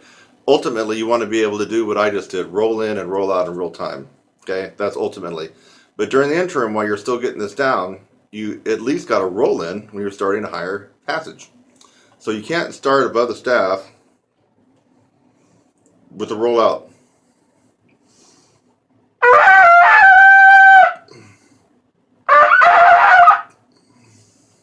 You got to start with a roll in. Roll them in.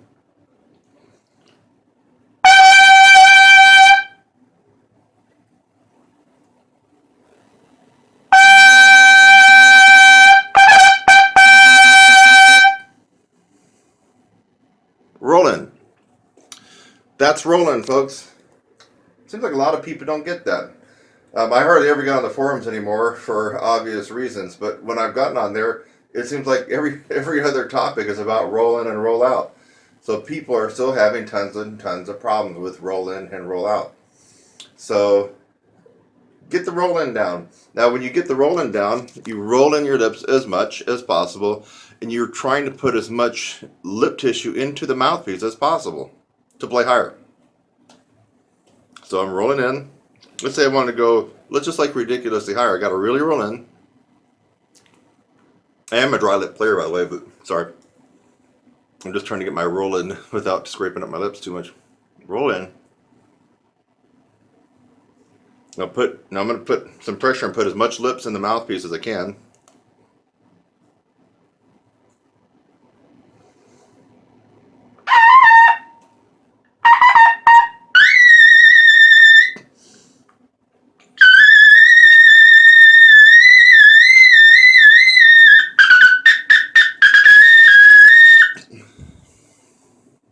Actually, that wasn't too horribly difficult for me. I'm not really warmed up. It's almost impossible to play too low, or even low at all, with the roll-in as extreme as I was doing. Watch. I mean, even that high C felt low to me. So roll-in extreme.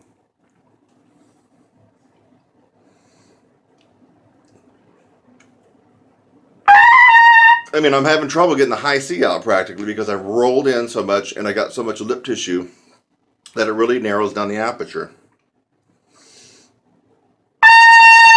Now I'll roll out a little bit. A little bit more.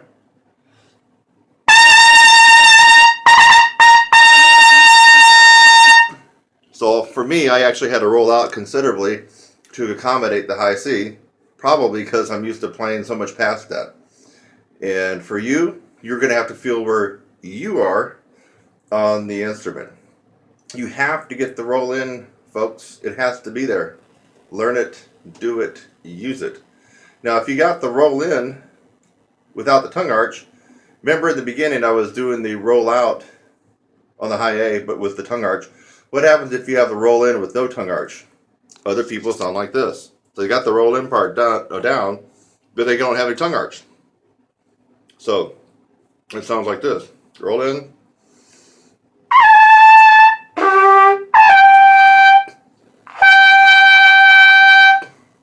And roll in.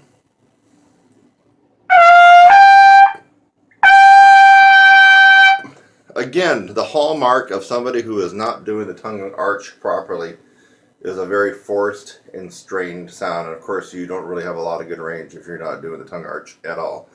So, hope you recognize that sound. If you hear that in your own sound, you need to start paying attention here and get with the program. Get that tongue arch down, get the roll in. So, roll in, but no tongue arch. Listen to the difference when I go higher. Okay, roll in, drop my tongue.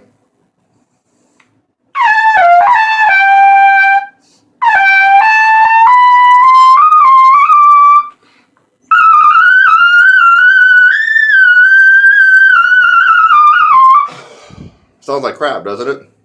It's got that forced, strained, quivering, wavering tone that people get when they're not using tongue arch. So put the tongue arch back on, and I don't know if you can tell this, but I'm one-arming this myself, which is not easy to play and do this at the same time. So I'm actually holding the camera. With tongue arch.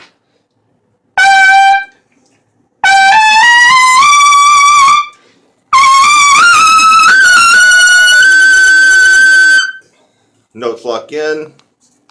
In fact, that almost hurt my ears, folks. That was louder than, okay? This was loud.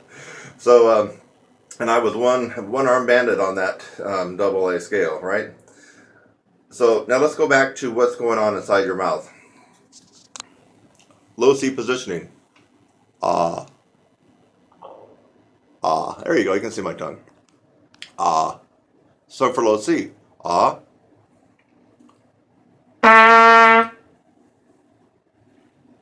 I'm going to freeze my tongue when I get done playing with no tongue arch. Low C. Notice there's hardly any roll in. It's just more of a roll out.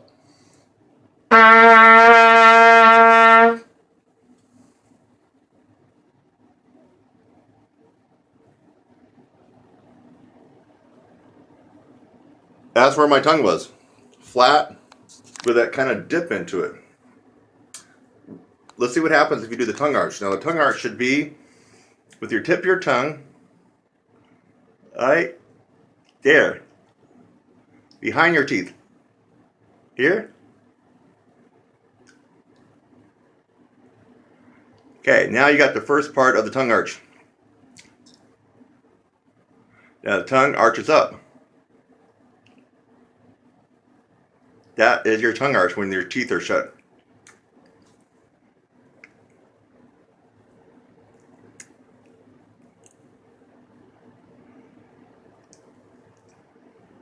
Okay? That's not here. Some people are doing all kinds of wacky crap and it's not going to help you. In fact, I don't even know how some people can do it. Your tongue arch is not just arching up like that. I don't even know how you can play if you're doing that, but some people are arching it up, but they still sound pretty bad. And the reason is you have to have your tongue anchored. The tongue can be anchored at the top of the bottom teeth. Here's the bottom teeth, obviously, near the top. Right there. Or down lower. I'm right down, almost at the gum line.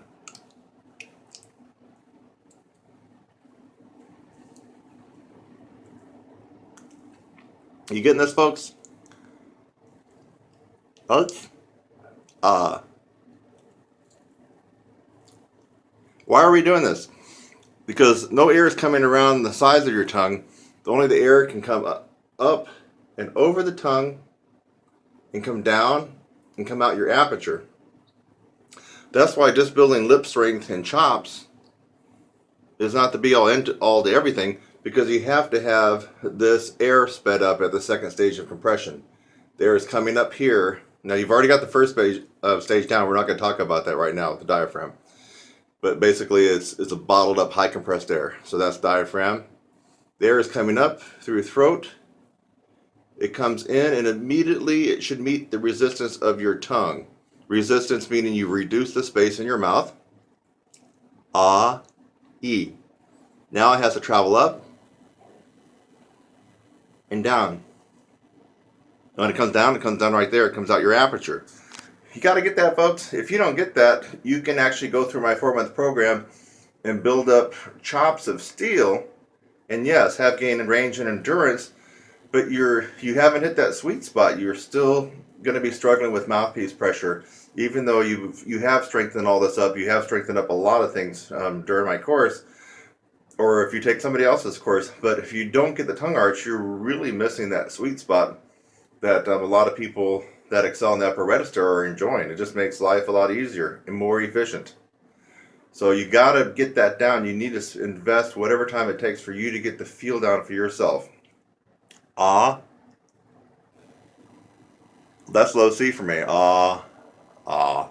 Ah. Ah. Ah.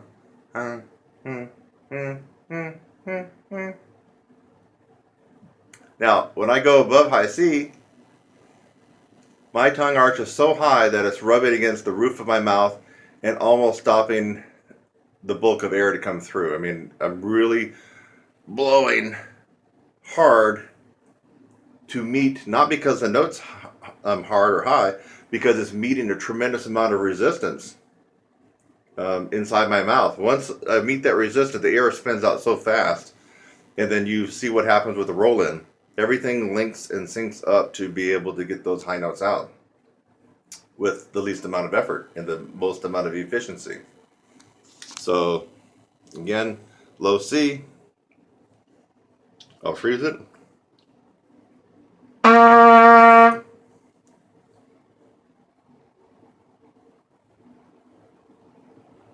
That's where my tongue was, and you saw where my lips were pretty much a rollout.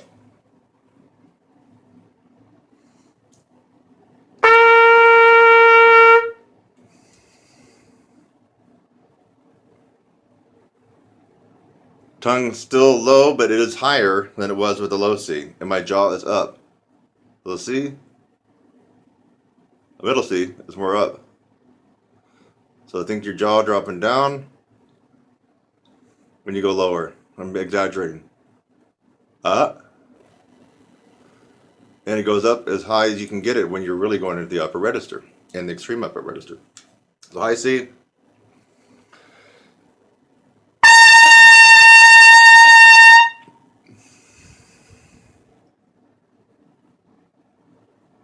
Hey, you see the beginning of my tongue arch? So I didn't even have a full tongue arch for my high C. Don't need it. I guess I'm just a little bit lucky. I just don't need it after doing it for all these years, because I also have this to rely on. And I also have a lot of hot air. I think people know that one, right? So that's even when I'm not playing the horn. Now let's go a little bit higher. Roll in.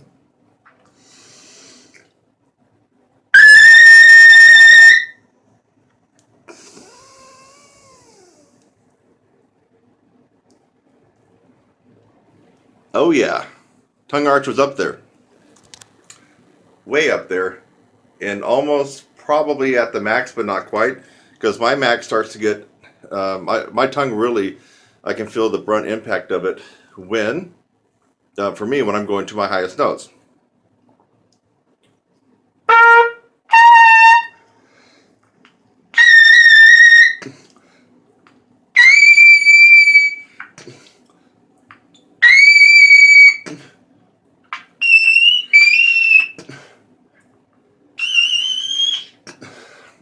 Got the B out, not the triple C. Once I'm at, for me, triple A, triple B, and triple C, my tongue is like, it's just shaking, it's just grinding as hard as it can to lift up and close off the air at the roof, because it's trying to make just a little pinprick of a space for the air to come through extremely fast and then come down. And then after that, it's up for my lips to be able to continue grip into the mouthpiece and hold that narrow aperture. As soon as you have a millimeter flinch where your lips can't do that, all of a sudden you drop. You could drop a fifth when you're up that high. So I hope this video helped explain what most of you think you are doing, but you're not. Tongue arch, just like diaphragm, is not theoretical. It's something that you really employ. So tongue arch, take a good look.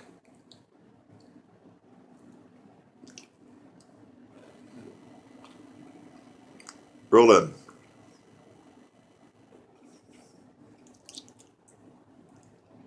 Tongue arch. It's not pleasant to look at, but so many people have problems with that you just need a little tough, unpleasant love in this video. So we talked about roll in, roll out.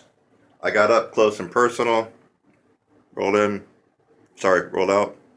Roll in. Roll out. Roll in. You need to understand that concept, and you actually need to be able to apply it. That means really do it. Not something you're thinking about. You are really doing the roll in and roll out. You are really doing the tongue arch and then flattening the tongue back out when you go lower. You are really moving your jaw up and down depending on what register you're playing in. These are things you're really doing, and if you're not really doing, but you're just thinking about them, you really are having problems, and you're not sounding the way that you likely could.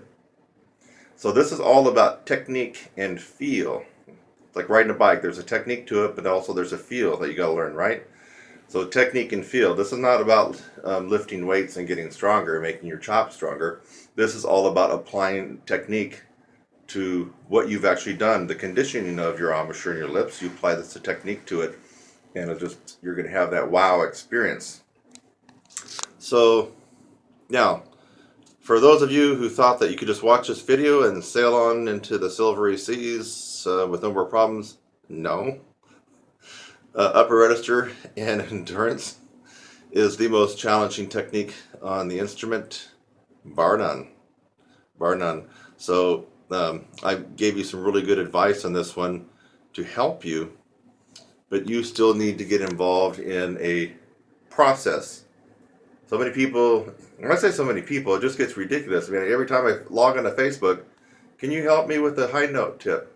Can you help me with this? Can you show me this? I mean, well, first of all, it's my job, and people sometimes pay me for doing that.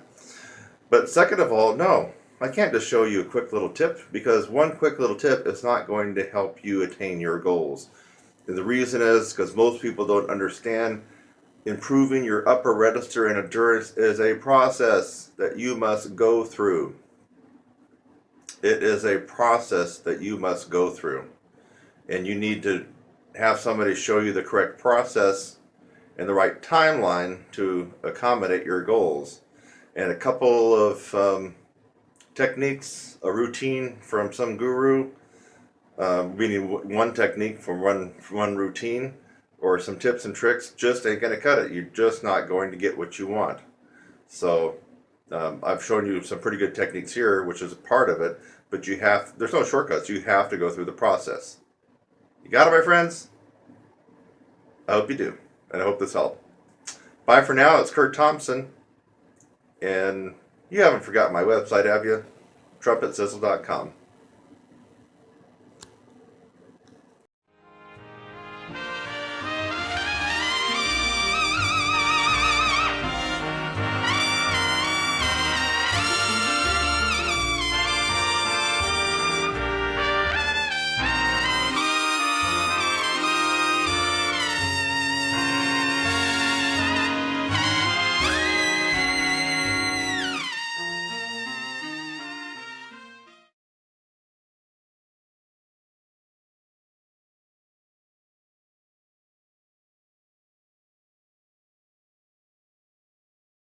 It's about time we had a discussion about air and embouchure strength again.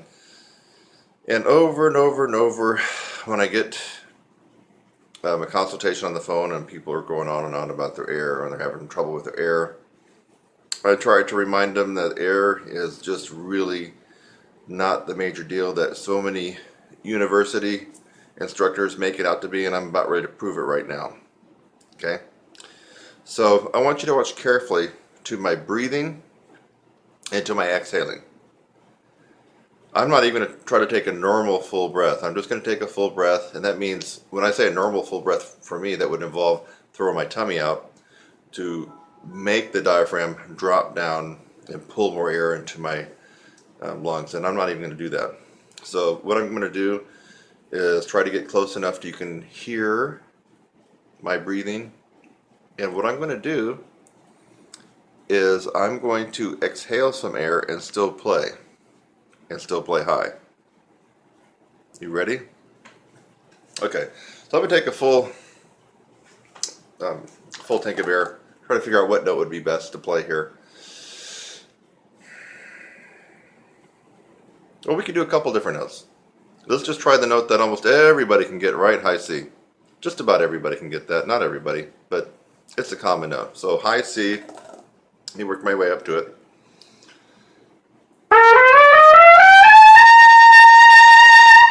Right there is about forte, really, folks. So I'm going to take a big breath.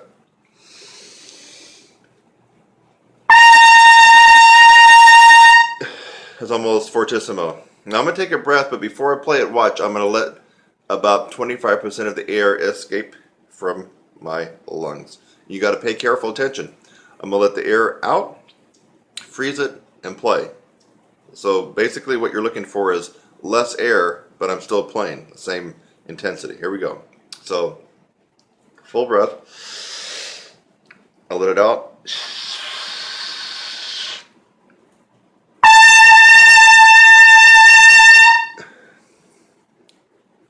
Loud, powerful, full. Now let about 25% of the air out, okay? Let's say I really was horrible at breathing and taking in the right amount of air and using the proper breath for our instrument. Let me let out 50% of it. 50%. So here we go. Same thing, but listen for the hiss and listen for no inhale. There's going to be no inhale. I'll take a full breath. I'm going to let out 50%, freeze, and play. That's what you're listening for. You're not going to hear me inhale because I'm going to be playing. Here we go.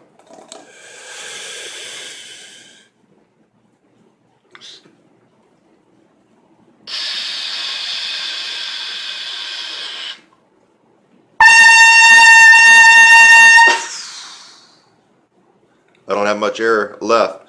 I think I actually let too much air out that time. Still, a significant loud round high C. If you were in the room, you probably have to plug your ears. It's pretty loud.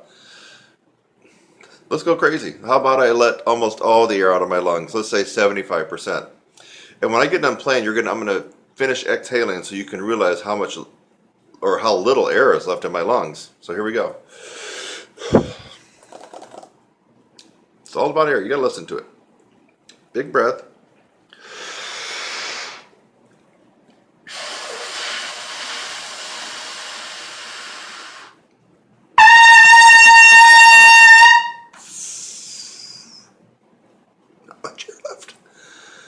Not much air left. That was probably down. I probably let about 80% of my air supply out, or maybe even 85%. Can you see that? Or this? Think, folks. Just because he or she has a PhD doesn't mean anything. It means they were good at taking tests. They're good at doing this, and doing this. You got to think smart. Get your advice from somebody who knows what they're doing. Why don't we take it up to a more advanced level, because I feel like high C is doable by most people. Let's take it all the way up to right past upper register. And who knows what that means? Upper register is high C to double G. Let's take it out, no argument. It's the high C to double G. You go past double G, you're going into extreme upper register playing. Let's do one of the first couple notes you come to outside of upper register. I'm talking for trumpet. This would be a concert G and R double A. Why is it double A? Because low A is here. Low A. below the staff, low A. Middle A, second line A in the staff.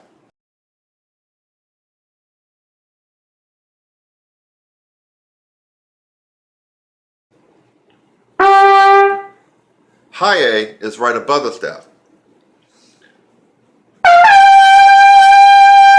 Now if we double that, we come up with double high A. It seems that there's an argument on whether that's high A. It's double high A.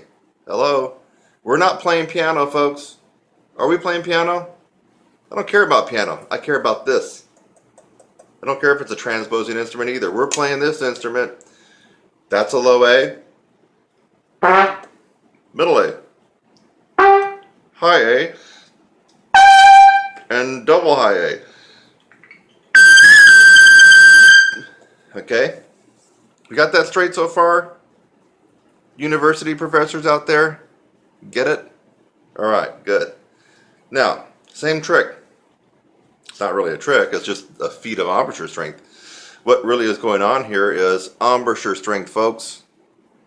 I don't care how much you breathe, really. I mean, breathing is part of the compression, and I will advocate that in our course, but if you have one lung and asthma, you can still play lead trumpet. You can still play piccolo trumpet. You can still do the Maurice Andre stuff. Don't let anybody fool you and tell you otherwise. It's not your air, it's this. You don't got this, you're screwed. Let's do the same test on the double A. Full breath. A little tester note.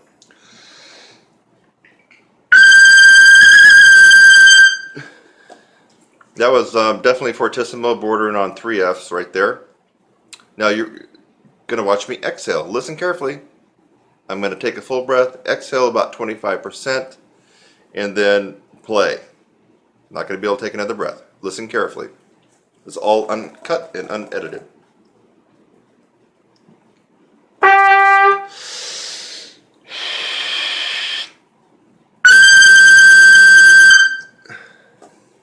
Big, full, piercing round. That would have cut through just about most big bands. Guaranteed. Okay, let's up the ante. I'm going to let out 50% of my air. If I let out 50% of my air, folks, I'd be down to probably the physical attributes of a 6th or 7th grader playing this instrument, because I am an adult male and I have a large body and big lungs. But if I let out 50% of the air in my lungs, I'd be down to a 6th or 7th grader as far as anatomy goes, physical anatomy. Here we go.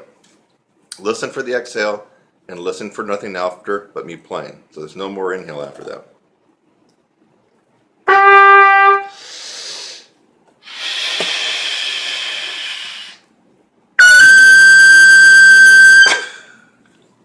Okay, that was half a tank of air, baby. How could I do that? It's not magic. This. Don't rationalize the way other people, especially instructors, will have you rationalize you don't got range because you're not breathing correctly. I'm breathing about as unfreaking uncorrectly as somebody could right now, and still blistering, peeling paint with my double A. Let's go crazy. And I'm going to let out just about almost all my air and see if I can still squeeze out that double A. Pay careful attention and listen. You might want to have your headphones on and put this on speakers. You need to listen that once I exhale, there's no sound. There's no sound of me sneaking air in. I'm down on air in my lungs. Not much. Let's try it again. Double A one more time, but this time with only about 25% of my air capacity.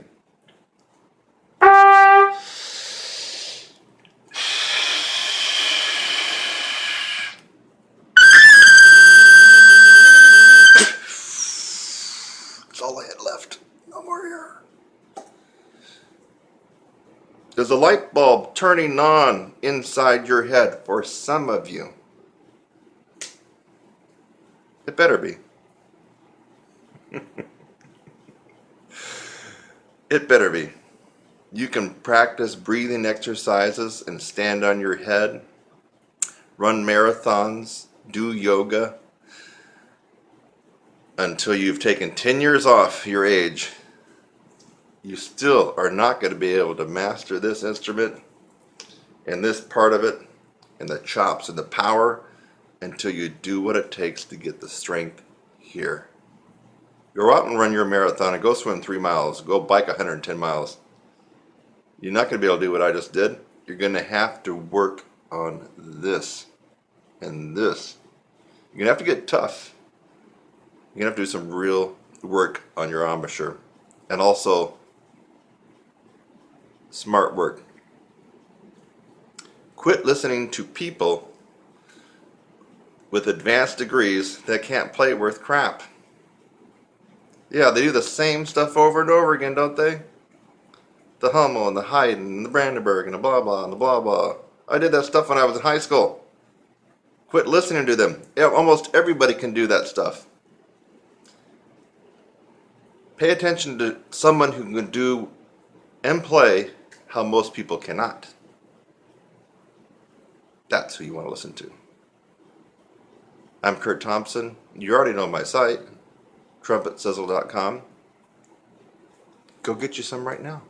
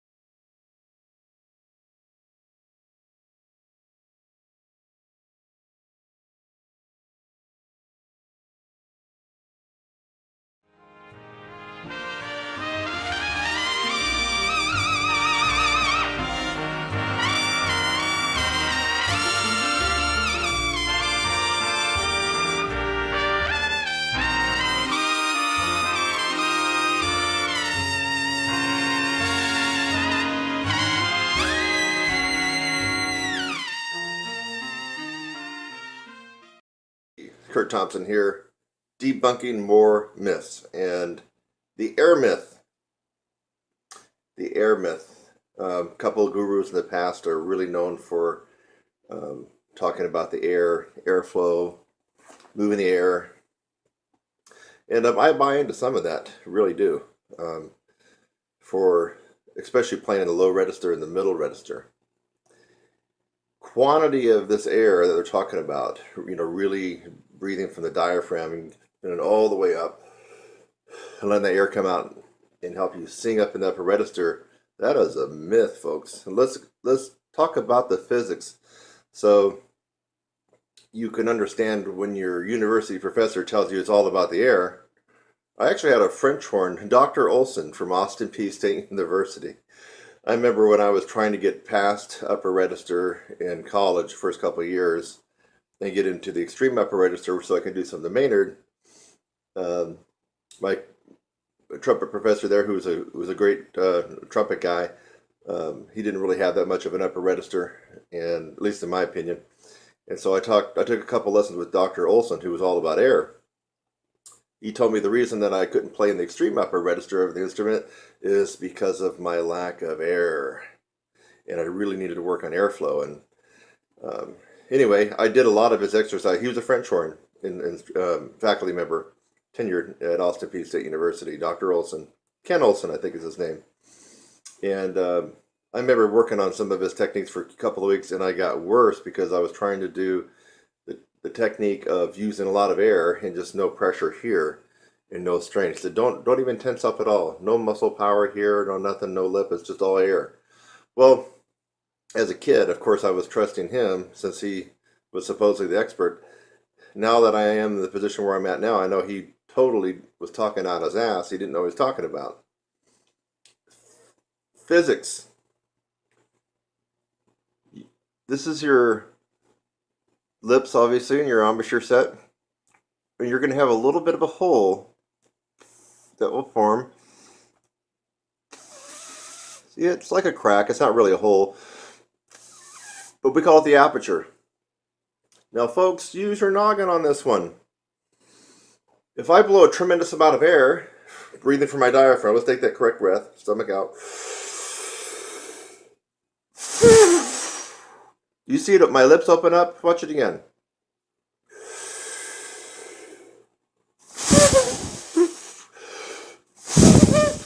My lips are opening up significantly.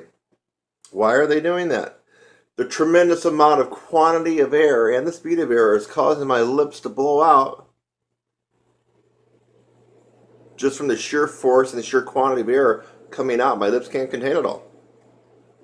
Now, if you're really thinking about this and you know that you need the most narrow aperture possible to jettison out fast air vibrations for the upper register on any brass instrument, what does that tell you? That tells you that the more quantity of air you try to blow out, especially if this is not strong, you're going to have a limited upper register. Now, even if this is strong, and mine's pretty decently strong, it's the physics. I can't blow as much air out as a lot of these college professors and your own private instructor might be telling you to. And I got a pretty strong embouchure, and I can't hold all that air. Can't do it. What happens if you don't have a very good strong embouchure like I do? Well, then you're even. You got like two strikes against you right there. So we have to use our noggin on this one and realize that it's the compressed air, not the quantity. And that's what, you don't really hear that from university music faculty, compressed air. You hear air, airflow. It's all about the air. Diaphragmatic breathing, that's what you hear, but you don't hear compressed air. So they're confusing a lot of people. The reason is because they can't do it themselves. They don't know what's going on. Okay, so you're going to have to back off on some of the high notes and just let the compressed air do the work. So if I take a big breath, let's see what we got here.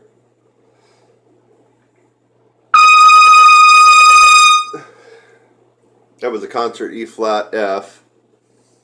I blew some decent air through the horn, but it was mainly compressed air. I wasn't trying to overblow and blow my lips out.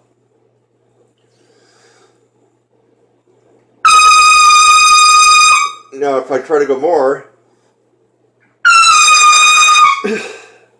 I'm really shoving a tremendous amount of air through the horn, and I start to notice my tone quality goes out the window.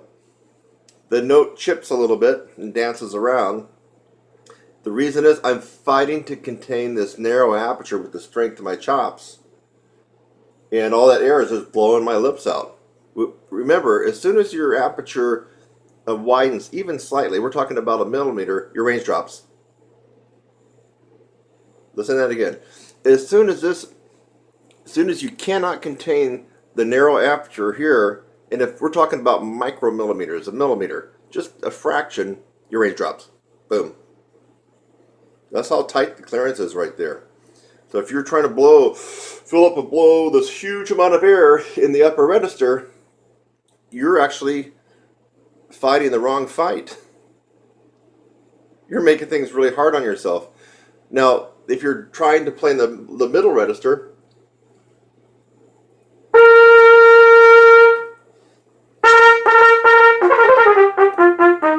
middle, right? Now, look at my aperture. earn right there for a middle C.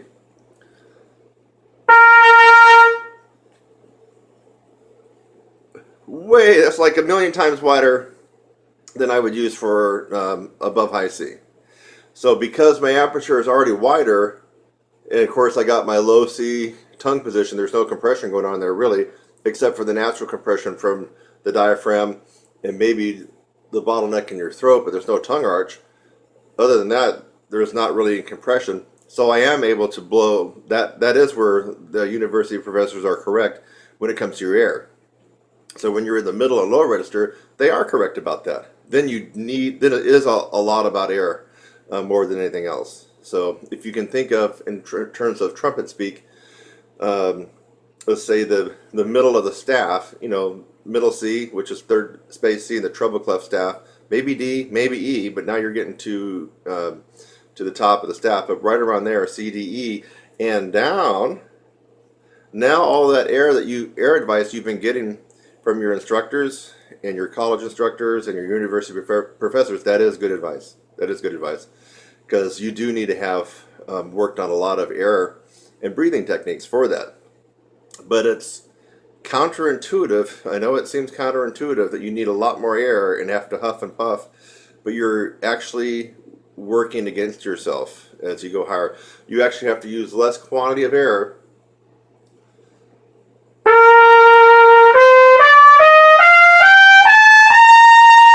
So on a high C, what if I take in less air? Here's a full breath.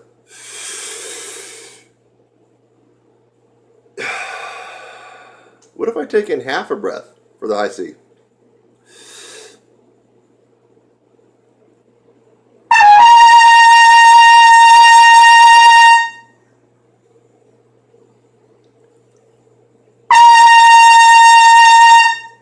I actually get a lot more vibrancy and brassiness to my tone, and I'm not overblowing it.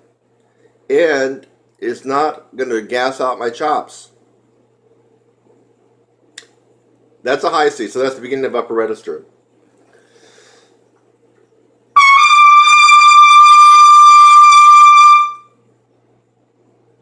Ooh, that's a very, very narrow aperture for a high concert D, which would be high E on trumpet.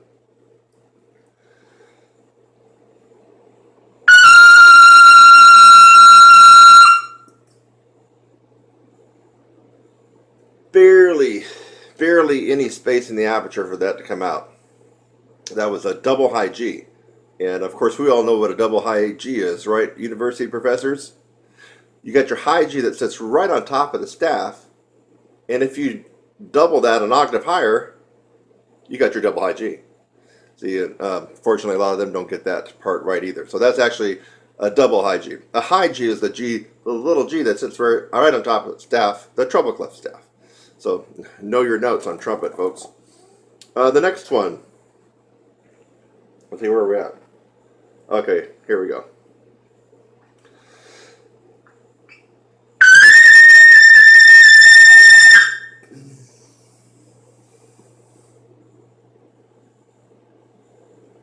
There was probably a pinhole of a space in my aperture for that, what should have been a double C. Let's double check it. Yeah. Try it again.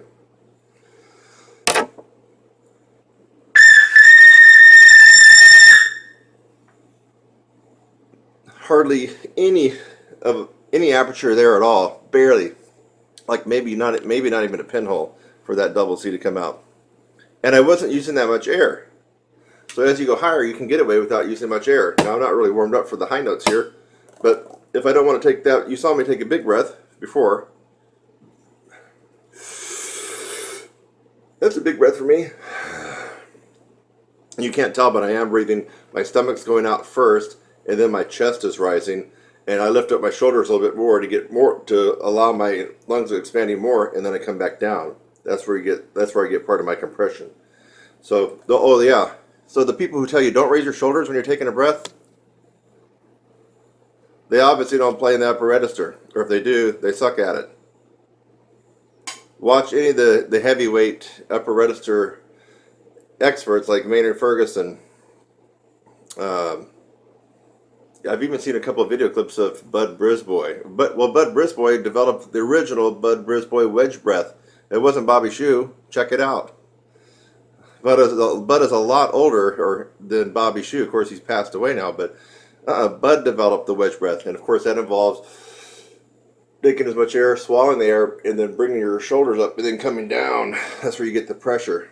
So these, I hate to keep, beating up on the people that really can't play that high, but they're good test takers, They got the DMA, right? So they're good test takers, and they know how to play the game, but most of their technique doesn't make any sense. So when they tell you to keep your shoulders down, when you're playing and you're supposed to take a big breath, how can you actually take a big breath with your arms and your shoulders down, locking your lungs in, where you can't even expand your rib cage? Anyway, I feel sorry for some of these people.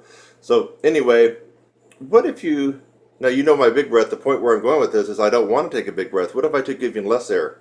So how about 25% air? Okay, so I'm letting all the air out.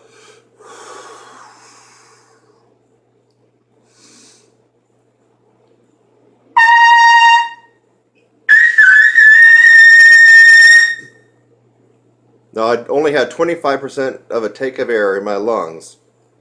You heard at the very, very end of that, I put a little meat on the bone on that double C.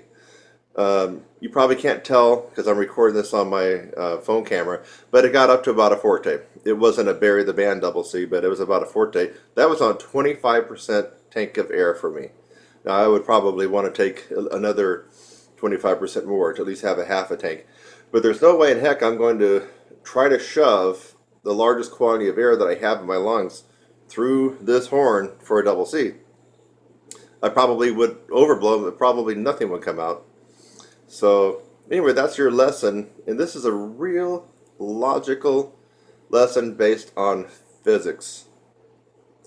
And unfortunately, for a lot of brass players, you don't get a logical lesson based on physics. You get a illogical lesson based on passed down theories that don't have any merit. Usually they're passed down theories in academia. Because the DMA that's teaching you, well, that's what they learned from their DMA, and that's what they learned from their DMA, and on and on and on. Good test takers? Yes. Yes. Got a good memory for regurgitating all those facts? Yes, they do. Are they the best players in the world? Almost certainly not. No. And they're not always the best teachers either. Go back and rewind this video. It should make a lot of sense to you. And if it does, you know what to do, baby. Send me an email. Kurt@trumpetsizzle.com, or just go to my site.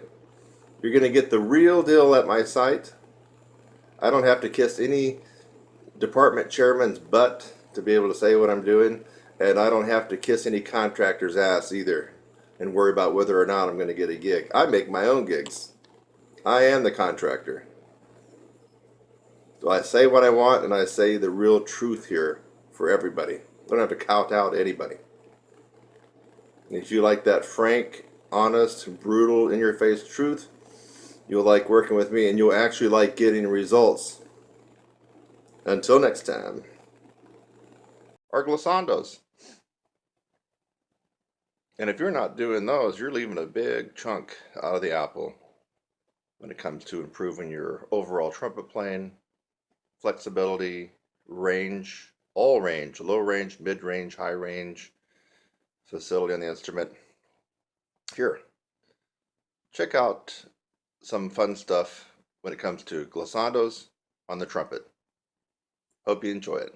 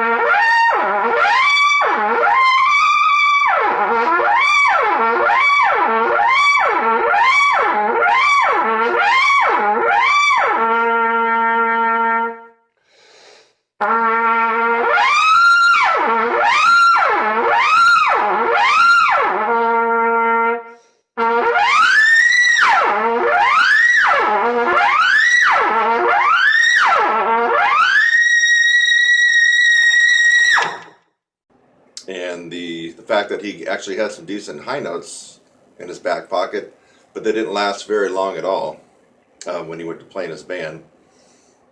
And he really wanted to know how the 16-week upper register course could help out with that if it mainly focused on higher notes. And that's what I told him. I said, well, endurance is a byproduct of your range. Okay? So if you want better endurance, you just simply have to increase your range. That's what you got to do. It also goes hand in hand with being able to have more duration on your chop. So let's just give you a quick weird example.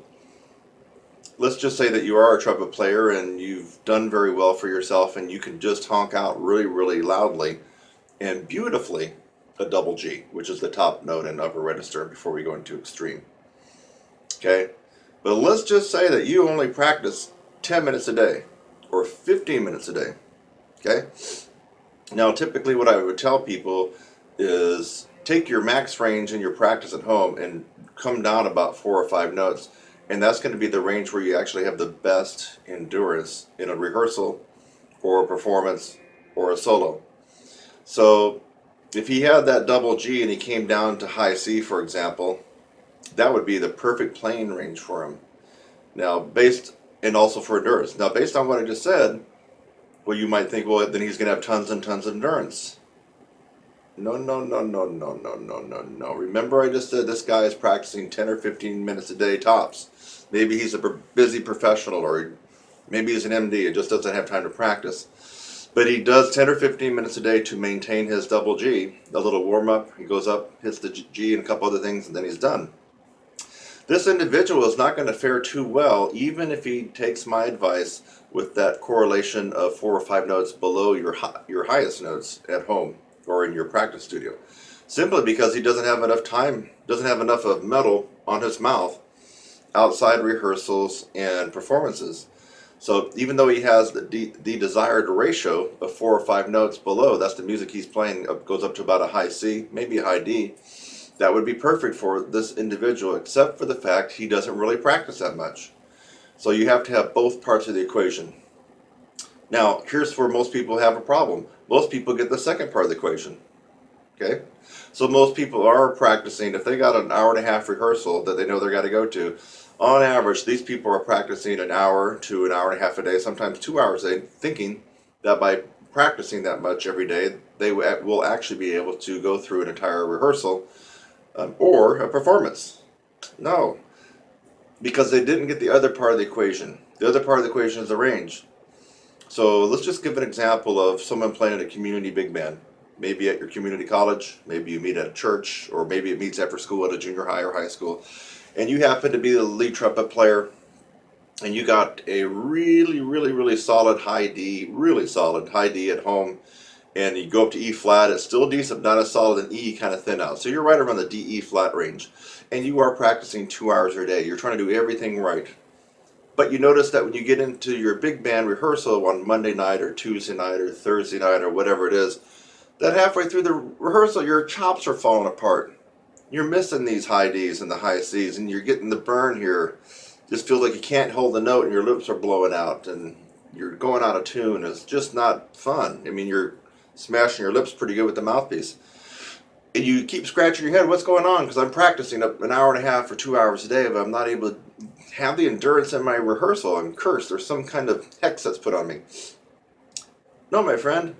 When you go into a big, typical amateur to semi-pro big band rehearsal, most of the high range is going to be up around high C and high D. Yeah, you might find one chart that goes E or F, but basically, you're going to be required to play quite a lot of high Cs and Ds. And if your range at home is a high D or a high E flat, and let me just excuse myself for a second for other brass players, trombone players, euphonium, French horn, tuba, whatever, you just have to transpose whatever that is. This story that I'm telling is geared toward trumpet, but really it's geared toward everybody, but you would have to transpose the notes and make it your own story. So the problem with this particular individual, he is doing everything right practice-wise. Probably is a really great player. His endurance is being inefficient in rehearsals and performances simply because he doesn't have the other part of the equation down. he needs to be having at least double F sharps and double Gs pretty full and pretty decent at home. At least be able to hit a couple of them at home. Doesn't mean he has to play all day on those, but he has to be able to go up and reach those and tackle them pretty good a couple times in order to balance out this part of the equation. That's what most people are not getting. And in fact, it's not that they're not getting it. I think most people just don't know. Every time I talk to somebody about this, they don't really sync up the fact that your range has everything to do with your endurance. It really does. So I don't care if you practice 4 hours a day. If your range is D or E, you're just not going to be able to play D or E for 3 or 4 hours in a wedding reception big band. You know what I'm talking about?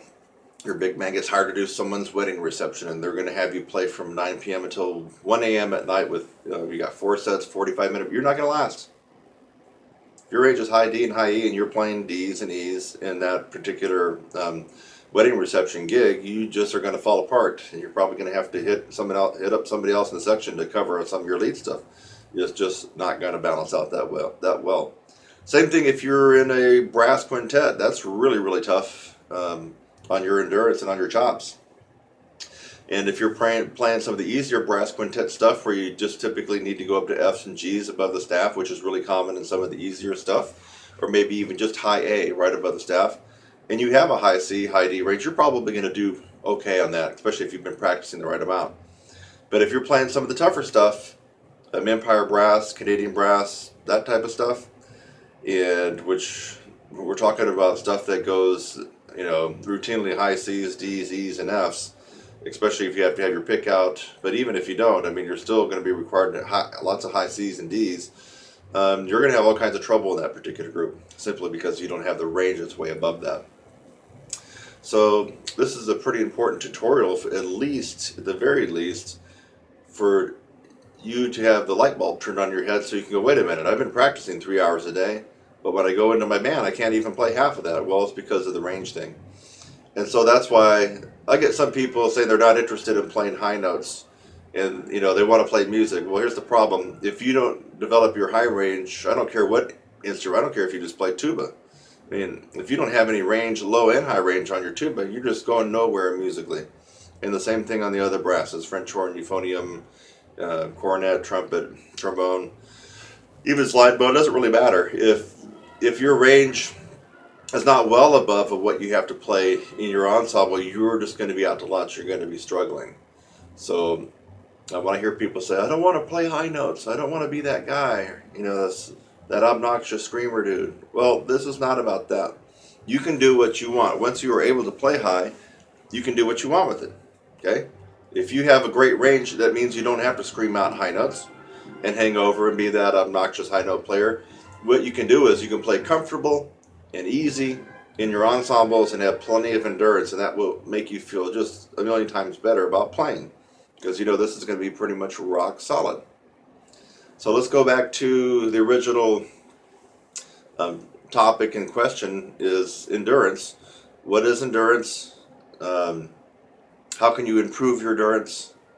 What are some things you can do to improve your endurance? Well, we already talked about the foundation of endurance. I didn't really describe what endurance is, so let's really talk about endurance. Endurance is the ability to do a particular activity over and over for a period of time, usually a long period of time, and still be able to function quite well.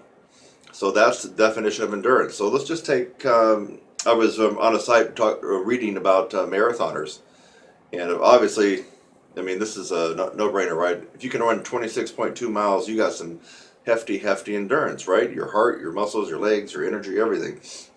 But when I got into how some of these marathoners train, and these aren't just the professionals, just people in general who want to be able to run a marathon and have that endurance, do you think that they run 26 miles every day? And that's how they practice and train for a marathon? No, they don't. They might get in 20 or 26 miles once a week, maybe once every 10 days, but they're getting close to it on the other days. They might be doing some 10, 15, and 20 mile runs. But what else are they doing? They're doing very, very, very fast sprints over a mile. They're doing very, very fast runs for 5K and 6K and 10K. 5K and 10K runs. They're doing those very, very fast. and then they're still trying to up their speed on their 15-mile or 20-mile runs. Why are they doing all that? Because they know that if they can have a faster running pace at these reduced miles or reduced distances, that's just going to help them that much more when they go for the marathon. And so let's think about that in terms of playing a brass instrument. The shorter durations, like the mile sprint that a marathoner might do, might be for, well, I'm speaking trumpet, but it could be for any brass instrument, might be that double G or that high F that you're hitting a couple times after you warm up and playing it really, really loud. That's like your mile sprint if you're a marathoner. And if you're doing that, good, you got the sprint. And then the other things would be, like let's just say your 10K run, your 6 mile, you're going to really push the speed on that if you're a marathoner, right? Well, if you're playing a brass instrument, you're going to be doing some etudes and some other phrases that are going to be up around that high C, D, E flat range, okay? And you're going to be blowing those out pretty loudly, maybe even E or F. And so that's kind of how it translates into endurance on a brass instrument. The bottom line is you can't just practice for 3 hours a day. That's like a marathoner trying to do a 26-mile run every day and thinking that they're going to be able to run a 26-mile marathon.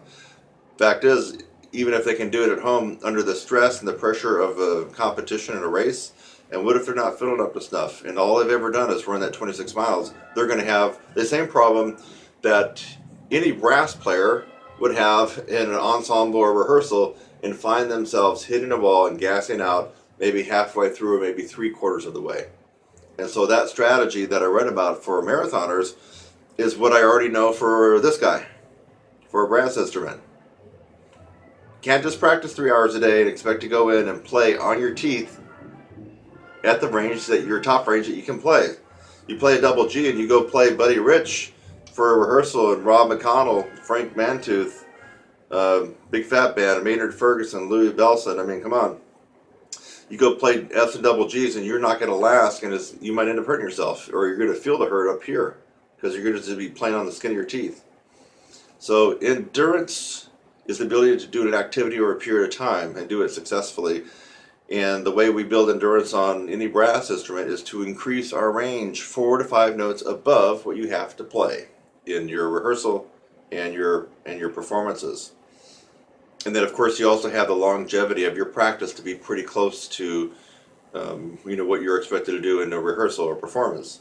So let's talk about that real quick. If you're going to a Monday night big band rehearsal, for example, I'm saying that because now it's Monday night, and there actually happens to be a rehearsal big band next door to me. I'm over here at the college. So if their rehearsal goes from 7 to 9, which I think they said it does, 7 to 9, maybe 7 to 9:30, well, you need to be practicing, I would say, at least close to that on a daily basis. An hour and a half to 2 hours a day would be perfect. Probably can get away with an hour and a half if you have a higher range, but somewhere around an hour and a half to 2 hours would be good. Now, if you don't do that, what you're going to do is you're going to come in, you're going to be like the weekend warrior. You're going to come in and you're going to go to the rehearsal and you're going to struggle and your chops are going to fall apart at the end, and you're always going to hate playing the last couple of songs because you can't make it. And so if you don't mind that, well, that's a personal choice for you. But if you want to come in, sail through the rehearsal, and at the end of the rehearsal, feel like you want to keep playing because you feel good and you're really in the groove, then you actually have to, 1, increase your range 5 steps above your playing range in that particular ensemble. 2, make sure that the longevity and the duration of your practice is pretty close to what you're expected to do when you go into the rehearsal or performance. And how do we increase, what are some ways to increase your range and endurance? Well, I already made another video about that on YouTube. It's called the 3 most popular ways to increase your range. And those three popular ways would be a good way for you to start if you don't have any other resources. That would be flexibility studies, lip trills, lip slurs, glissandos, any type of long tone endeavor or routine. Long tones, anything from Maggio stuff, Stamp stuff, Gordon, and then also taking stuff up an octave. The reason you got to do that is because you have to get your embouchure used to actually playing high. I mean, you cannot not practice higher at home and expect to be able to go out there and do that in function in a rehearsal or performance. I mean, you actually have to, play higher. And what I recommend for a lot of my students is to get something that they can actually play that's written high. And the reason for that is there's a psychological component.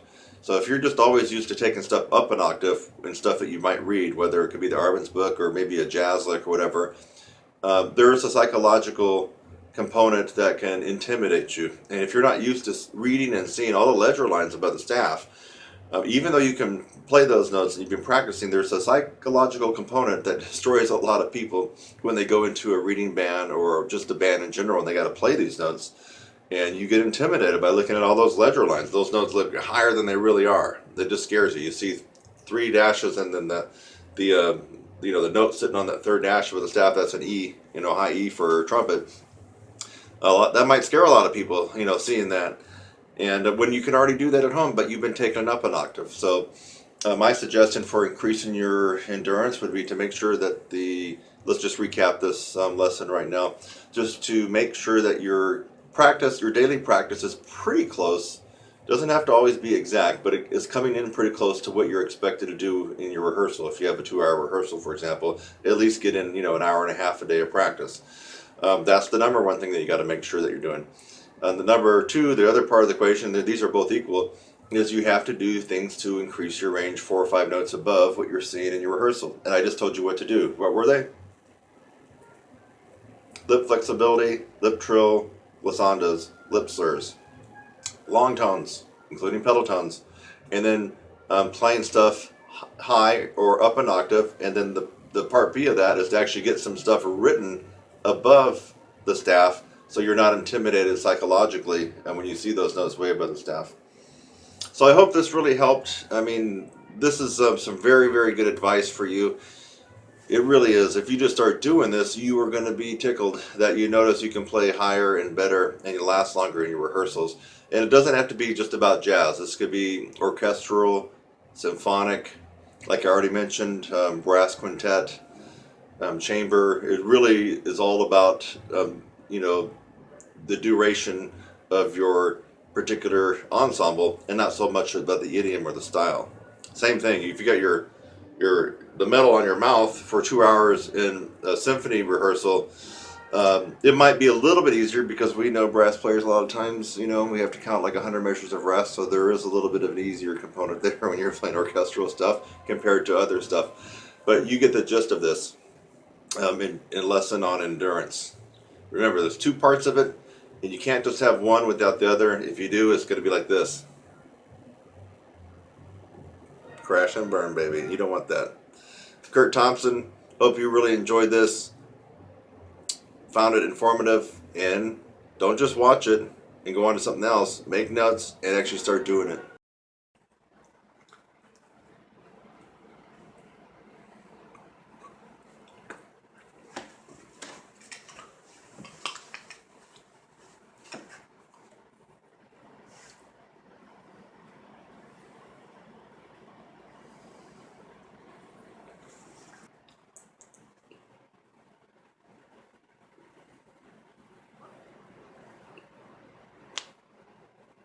Isometrics. Everybody loves them, all brass players. Because you really think that you're going to get quick and easy strength right away. And actually, for the most part, it's true. So I demonstrated the Bud Brisbois tuba mouthpiece exercise. And that's a toughie. Just hold it with my lips. I did the pencil trick on steroids. This is a wooden spoon and it's much, much longer and heavier than a pencil.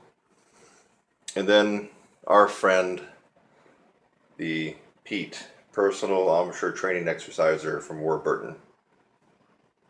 And there's a lot of other isometrics that you can do. So for you people who are relying on these isometrics to take up the slack in your practice, because you're not always able to practice as much as you'd want, or you got plenty of time to practice, but you're doing these to supercharge and get your chops on steroids almost.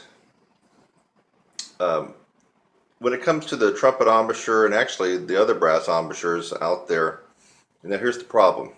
Here's the real problem. Okay, so these and other things that you can do will increase your strength. In fact, they'll do so dramatically. If that's the case, then why not just do a handful of these and leave everything else by the wayside? And how come everybody can't play as high as they want to? You know, so what's up? Here's the problem.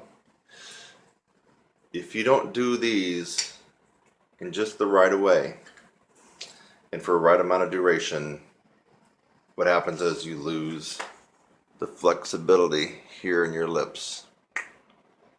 And in some cases, your lips can get numbed out to where they don't even vibrate that well. So you gain the strength, you feel it. You feel the strength here, lots of muscle, right? So why isn't it working for everybody? The reason it's not working for everybody is this. You're catching a case of lip stiphitis. Lip stiphitis. Ever got a cramp from working out too much or running or biking or whatever? You know? Well, the same thing happens here, but at a slightly different level. And by doing too much isometrics, you're going to increase the brittleness, the stiffness, and unfortunately suffer quite a loss of flexibility. You say, so what? I got strong chops, baby. I'm going to blow right through that. Au contraire, my friend. So yes, you did build up some strong embouchure from these isometrics, right? But remember, trumpet playing and, well, let's name the other instruments. Trombone playing, euphonium playing, baritone playing, French horn playing, tuba playing. Whenever you get into the upper register of each instrument, it's about efficiency, isn't it? It really is about efficiency. So here's the problem with practicing these isometrics. And by the way, they are in my course, and I do teach them. But here's the problem. Most people don't understand the concentrated part of isometrics. So you end up building the strength, but your range doesn't really go up that much. Your tone gets airy.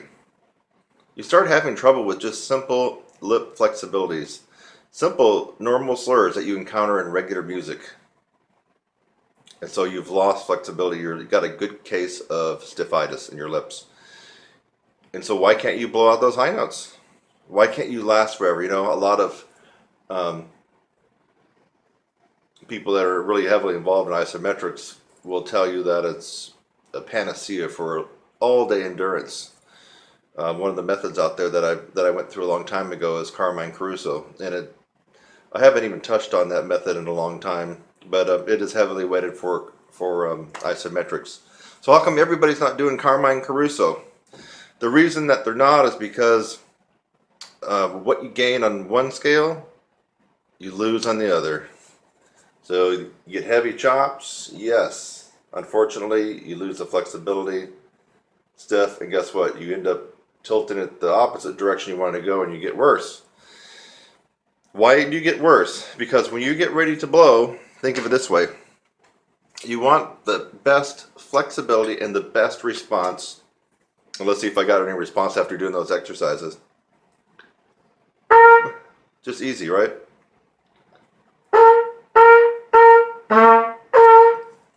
And even after doing that, I can tell my tone got just a touch airy. So there's positive proof right there. Don't do too much of these. So, but no, it's basically because I didn't warm up and I started doing these. So I have an excuse. Okay. It's about efficiency. So, and response. So if you build this up and can't get your lips to vibrate soon enough, easy enough, and be very flexible, what happens is you're spending a lot of your energy and a lot of your chops almost forcing those lips to vibrate. Through blowing, you have to blow a little harder. You have to maybe use a little bit more mouthpiece pressure. The end result is counterintuitive because you just built up strength. You can feel it. You can really feel when you got good chops, you know. You can actually start to see the muscles pop out. And I'm not a skinny guy, you know? So I got some meat on my bones, but you can still see the muscles popping out when you got chops.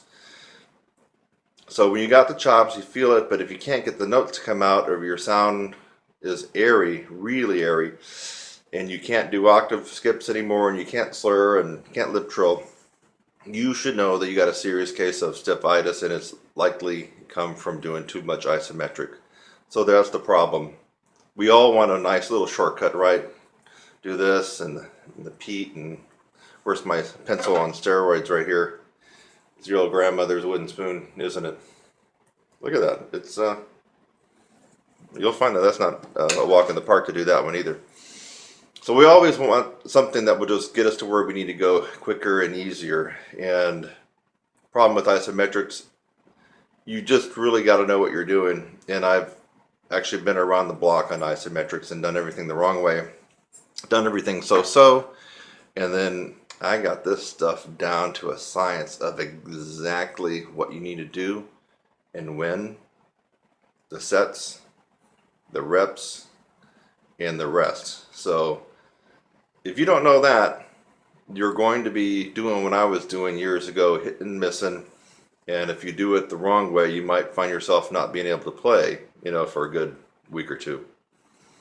If for some reason you are raising your hand guilty, and you're having trouble playing, you're having trouble with air in your tone, you can't slur that well, you can't hardly do any shakes, your endurance has gone out the window, you feel like you're playing right on your teeth all the time, it might be because of the isometrics, if you are doing the isometrics. And if you and I never actually speak in person, I would just tell you this, you're going to have to bite the bullet and quit playing for a week, maybe up to 2 weeks, and start back and gradually kind of get in the groove. Don't do any isometrics. I know that you don't really want to hear that, but if you are in this position and we don't talk, you have to understand that you got to quit playing for a week and maybe up to 2 weeks and start back all over. It's a process, and it does require someone, a teacher, to help you go through it if you wanted to be able to do it correctly. So anyway, there you got it. You got your answer. You're looking at all these isometrics and you're seeing maybe even some celebrity players playing, right? And you're going, dang, they can play that good. Maybe I should get it and start doing it, but you start getting worse. And that's the reason. You got the chops, you've lost the flexibility, and you're just blowing hard, you're being inefficient, and all of a sudden your endurance goes out the window. You don't got any range because you burn everything up. It's just like those hot rods, that go a quarter mile and 300 miles an hour, but they're not going to go for 1,000 miles. They blew their wad after a quarter mile, and that's what you're doing. You're blowing it all up and you're done. So take my advice. This, I think, was a very valuable trumpet lesson, and I consider it a brass lesson for everybody else. Do the isometrics and you do it too much in the wrong way without the proper guidance, and not only will you not gain range and endurance, you might actually find yourself worse than before you ever started. So, Kurt Thompson, hope you enjoyed this trumpet lesson about the embouchure, or trumpet embouchure, brass embouchure, and the isometrics that we can do, that we carefully have to be involved with. And I hope that maybe you might consider hitting me up. It's my job. It's my job to help you get better. If you can recognize that, then give me a shout at kurt@trumpetcessel.com. Cheers. Hey, did you just get braces on? And now you're a freshman in the marching band, or maybe you're a junior in the marching band, and you play trumpet, French horn, or trombone. Those, especially the trombone, that's a little bit easier if you got braces. French horn is even harder, but French horn, you're typically not trying to get up into the loud crashing waves of sound that the whole marching band trumpet section might have to do. So, is there a way to get yourself back to where you were, maybe even better, without crushing your lips into those barbed wires of your braces on your teeth? Yes, there is.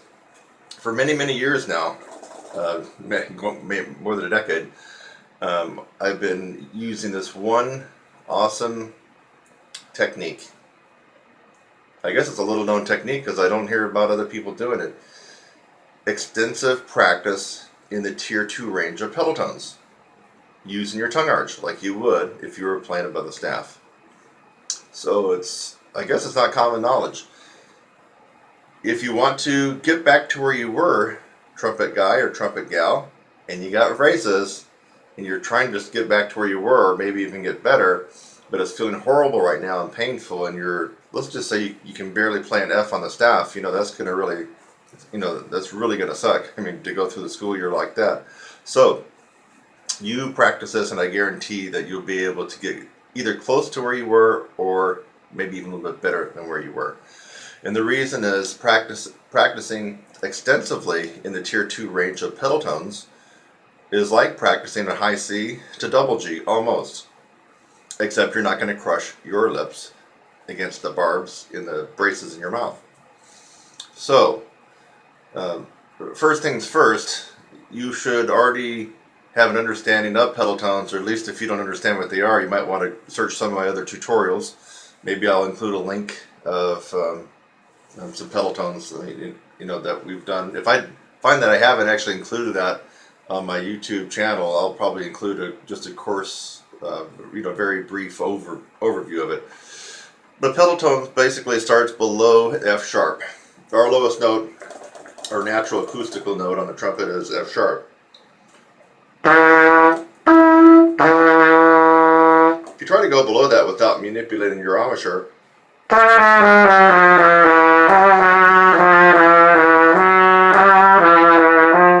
you can't. You can't go below that note unless you do something with your lips, your air, your tongue. And that's what we're doing with pedal tones. Pedal tone is a manipulation of those things I just mentioned. So tier 2 pedal tone notes. This is the heavy-duty, heavyweight contender of the pedal tones. It is the most difficult.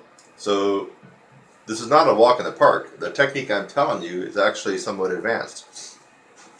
You'd be better off to be working with somebody like me or another specialist in range and endurance taking you through this, but this is just to get you started, or just say you don't have the extra cha-ching right now to have one of us brass coaches work with you. At least you can be doing something on your own and making some kind of progress. So here it is. To still be able to increase your range on your trumpet, even though you got braces, you're going to be practicing the notes in the tier 2 range. What are those notes? Pedal C. And the easy way to do it is just to do octave tester notes. You would play the normal low C on the horn, open, down an octave. That's pedal C. B, natural, to pedal B.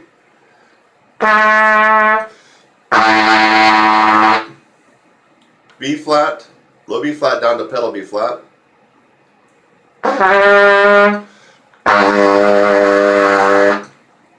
Low A down to pedal A.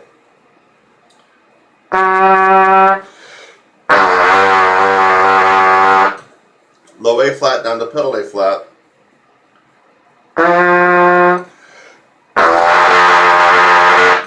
Low G down to pedal G, and you must play it 1 and 3 both ways, folks. Don't cheat.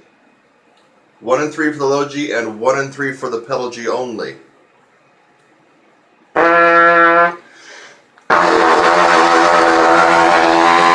And finally, the last pedal tone in the tier 2 range of pedal tones is the G flat or F sharp.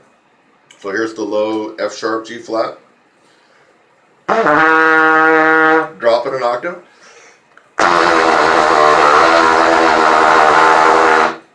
Alright, so those are the notes in the tier 2 pedal range. Pedal C, pedal B flat, pedal A flat, pedal G, and pedal G flat or F sharp. And you got to finger the low pedal G as 1 and 3, the pedal G flat F sharp as all of them down only for those last two. Okay, let's see. So your job right now, if you don't have a lot of experience with pedal tones, is to go ahead and go out to the woodshed and start working on these. And it's not going to be easy. Think about it. You're actually playing on a range that's very similar to this range up here.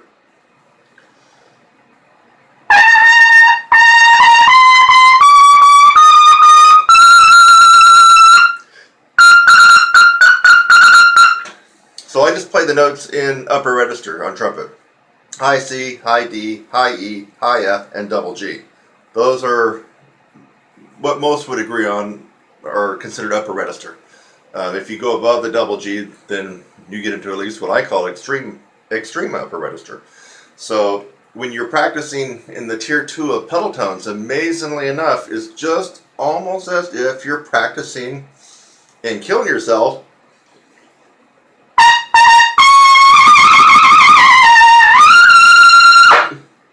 right? Now, if you were doing that with braces, you might be going, oh my Lord, oh, you might start crying because it's going to be painful and it's really going to hurt. But with my technique and the trumpet exercise I just gave you for practicing tier 2 pedal tones, it is a life-saving moment because you can really still continue to increase the embouchure, the strength, and even some of the compression. You won't be hurting your lips hardly at all in the tier 2 range of pedal tones. Now, there are some other tips and tricks to enable the tier 2 pedal tones to come out, and that's where people like myself or other people that might have an expertise in range and endurance can help you out. But at least right now, if you want to do it on your own, you at least got something that's going to help increase your range and endurance on the trumpet, even though you got braces. See you next one. I'm Kurt Thompson. Hi, I'm Kurt Thompson and welcome to my channel. That's youtube.com/your brass instructor. Thanks for just watching the video that you did. Maybe it's the first one that you've watched, or maybe you've watched tons of my videos. In fact, as of June 2016, as a brass player and trumpet player, I have the most tutorials free on the planet. I have over 600 videos on my YouTube channel currently, all free. So again, thanks again for watching this video. I hope that you got something out of it. Sometimes I make a video just to make you laugh. A lot of times I make a video to educate you on something and maybe even help solve a problem. So I hope something like that occurred for you in this video. And while you're at it, again, subscribe, click on my website link, and go on to the next video. It's lovely out here. Have a great day.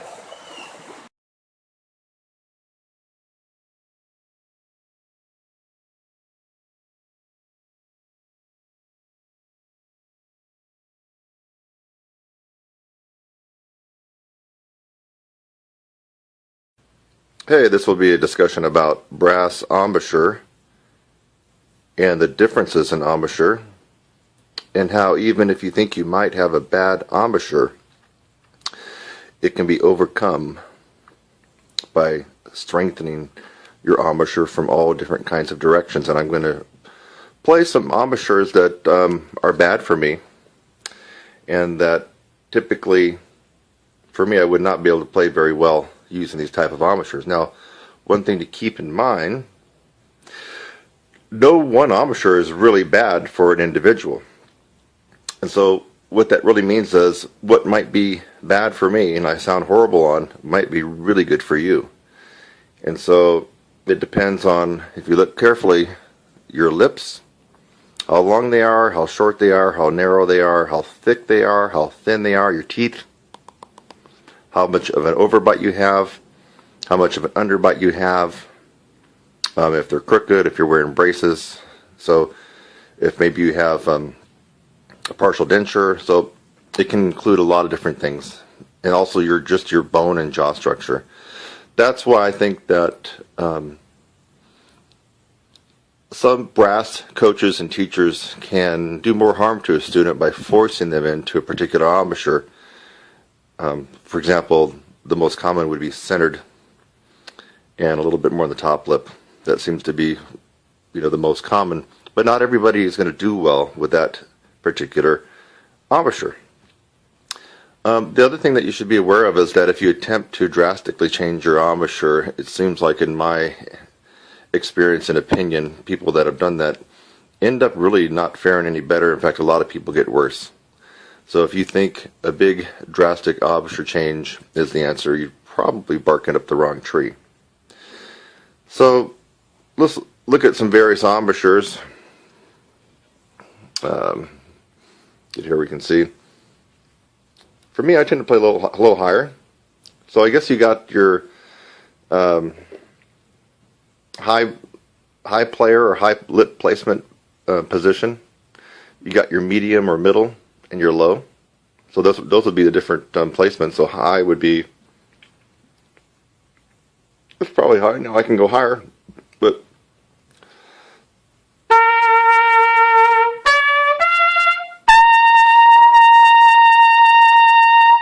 that's probably close to where I normally would play. Now what happens if I wasn't playing that way and I was using an embouchure that was bad for me? Let's try something. Let's drop it way down. So I'm up here. Let's go on way down. Way down. Hear the difference in tone quality?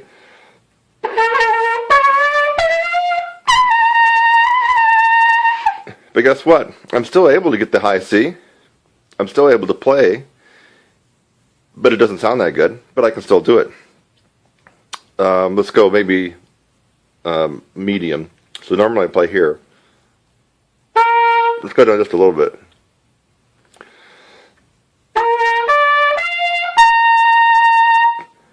Seemed like it noticeably flat on the high C. I think I was flat on the first one too, but so I'm still able to play. Now I'm gonna be tying this all into a huge point here. Okay, so now let's talk about angles. So I can use my normal embouchure here. What if I bringled it up? Because I see people playing like this.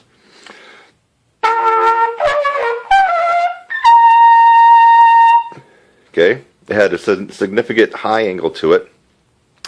One of the most interesting embouchures I've ever seen is by Stan Mark, the famous lead trumpet player for Maynard Ferguson. I don't know how he can play the way he does. Take a look at it. It's like he puts the trumpet up straight, and then he comes up to the mouthpiece. You really got to watch him do it when he's playing live. It's very interesting. He's got the trumpet here, and then he'll come up.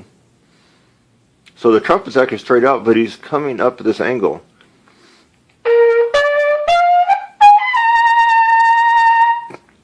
So now most of the embouchures that I'm showing you are ones that I really couldn't play on. In fact, if I was playing on them, I might be just like you are right now. If you have a particular question about your embouchure and then it's not working for you, well, if my trumpet teacher long ago had said you need to play like this, like Stan Mark, so I got the horn out, I'm coming into it like this. Well, I mean, if I was using that embouchure all along thinking that was how it was supposed to be, I would be having a lot of trouble, and I would be wanting to look at a video like this to change my embouchure or do something about it. So, okay, so now we had the upper angle like that. Did we do this one yet? Well, I think that's kind of more like Stan Marks, isn't it? Yeah, it's more of a, he's coming into like that, but you can still go downwards.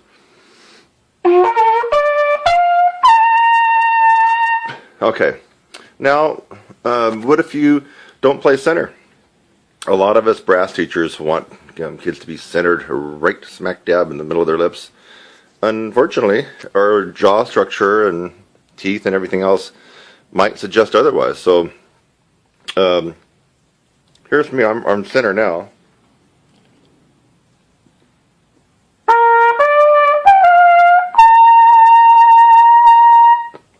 I'm a little bit off center, I guess. It's kind of difficult to do this too while I'm playing, but I wanted to get the camera up close, and so I needed to be holding the camera. Okay, so here's kind of where I normally play.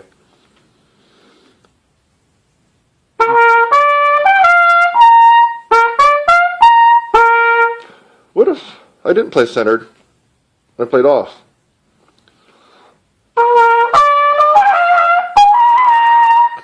I can still get it. It's a little bit crackly. What if I go way over? What if I'm crazy and I go way over here?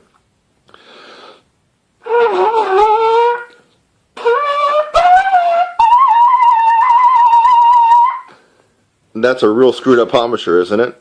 Okay, let me try playing the horn left-handed here and hold the camera this other way. So, go back to center, or center for me. Let's move it over to the left a little bit. Let's just say I played a little bit off.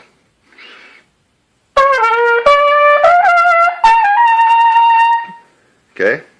That's kind of wacky, isn't it? But some people play in all these different positions. Now, no, I've never seen anybody really play out here. But what if we go over here? I'm going to go crazy. Look at that.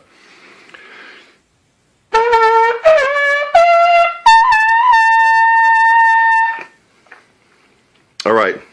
So you saw various positions from high to medium to low, mouthpiece placement. And of course, each one of those takes a different embouchure to be able to play, right? You saw me go over a little off center, way off center, back to center, off center this way, and way off. And then you saw the horn angles like this,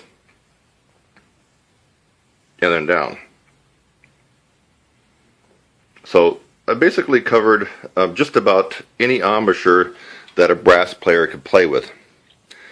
Now, the point I'm trying to make in all of this is that there's one reason that I could go up to high C on all those angles, all those embouchures. Now, granted, you notice that the tone quality went way out the window on a lot of them.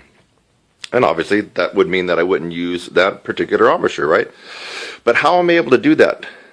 And if I wanted to, folks, I can switch my embouchure to any embouchure and start to get comfortable and familiar with it and let it sink in. It takes me about a week. And I'm able to do all that because of an extreme amount of strength that I build up in the embouchure and the lips. So what is my real point to you brass players out there that are micromanaging yourself, that are being confused by too much worry and thinking, what's that analysis by paralysis kind of thing, overanalyzing everything. So my advice to you is, number one, you need to do something that will hit your embouchure from so many different directions that it almost won't even matter what embouchure that you use. I mean, you want to use the embouchure where you feel most comfortable, where you get the best sound, the best tone, and things just feel right. You don't want to use the embouchure that a teacher tells you to use, and it feels horrible. It always seems bad. It seems like you're always struggling. Of course, you don't have any high range, and your endurance is shot. But supposedly, quote unquote, that's the place where you should put it. Ideally, I like to have my students, my younger ones, start off with centered on the lips and slightly a little higher on your top lip. But sometimes that doesn't work for them, depending on what I see going on with them and, their teeth structure and other things in their lips. Sometimes we have to bring it back right down to the center, and sometimes even go down a little bit lower. Sometimes the upstream player will not be an upstream player until he or she or their teacher figures that out. So if a student is not doing too well with the typical embouchure that I like to get them started on, well, I'll start playing with it. We might move their mouthpiece down and have more of the lower lip inside the cup. And if they do a lot better with that, then hey, why not? That's them. Why not let them do that? So you need to strengthen your chops, your embouchure, and your lips in many different directions.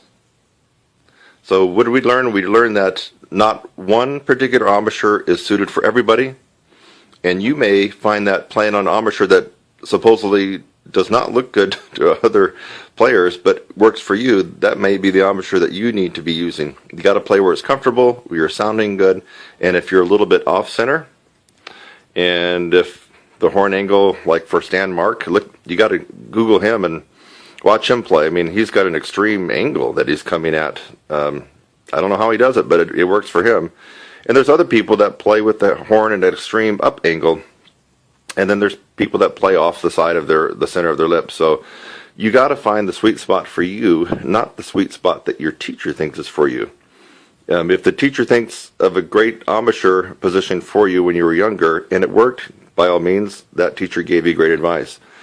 If the teacher kept forcing you to stay in with a particular setup, but you are not doing that well, that's when you really need to start thinking differently, and maybe there might be a different setup.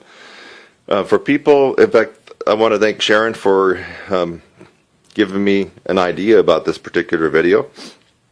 So for people who are concerned about bad embouchures and good embouchures, more mouthpiece pressure, less mouthpiece pressure, I really don't want you to be thinking about that if you're working with me and you're taking lessons from me or you're taking my course. What I want you to be doing is focusing on the 75 techniques, if you're involved in my course, that are going to hit this from so many different angles. In fact, now is a perfect time to plug my course, which you know I almost do in almost all my videos. Your embouchure and the muscles here in your lips need to be worked in so many different directions. And you know what that really does is it makes worrying about embouchure and everything else, angles and where your mouthpiece is hitting your lips, too high, too low, in the middle, off center, almost irrelevant, because once you develop chops of steel, you can pretty much play anywhere that you wanted. I demonstrated that, right? I mean, I took the angles all over my mouth, and I was still able to get up to high C. You just probably heard a change in tone quality from either decent to bad. But still, I was able to do it, mainly because of this. So, you need, if you're concerned about your embouchure, lack of strength, or maybe you're using a bad embouchure, you're using excessive pressure, there's really only one answer, and you're going to have to come to the conclusion quickly by deferring to someone that knows what they're doing and has worked with a lot of people that would be like me or somebody else in my capacity.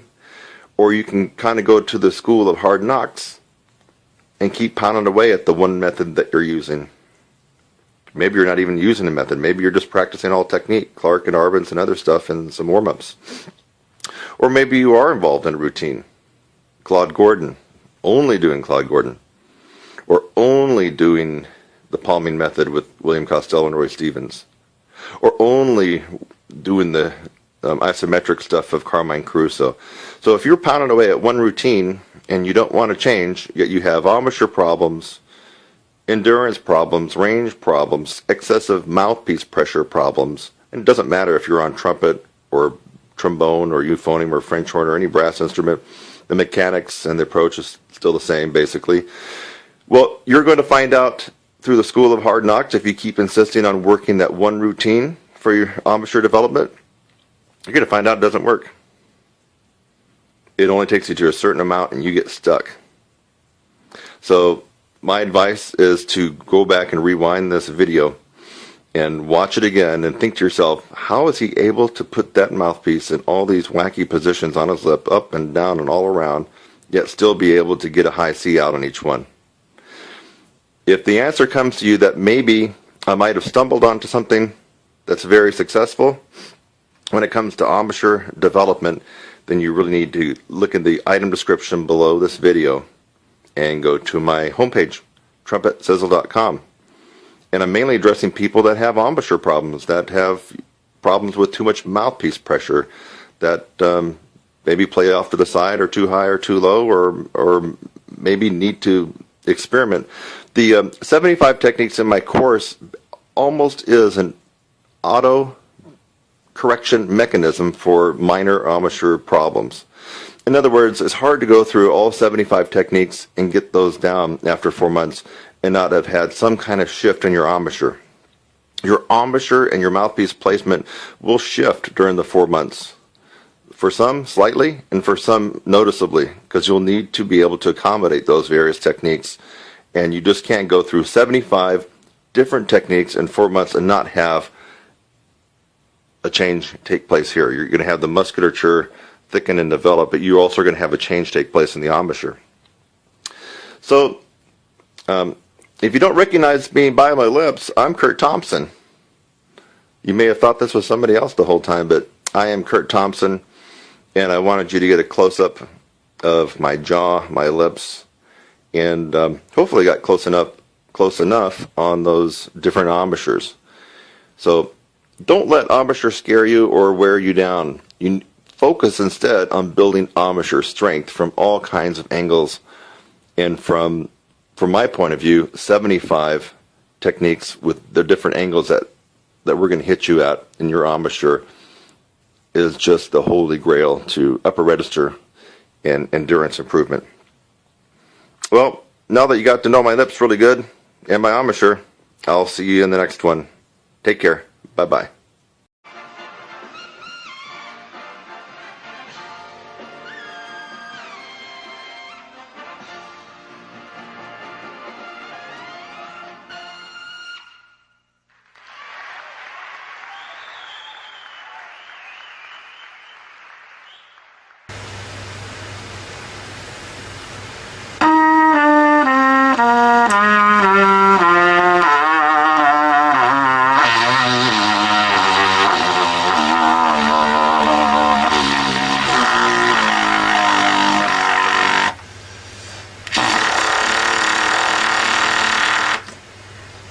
So,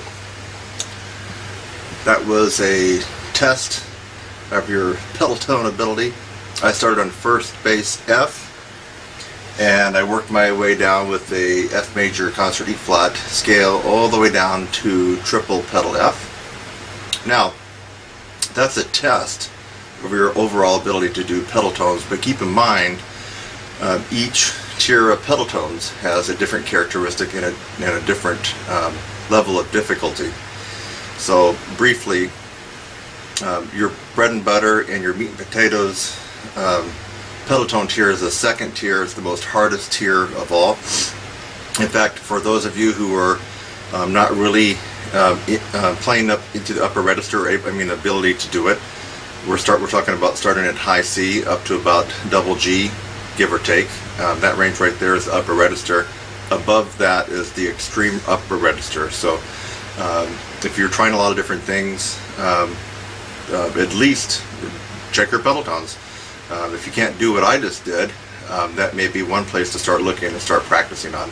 Now, to be efficient and focused with your time, when it comes to gaining strength in your embouchure and a big round sound, especially in all registers, you really want to pay attention to the second tier. So the second tier is the hardest of all pedal tones to play. That starts with pedal C, and I'll just play it down. The best way to do it is just to do octaves, unless you have perfect pitch, which I don't. I got relative perfect pitch, but if you don't have perfect pitch, just go ahead and play the tester note an octave higher. So here's the low C, and then the pedal C. B, B flat,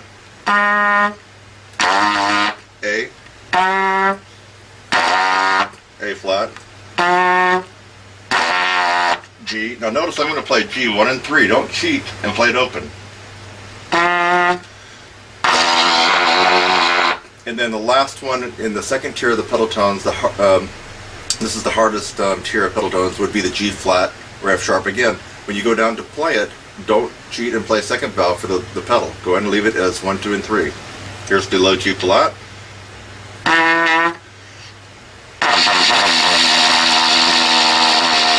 Okay, so that's the hardest range. Now, let me just describe the different levels of pedal tones. The first tier is from F to D flat, E, E flat, D, then D flat.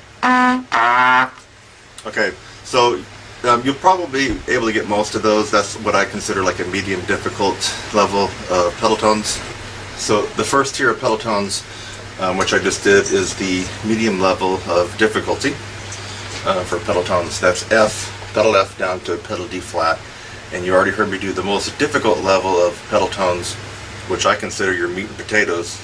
That's where you're going to get a lot of bang for your buck as far as your practice time.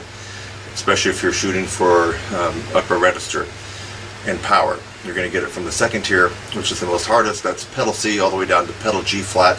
Don't cheat when you get down to pedal G and pedal G flat by playing those open and 2. Make sure you play pedal G 1 and 3 and play pedal G flat 1, 2, and 3.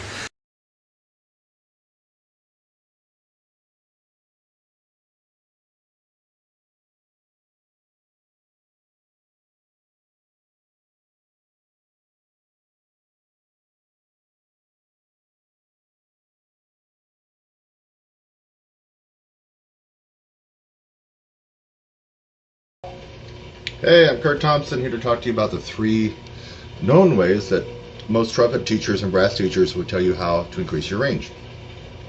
And in some videos you may have heard me kind of disrespect these a little bit, and that would only be because you've tried these 3 ways, yet you keep trying these 3 ways to really bring out the most amount of range.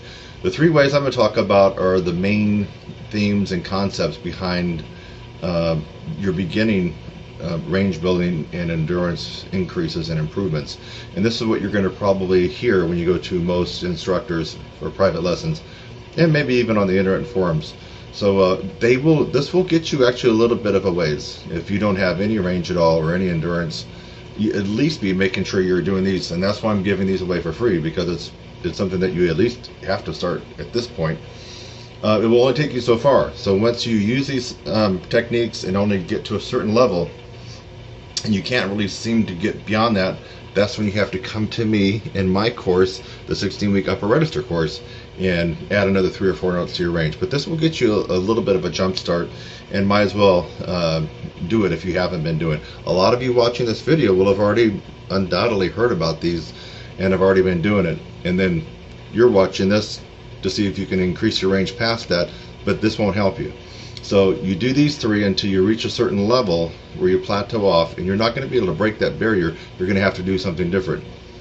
And in this particular case, doing something different, I'll put my website address, would be taking a momentum-based course to really supercharge your range and endurance. But anyway, let's get to these 3 known mainstream techniques. Number 1, long tones. You go to any trumpet teacher around the world, any college, university, you ask about playing and increasing your range, they're going to tell you long tones. It could be in the form of pedal tones. F, pedal F. Or the harder range would be tier 2, would be your pedal Cs. C. So any kind of long tone, even in the regular lower middle register.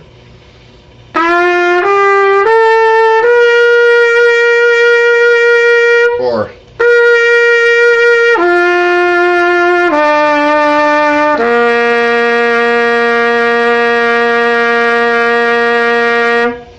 and on and on and on. You can go down chromatically there, you can go up. So long tones, there's just too many to even list here, but I just gave you some examples. Long tones will help out your range and endurance. Also, a good tone comes from practicing tone studies and flow studies. Remember, tone, a gorgeous, big, beautiful, brassy tone that you can almost just reach out and grab. You just kind of get that feeling when you hear someone play with a great tone. That comes from tone. So you want better tone, it comes from tone, long tones.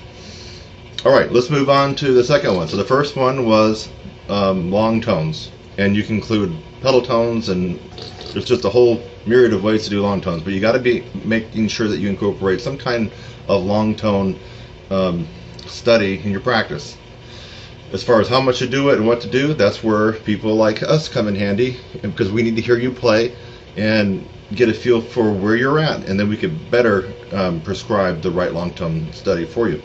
Second thing would be lip flexibility studies. And the lip flexibilities are broken down into 3 parts: glissandos, lip trills, and regular lip slurs.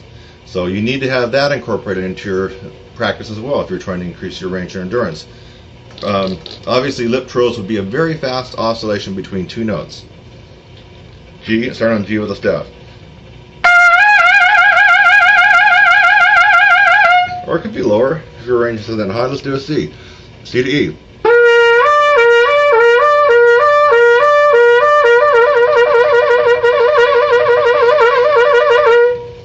And that's an example of lip trill. Of course, there's a lot of different books out there that have all kinds of interesting exercises to do your lip trills on. My favorite right now, my favorite right now is Dr. Charles Colon Advanced Lip Flexibilities for Trumpet. It's a big red book with white lettering. I swear by that book. I love that one. So there you have it. So lip trills. The second part of lip flexibilities would be your glissando.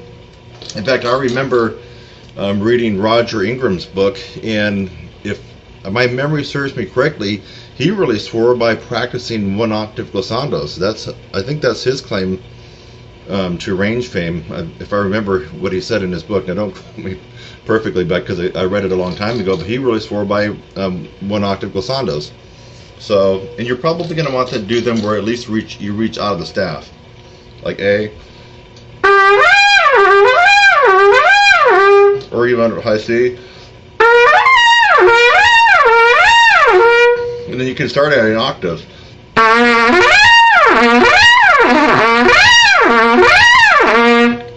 And then you could expand it to, well, if you wanted to go to like 3 octaves. Low A.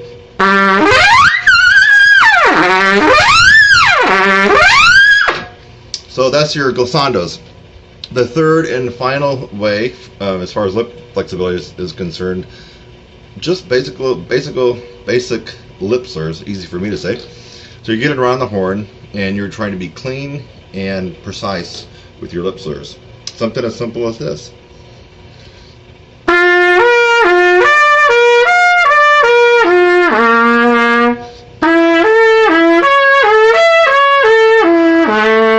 Or even simpler.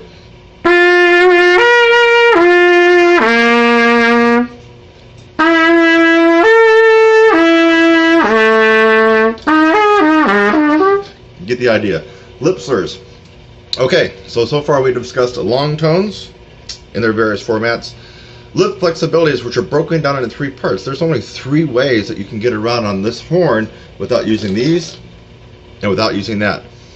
And that would be the glissando that we just talked about, lip trills, and lip flexibilities or lip slurs. Actually, lip slurs would be part of the lip flexibilities. And now the third way that most trumpet teachers would tell you or advise you on how to be able to increase your range would be able to take something up an octave.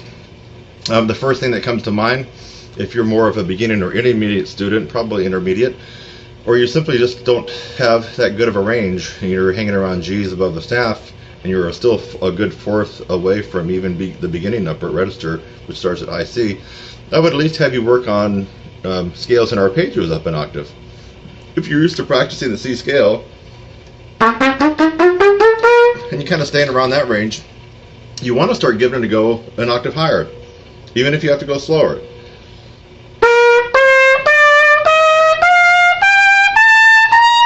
Or arpeggios. If you're used to being in that range, try to see if you can squeeze it out an octave higher.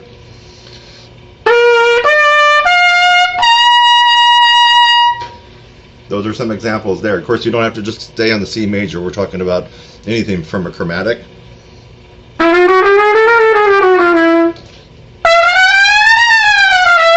Chromatics, arpeggios, scales, you name it. And then you can finally go to little tunes. They could be classical little things out of the Arbans, jazzy ones, anything that you've ever played, you could try to take it up an octave. Something simple like this.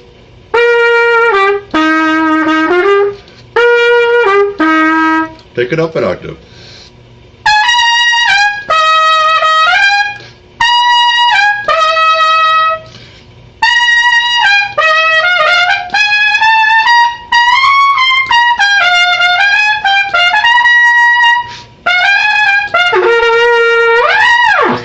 Okay, that was Sesame Street.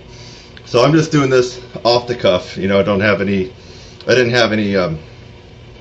set list that I'm going off for this particular video tutorial. But anyway, this is gold. If you haven't already been doing this and you want to skyrocket your range and your endurance, this is a no-brainer, folks. You got to be doing at least the 3 things that trumpet teachers around the world would tell you to do, even if they really can't play that high in the upper register or they don't specialize. They're going to tell you these 3 things. What were they again? long tones in all their various forms. Number 2, lip flexibilities. And there's only 3 ways we can get around the horn lip flexibility wise. Lip trills, right? Glissandos, and lip slurs. And finally, the third thing is to start just getting the courage and being confident and take some stuff up an octave. It could be your band part in 8th grade band if you're an 8th grader. It could be some little licks that you've learned. It could be scales, chromatics. Just start with the idea like, hey, let me just see if I can take this up an octave. So, I'm Kurt Thompson. My site is www.trumpetsizzle.com. You can email me at kurt@trumpetsizzle.com.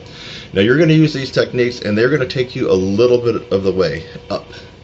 But you're going to find at some point you get stuck. Everybody gets stuck, and that's why they come to me or other people that teach and kind of focus on the power side of the horn, the physical part, the volume, the tone, the sound, the range, the endurance. So anyway, I hope that you got a little something out of this. And if you already knew this, great, it was a review. And then go get my course. Come on. You want to get another 4 or 5 notes?